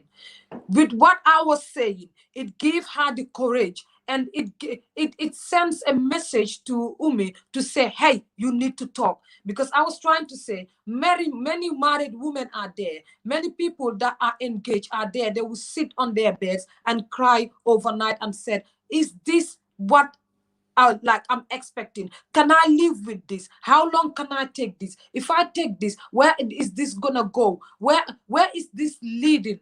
But you, Rene, or Mimi, were thinking that I'm scaring people. Sometimes we have to bring the reality and put it on the table for people that are ready to get married, or people that are in it to know that, hey, it's okay. Hey, it's not okay. But when it's not okay, when it gets really hard, or when you don't have nowhere to run, there's someone to run to. I'm telling you, the way Umi spoke, it's like she's been dealing with this, and because of family background, like she's saying, her grandpa, her grandies, she cannot even voice out what she's going through. Come, I always say this, say, taka sol tubela taka belta kunjaka yuhu yo ya ragal. So at the end of the day, it's like this girl needed help, but she has nowhere to say it. Or she felt like, okay, this is a platform for me to say it, when she could go, like you said, go with me to my email and we'll have a conversation. Rene, I'm telling you, I sit on Facebook or Instagram. Many people will come to me. They just want to communicate. They just want to let it off their chest. I'm telling Umi, like you said, I was married and I was there. And this is what I do on my platforms. If it gets to this, ask yourself, like Farm says, where is this going to lead? And if you are in a relationship or you're just a fiance to this guy and you want to get married to this person, at the end of the day, if you take a step in this marriage, if this is what you want, like you're a mature person, an adult, I cannot make a decision for you, but you can make a decision for yourself. But ask yourself, is this what you want? Ask yourself, can I live with this? Ask yourself, like, you need to, like, there's lack of communication there. Sit down and ask this guy, what is your short-term goals and what are your long-term goals? You need to ask this person, because you're literally telling us that this person is asking you not to go to work. If you don't go to work, Rene, when she said that, yo, as an adult, the first question you're asking, like, is everything okay with this person? How can you live with someone and they don't want to work and you don't want to work? Like, these are the things that, Rene, so many women, so many men are going through in their matrimonial homes. And the problem with us is, you have this happening in a relationship. And the thing is, you're so blinded with the truth because that's why they say people outside of it would see what is going on, but you that is in there, that's why they say love is blind. You don't see nothing. You wake up every day and think like, okay, if I get married to Rene and Rene is like this, she will fix up. Things will change. In few months' time, if I keep talking, it will change. It will never change if it does not get worse. Because these are the things that you saw outside marriage in a relationship. These are signals that is telling you, like, you're not working, he's not working. How are you gonna look after kids? And you don't even know, like, this guy even haven't even told us yet how many kids this guy wants. What are you gonna live on? Chalk. Or what are you gonna live on? Chohiboha. Like, really, like, when we talk, let's just not be thinking that, okay, you know, like, I had this African mentality, munyal, things are gonna be okay. Some matilal yo yakoham. This girl is crying for help. Someone even said she's depressed. This girl is crying for help, and today she just has bear with me.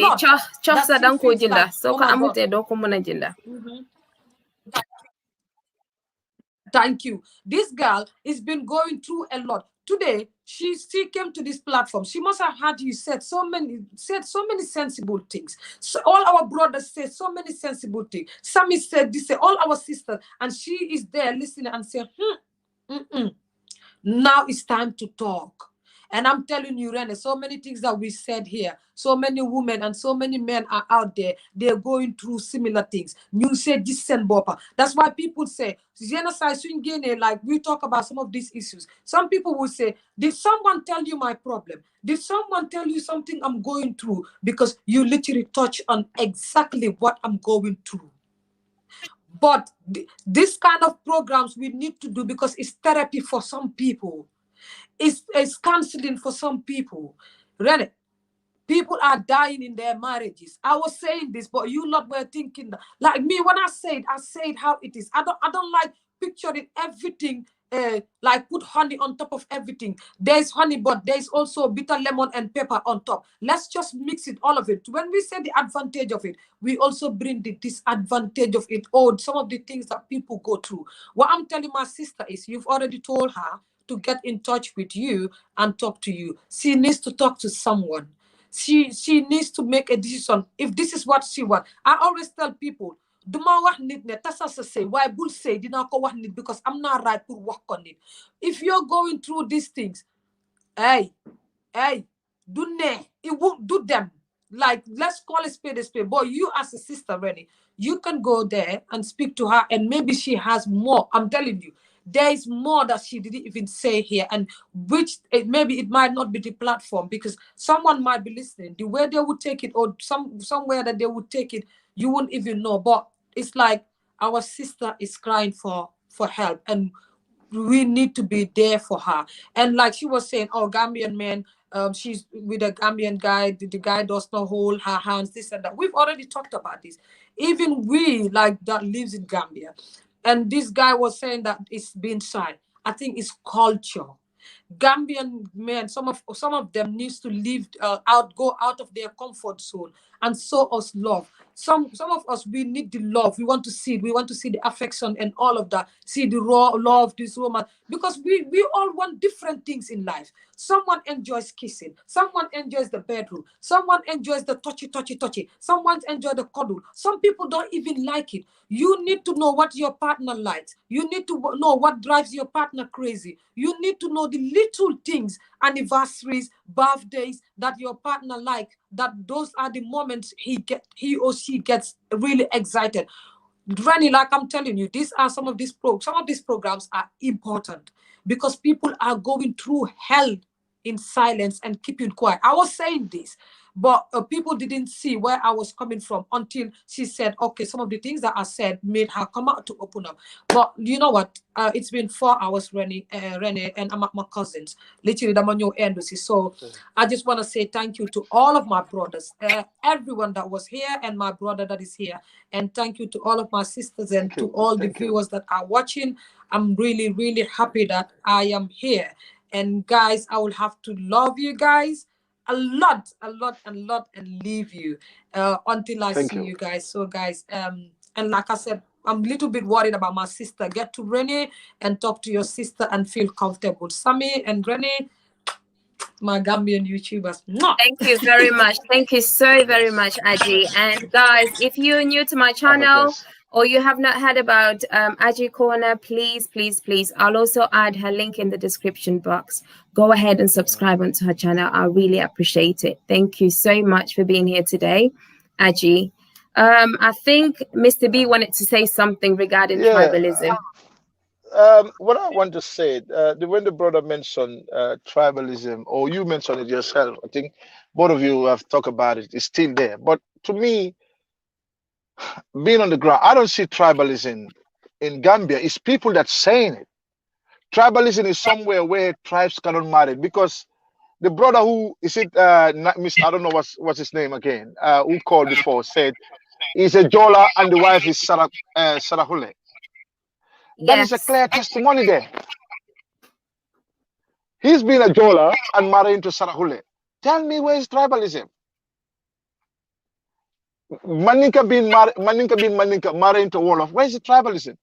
Today, you know what I mean? If you look at Usainu Dabo, who is the biggest politician in Gambia, he's a big politician in Gambia, married into Wolof, and he's a Maninka. Where is the tribalism in Gambia? So what people just say this. Tribalism is where when you go to a hospital, you don't choose which doctor is going to treat you, which tribe is going to come from. When you go into school, you don't choose which teacher is going to teach your kids, whether which tribe you come from. All you want is knowledge. That kid to have knowledge. When you're sick, you don't choose, oh, the doctor that have to cure me have to come from my tribe. All you want to be cured. So you don't look tribe. So there's no tribalism in Gambia. People say this, but there's no tribalism. That's what I want to address. People are just peddling it, trying to peddle this. Oh yeah, this is, yes, people may have the bigotry, say few words, but if you look at themselves, look at them. Maybe their mother is Fulani, they are Maninka, or their father is Fulani, their mother is Maninka. So tell me, where's the tribalism there? He's just saying it based on just, you know, anger or politics or what, but I don't see no tribalism, because when this one have a naming ceremonial, the other compound will come, everybody will come. When there's a, you know, when there's somebody passed away, everybody will come and pay their respect. You know, so coming to it, I just want to say something. Comprehending things is very important. It's a key. Understanding what we're saying, it is very important for us, because this is a good program you bring here.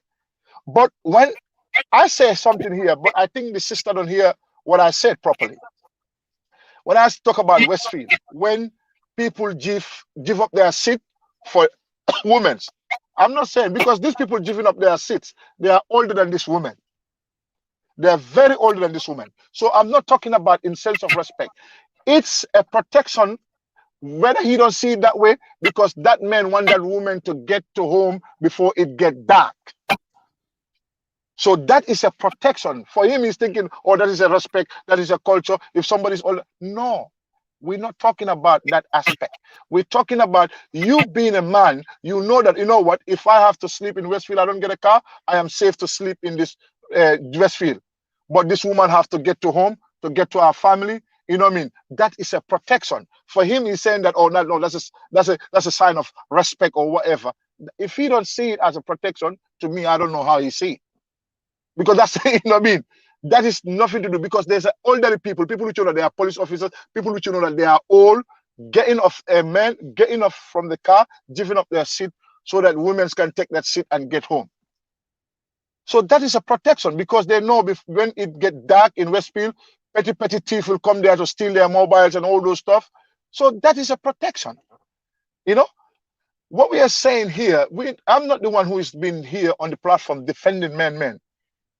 She herself say here, she said, what Gambian men go through, if they speak, any day they speak, the world will come to end. That doesn't come from my mouth. That comes from her mouth, herself. She's the one who said that. I didn't say that. So coming to it, and she said that her ex-husband is the best. She was good and blah, blah. So that is a clear testimony. I am not standing here to defend any Gambian man. There's a good and bad in every society.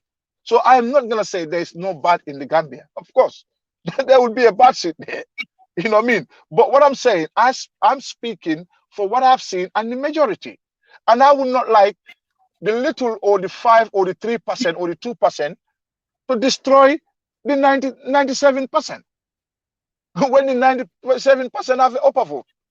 So let us see things clearly, and then we will discuss. It's a discussion. It's ideas we're exchanging. He can tell me what she feel, what she think. We can all sit down here and address. And maybe the wrongs where some of the brothers are going, they could sit down and say, yeah, man, I need to spend some time with my wife. I need to do this.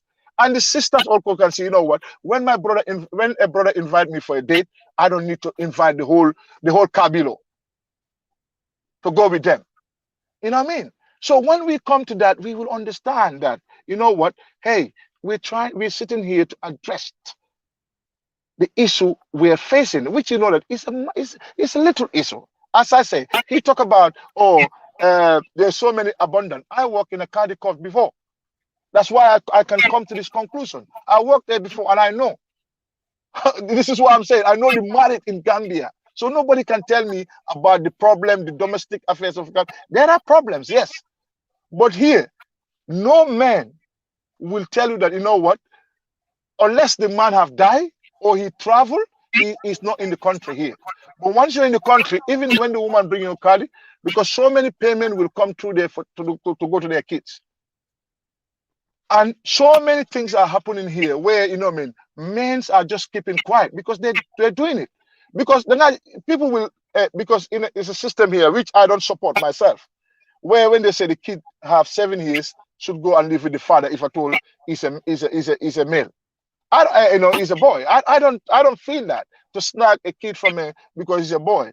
But I don't support that. But what so many people will do, what so many people will do here, they will not even do it because even their ex-wife will stand and fight if the man is in Europe because they know the allowance that is coming. If the man take the kids to come to England or to go to America, that allowance will not come anymore. So they hold on to the kids as a weapon. They use the kid as a weapon. But I'm not trying to bash our sisters. I'm trying to say what is better for the kids. It's not us. We have to take our problem out of it. Look for the kids. How can we build that kids? How can we develop that kid? You know what I mean? To be a better person tomorrow where, you know what I mean, he will not lack education. He will not lack, things. That's where we're talking. So when you get a problem with somebody, don't just bring kids to it. Just say you're going to whip them with the kids. Because you drive the man, what you're going to do? You're going to destroy. Every child deserves to know their father.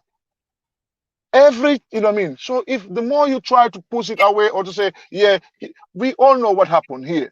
We all know in the West here where we see in the social media where our African women will call police on their husband, which you know that the police come, the first thing that they want, the first thing they come to do is to say, you know what, they criminalize the man. Yeah, domestic abuse. The man have a record, no good job, nothing. Lose his job and sit down there with a criminal record. But if you think wisely and say, you know what, if I, you know what, I'm not going to fabricate things, because we see in a camera a video circulating where so many people and the man have to video so that to protect himself in case the woman is lying down on the floor screaming, calling the police on the phone, telling that, oh, he's killing me, he's hitting me, he's doing this, and the man is standing on the staircase filming himself. The woman is screaming, and the child is saying, mommy, daddy never touched you, daddy never touched you. Why would you do that? So instead of we build, because if you destroy that man, you're destroying your kids. If that man end up having criminal record, being in jail, how can he support your kids? How can he able to provide for your kids? We need to work together as a team and know that, you know what, your downfall is my downfall. My downfall is your downfall. And when we come to that conclusion, we support each other. We will have a common ground, and we will have a better future for the kids. We will make them have a good education, to go to university, to acquire knowledge, you know what I mean, to even start up with business, their own business. They don't have to go and work for companies. They can set up their own law firms or their own clinics, their own, you know what I mean, health centers. They're all dentists in Gambia here. So that's what we need to do. Once we do that, we will all win. But when we're thinking that, okay, I'm going to use this against you, it never take us anywhere. At the end of the day, nobody going to turn up to be a winner. It's either you lost me, I end up going marrying there, or you end up, you know what I mean, marrying, and then at the end of the day, we all, you know what I mean. So that's what we not want. Yes, I defended women here. I talk about, you know what I mean, women have been thrown under the bus, especially black women. She refused to hear that. She refused not to comprehend what I was saying, because I said black women have been marginalized and thrown under the bus. Because all our black celebrities who are born in the Western Hemisphere, in America, in Europe, all of them are married to other race, not black race. All of their wealth are going back. They're all married. But I give you an example. I'm not defending Africa. I'm not defending Africa or men. I'm saying our black celebrity. If you look at the black celebrity of Africa, name one who is top known there, whether he's a musician, whether he's a footballer. Name one for me, apart from one Ibwe who went out, who was playing for Arsenal, who went out with a white girlfriend, and he have learned his mistake because he ended up being bankrupt. That's the only one I know. Apart from that, I don't know any player or any top man. So let us give ourselves a little bit of credit. Our women, yes, you are our mothers. We will take our responsibilities. We will provide. Nobody said you should not. You have to provide. You as a man, you are the key provider for your wife and for your kids. They are your responsibility because you are the protector for them. Nobody said, you know what, women should go. But what we are saying, where you see your man is ill, is having malaria here, and you have the money in your pocket, and you know what, can tell him, husband, take 2 days off, take 3 days off. You know what I mean? I can sponsor the feast money for these 3 days. Relax, because I know that right now your body, you're not feeling well. Take your medication. There's nothing wrong with that. Rather than, that's the part I'm talking about. I've defended women here. And I said when they're pregnant, men should get into the kitchen. Men should not even wait their wife to be pregnant to get into the kitchen.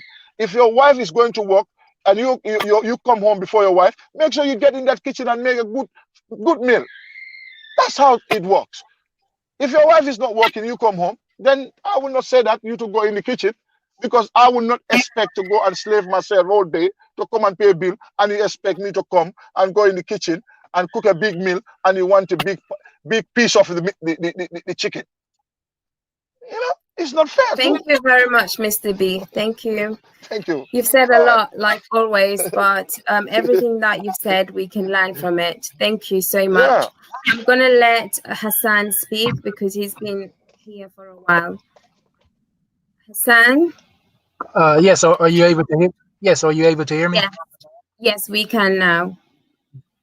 Assalamu alaikum wa rahmatullahi wa barakatuh to everyone.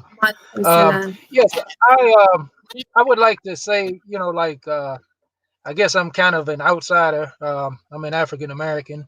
but I have, you know, a lot of Gambian friends, and my wife is also Gambian. Um, I would say that, you know, in terms of the way or whether or not like the African woman is valued by African men, I think that's an international problem, really, in terms of valuing women and womanhood. You know, if we look at the history of just about every civilization, most civilizations were based on a patriarchal type of society where the men were pretty much the rulers. And also, like if we go back historically, you know, a lot of religions, you know, pretty much have kind of even demonized the woman as being responsible for sin. Like for an example, in the Judeo-Christian, you know, religion, you know, they blame Eve for, you know, what happened, you know, in the garden, you know, between herself and Adam and, you know, Shaitan, you know. But uh, this is a problem that, you know, it's not only like among African men, it's among, you know, all of us men throughout the world, where we don't really, many of us, and this is not to say all of us, but many of us, we don't, not only do we not value women, we don't even value womanhood, because, you know, womanhood is a very sacred thing, because, you know, Allah subhanahu wa ta'ala has put in the woman a great deal of mercy or rahmah. And that mercy is something that is needed to nurture children. And it also, that extra mercy, this is not to say that us men, we don't have mercy, but they have a greater degree of it. And when we disrespect our women and disrespect womanhood, we actually cut ourselves off from having that type of quality of mercy in ourselves as men. You know, I think that, like from what I've seen, you know, like in here in the U.S., you know, we have our share of problems, and like as far as the brother Mr. B, yeah, we have some of those problems, but that's not every African American man that, you know, does not protect and respect his women. You know, there are a lot of African American men who take very good care of their women, and they are very protective of their women. In fact, there are a lot of African men that will kill a brick for their woman and their mothers and things like that. So we have, I think the thing of it is that we have to be honest really with the conditions that exist, you know, whether it's in on the continent or whether it's here in the US or in the UK or wherever. We have problems. You know, we as men, we do need to learn to respect and appreciate our women and their womanhood, you know, because just like manhood is a very important thing for the family, so is womanhood. They both complement each other. One is not above the other, you know. And as far as marriage, within the marriage should be an equal partnership.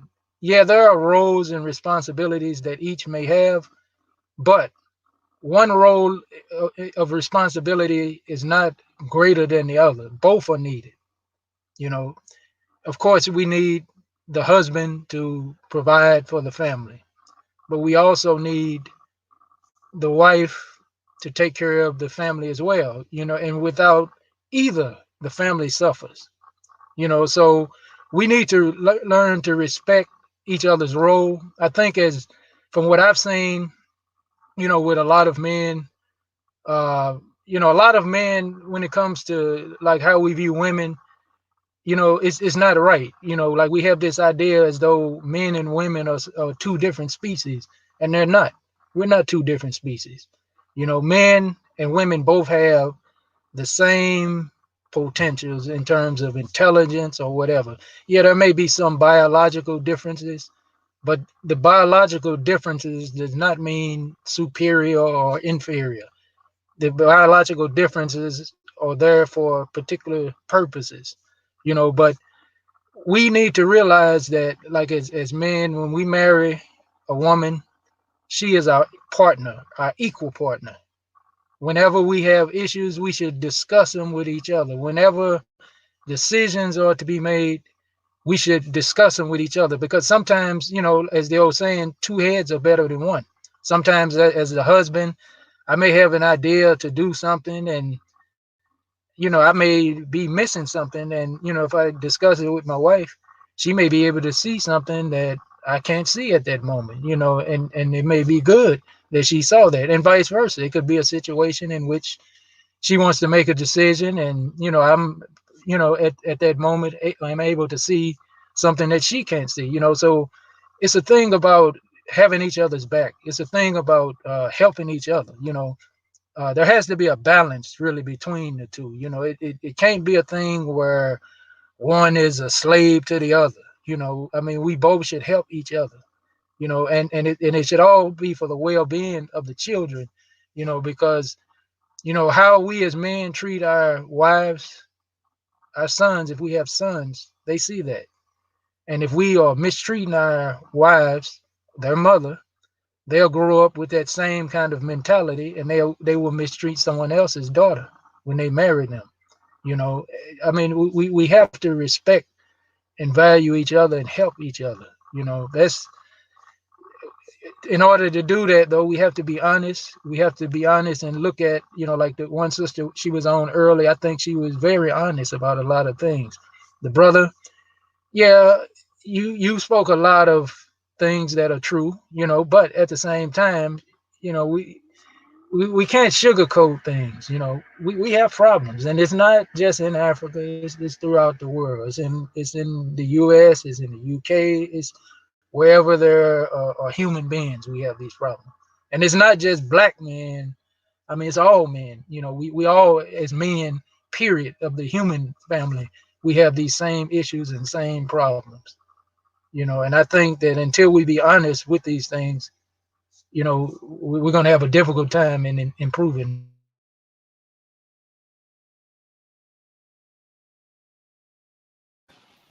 Thank you very much for everything that you have said, and we truly appreciate you coming on board to basically tell us your own opinion. Sammy, it's like you want to say something. Yeah.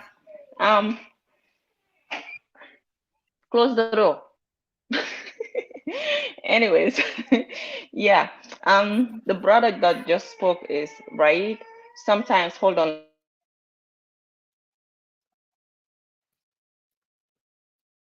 Okay, while Sammy is away, Mr. B, do you want to say something? Yeah, I just want to say what the No. brother says is Don't right. let Mr. B to talk. When Mr. B talks, he's not Okay, finished. she's back. No.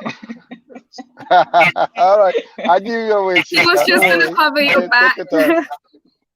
Anyways, the brother is right. The thing is that whatever men do in their matrimonial household, as in father figures, it affects the boy child. And whatever women do, as a mother and a wife, it's going to affect or influence your girl child. Because we've seen wives that, you know, are making life terrible for their husbands because they grew up in an environment, or maybe they've got advice from their mothers, like bad advice, and this is affecting their marriage, you know.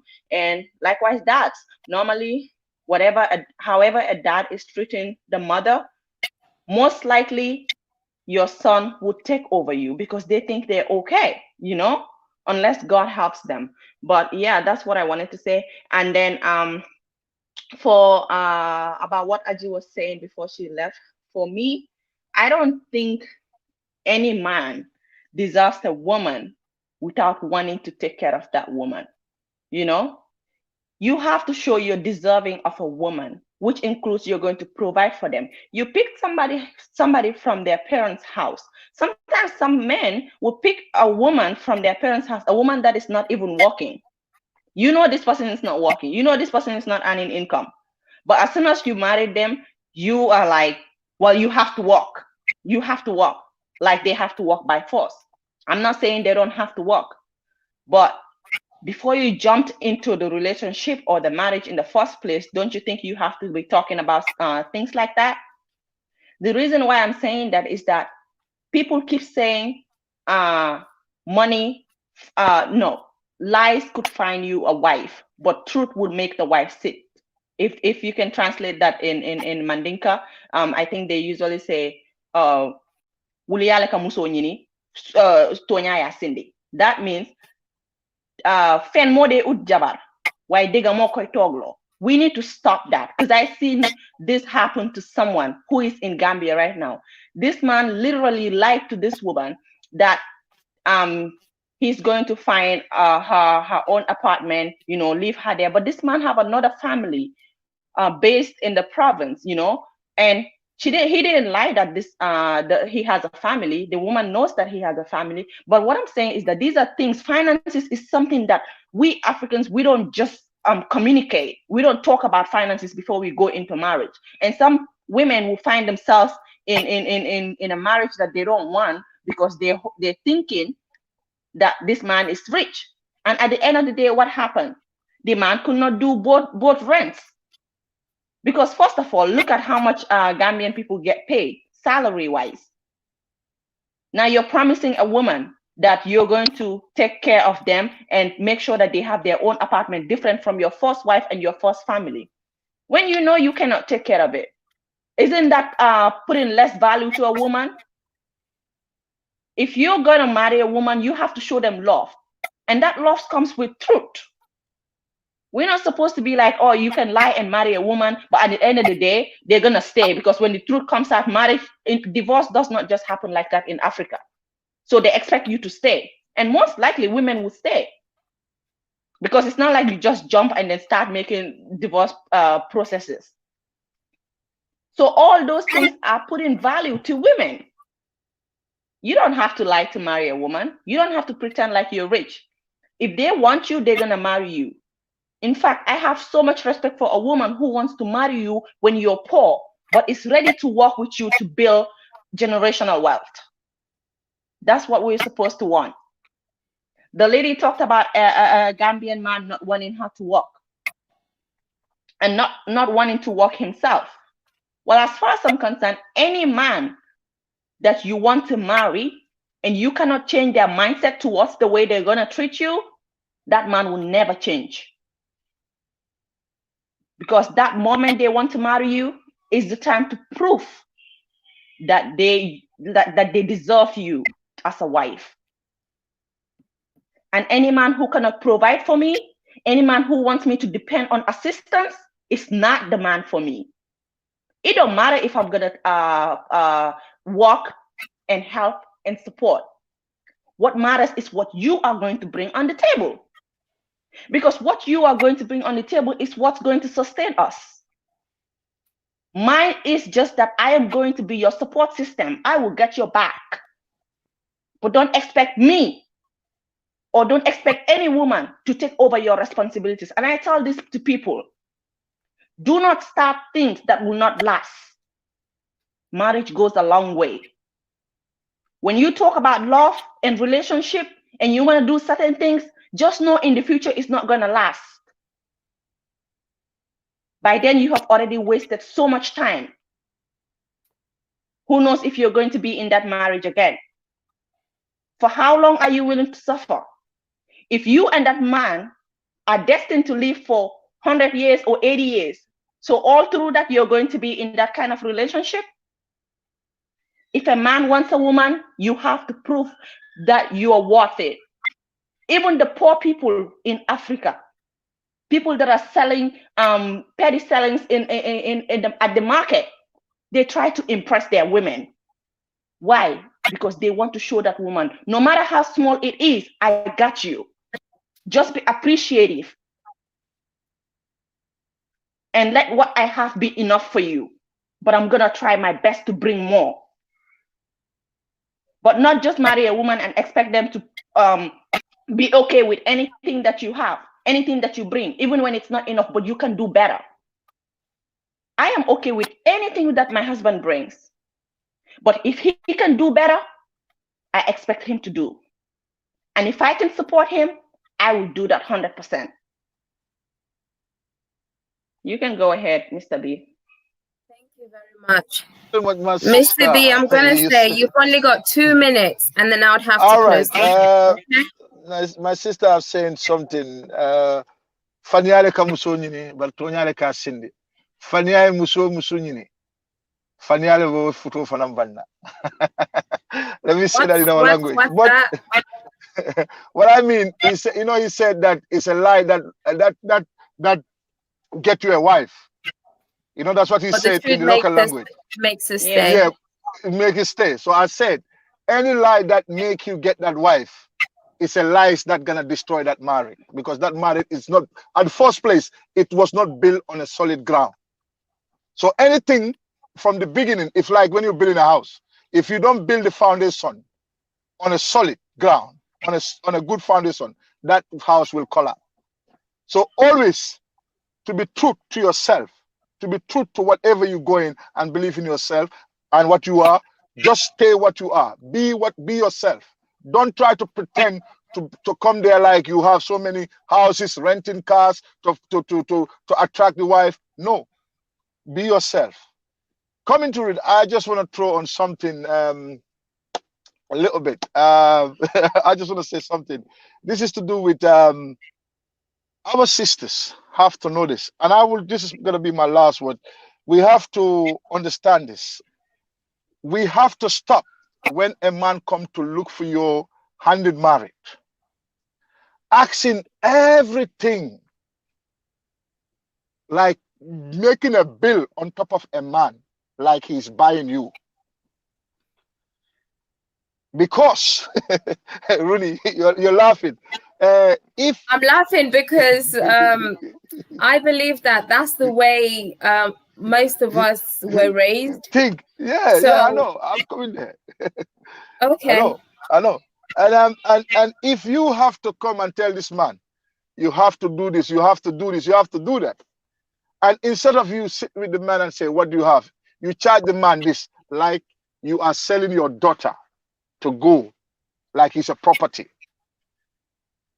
That marriage will not go, because you know why? I see people that are married here. When I was in a Cardiff court, they haven't paid nothing. They haven't been asked for nothing in their marriage, and that marriage is solid up to today. Because now what is in town here right now in Gambia, you will see anybody you come into marriage, any young girl, he will tell you 3 days program.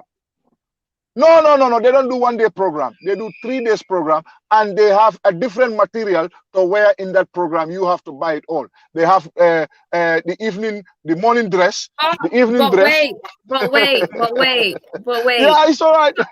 But what if both of you guys are actually rich and then it's half and half, 50-50? Yeah, that's all right. different. That's no problem. That's no problem. That's fine if they agree with it. But what I'm saying, this man is a local worker. He's a local engineer or a fitter or whatsoever, or a carpenter or whatever. You bill him all that. Something that he's supposed to say, he's saved for, let's say, 2 years.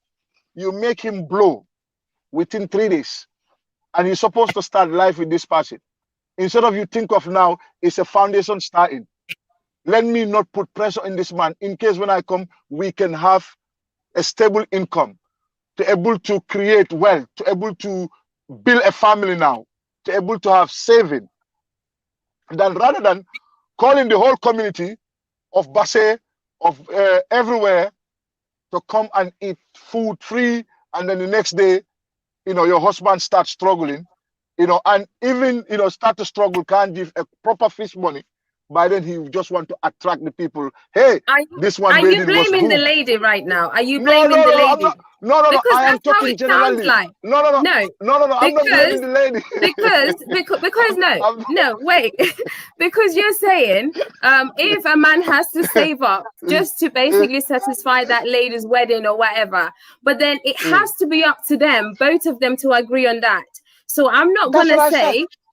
That's what I said. No. You're kind of blaming the lady right now. No, I'm not. I am not blaming. I said the man. You don't hear. They have to build a stable income to able to support. You don't hear what I said. I said the man has to know that. And also the guy has to think whether this is something that he can do. Yeah. Don't just say yes, you're gonna do it because you want to be with the lady.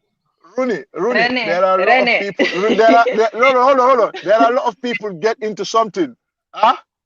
They just get into something. They cannot do it is because they just want to get the woman.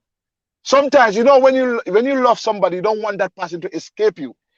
We have a saying in Gambia, Ninduto Mota, if a mango is right on the tree, you don't leave that mango for the next day, because you come there next day, you won't find that mango there.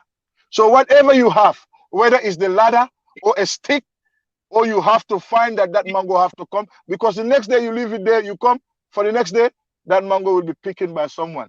That is what is forcing some of these men to do what they are doing. And sometimes I agree, men have to be conscious enough to able to make a decisions that which that it will not impact them. They have to think, okay, this is my limit, this is what I can do, this is what I cannot do. But I'm saying to our sisters also, to able, when somebody come to ask for your hand in marriage, remember you are going to start a family with this guy. Stop asking all what that man can. Measure the man. Look at what is his occupation, what is his profession, before you start asking. And make sure if you say, this is it. Whatever you bring here, if you bring a bag of rice, they cook for people, or whatever you bring. Blame the guy. I'll still blame the guy because you know what you're putting yourself in. No, I understand. Some of these girls always want more. And if you know that and you still want to get yourself into that, then you have yourself to blame at the end of the day. Listen, I am not, Rudy, you see, I give you an example, but you don't understand it. I said to you, when a mango, we have a saying in Africa.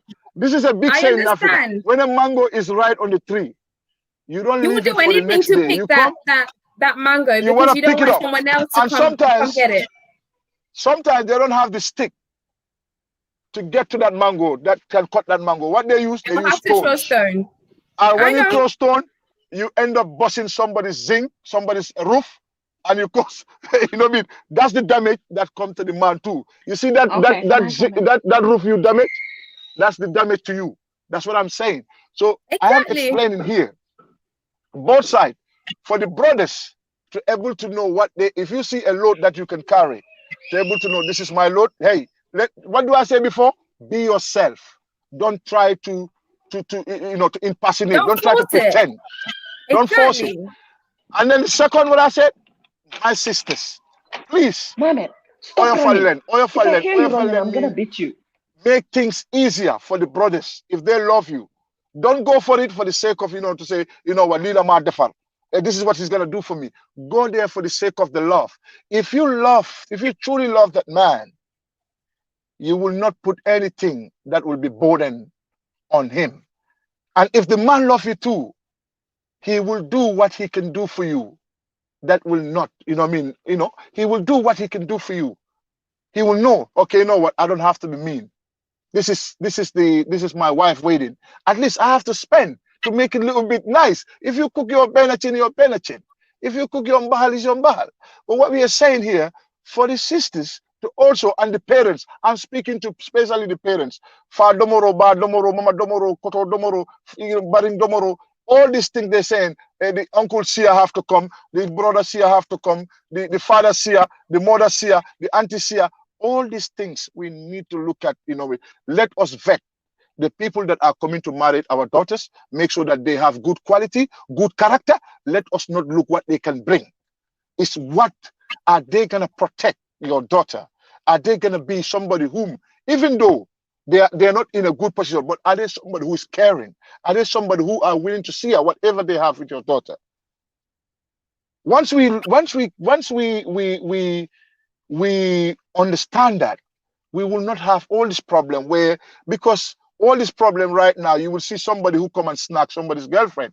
I see people that you guys from foreign diaspora, you come here, you take people girlfriend, you marry people girlfriend because of what? You come with a big car.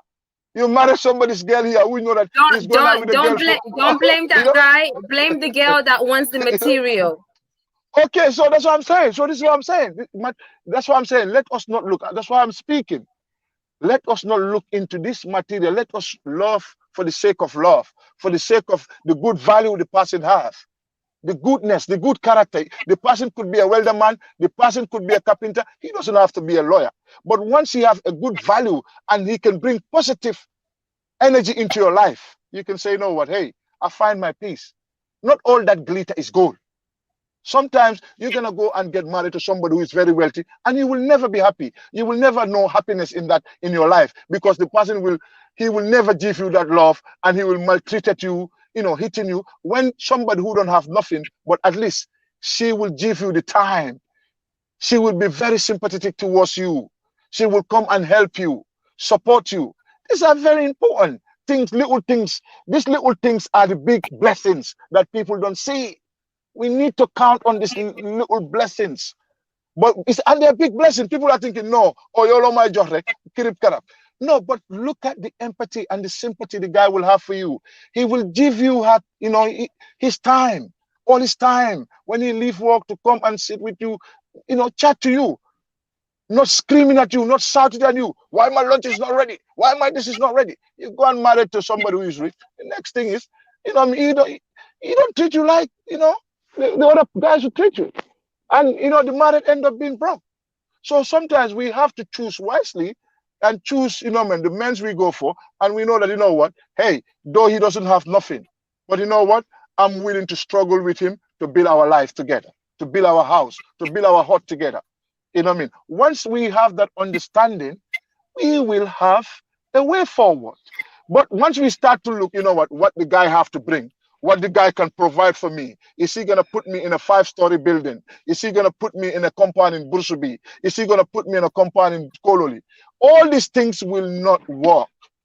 So we need to look at love itself to say, hey, if he's a farmer man, hey, let me tell you, farmer man are the one running things in Gambia right now, all over the world. Because farmer mans, right now, people never used to fall with love. You see, when this corona pandemic hit, because people know that they can't go without food. Farmer mans are the one running the country because they have all their foods and their rice under their storage. They've been supplying people. So farmer man run things right now.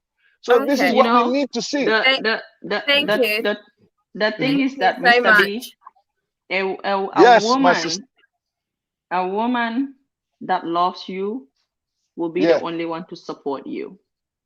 If a woman can support you, why would you want to marry her in the first place? I'm going to read this comment. Share Ibra said, Sammy, if you like a woman but have no money, it's understandable in order to get her if the woman likes money. So you're telling me it's okay to lie to a woman just to get her because you know she's materialistic. Why you want to marry such a woman in the first place? Because you just messed up yourself. Because if you know this woman loves money, that means your life is going to be hell in the entire marriage. That means you will never have happiness. And that means she will eventually leave you because money is her first priority. That's why I'm like, men should stop lying because you think this woman wants money. And I think it's okay for you to know the woman you're marrying before you marry her. Like the brother said, he said, women, we ask too much. Some women will be like, do you have this? Do you have this? You know what? I think that's a good thing because then you know who you're marrying. And if you get into it and get beaten, you knew you were going to get beaten. But you chose to get beaten. Because even if a woman asks about your finances, if your finances is what they're looking at, they just want to know where you stand, but they really love you, they will still go ahead and love you. Because their answer would be, okay, I just want to know. I will support you, and what are our plans for the future? And you both can sit and discuss your plans.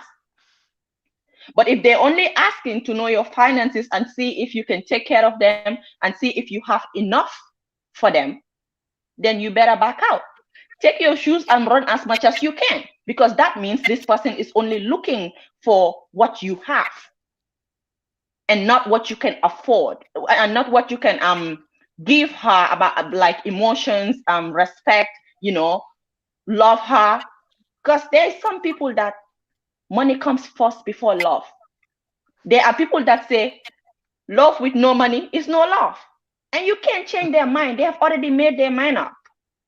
Whether you like it or not. If you don't have money, you're nothing. If you don't have money, they don't need your respect. And they're not going to give you respect too. So be careful who you want to get involved with just because you love her. Sometimes love is not enough. And in marriage, it goes a certain time when it becomes more tolerance than love. Yes, we do love, but when we love our partner, we're able to tolerate them. Because there's a lot of excesses that comes with marriage. If it's only love, love, love, love, a lot of us, we would have come out of marriage. I mean, you've got a minute, and then I'm gonna close everything. Oh yeah, that's just what I wanted to say. Oh, all right. Thank you. Thank you, guys. Great program. Mr. B, Thank I you am very much. so tired. Yes, I go know ahead. you're tired, but I said great program.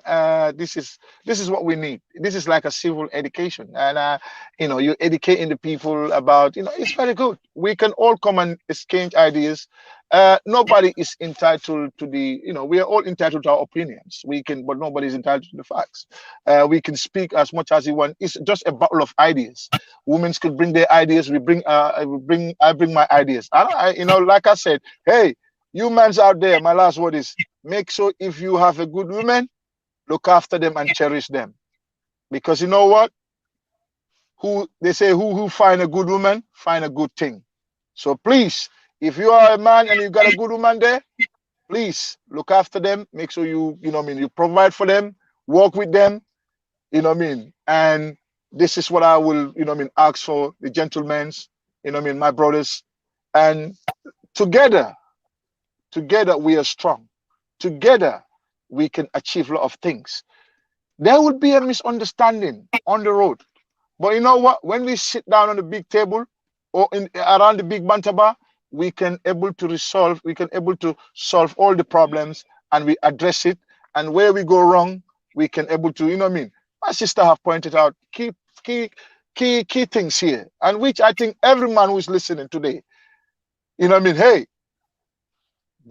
If your woman work and he go to work, he come you at home, make sure you provide, clean, cook. Don't wait for people to come and tell you, or your wife, oh, you don't cook. Cook. That is partnership. It's give and take. You have to give sometimes and take sometimes. So it's give and take. One is one hand was the other hand. So that's how it goes. So we have to understand that. Thank you very much, Rene. And stay blessed, man. All right. Thank you. Thank you, everyone, for. Have a good night. Thank you, everyone, for being here today. I truly appreciate it. This topic has been amazing, broad. Everyone has actually shared their own opinion, and I absolutely love it. I've learned so much today. And at the end, it has become so emotional hearing Umi Jallow. And I'm just going to try not to be too emotional, because I am I'm an emotional person. So I'm going to try and keep everything in till after my life, and then I can just bust out of tears. But I've learned a lot. And in regards to relationships, and do men, actually African men, value their women? Well, it's a very tough topic to actually talk about, because yes, they do, and no, they don't.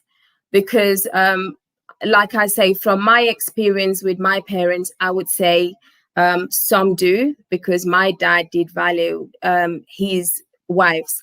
But I've also seen men that actually do not value their women and the way that they treated their women. I personally will never basically wish for anyone to go through those hardship.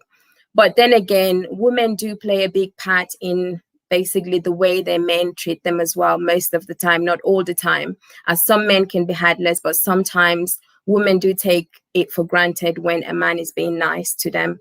And then that might actually be basically the reason why a man will then move on and be heartless and not treat a woman exactly the way a lady should be treated. So this is basically broad, and I don't want to say too much and get people upset, as this was basically something that I wanted to do so that everyone can come out and share their own opinion. And I'm saying thank you to Agie. I've learned so much from her, because she has been through a lot in the past. She has dated different people as well, so which it's a great thing that all of us have actually learned from. And also Sammy as well. I'm saying thank you to her. Thank you to Mr. B, and thank you to everyone that has been on this platform today. And in regards to Umi, I will do my best. Once she emails me, I'll do my best to speak to her and try to actually help her as much as I can, as I know that a lot of us are going through a lot, and some people are going through worst. So if you ever need my advice or just want to talk to Rene, I'm always around. So just send me an email and I'll send you my number and we can chat about whatever you want to talk about with me. That is not a problem. So thank you very much. Thank you, everyone. And I think I know what my next topic will be about. So watch out for it. It's going to be very interesting. It's something to do with love. So goodbye, guys. Sammy, do you have something to say? No. Okay. Thank you, guys. And we love you. Love you. All right, guys. Goodbye.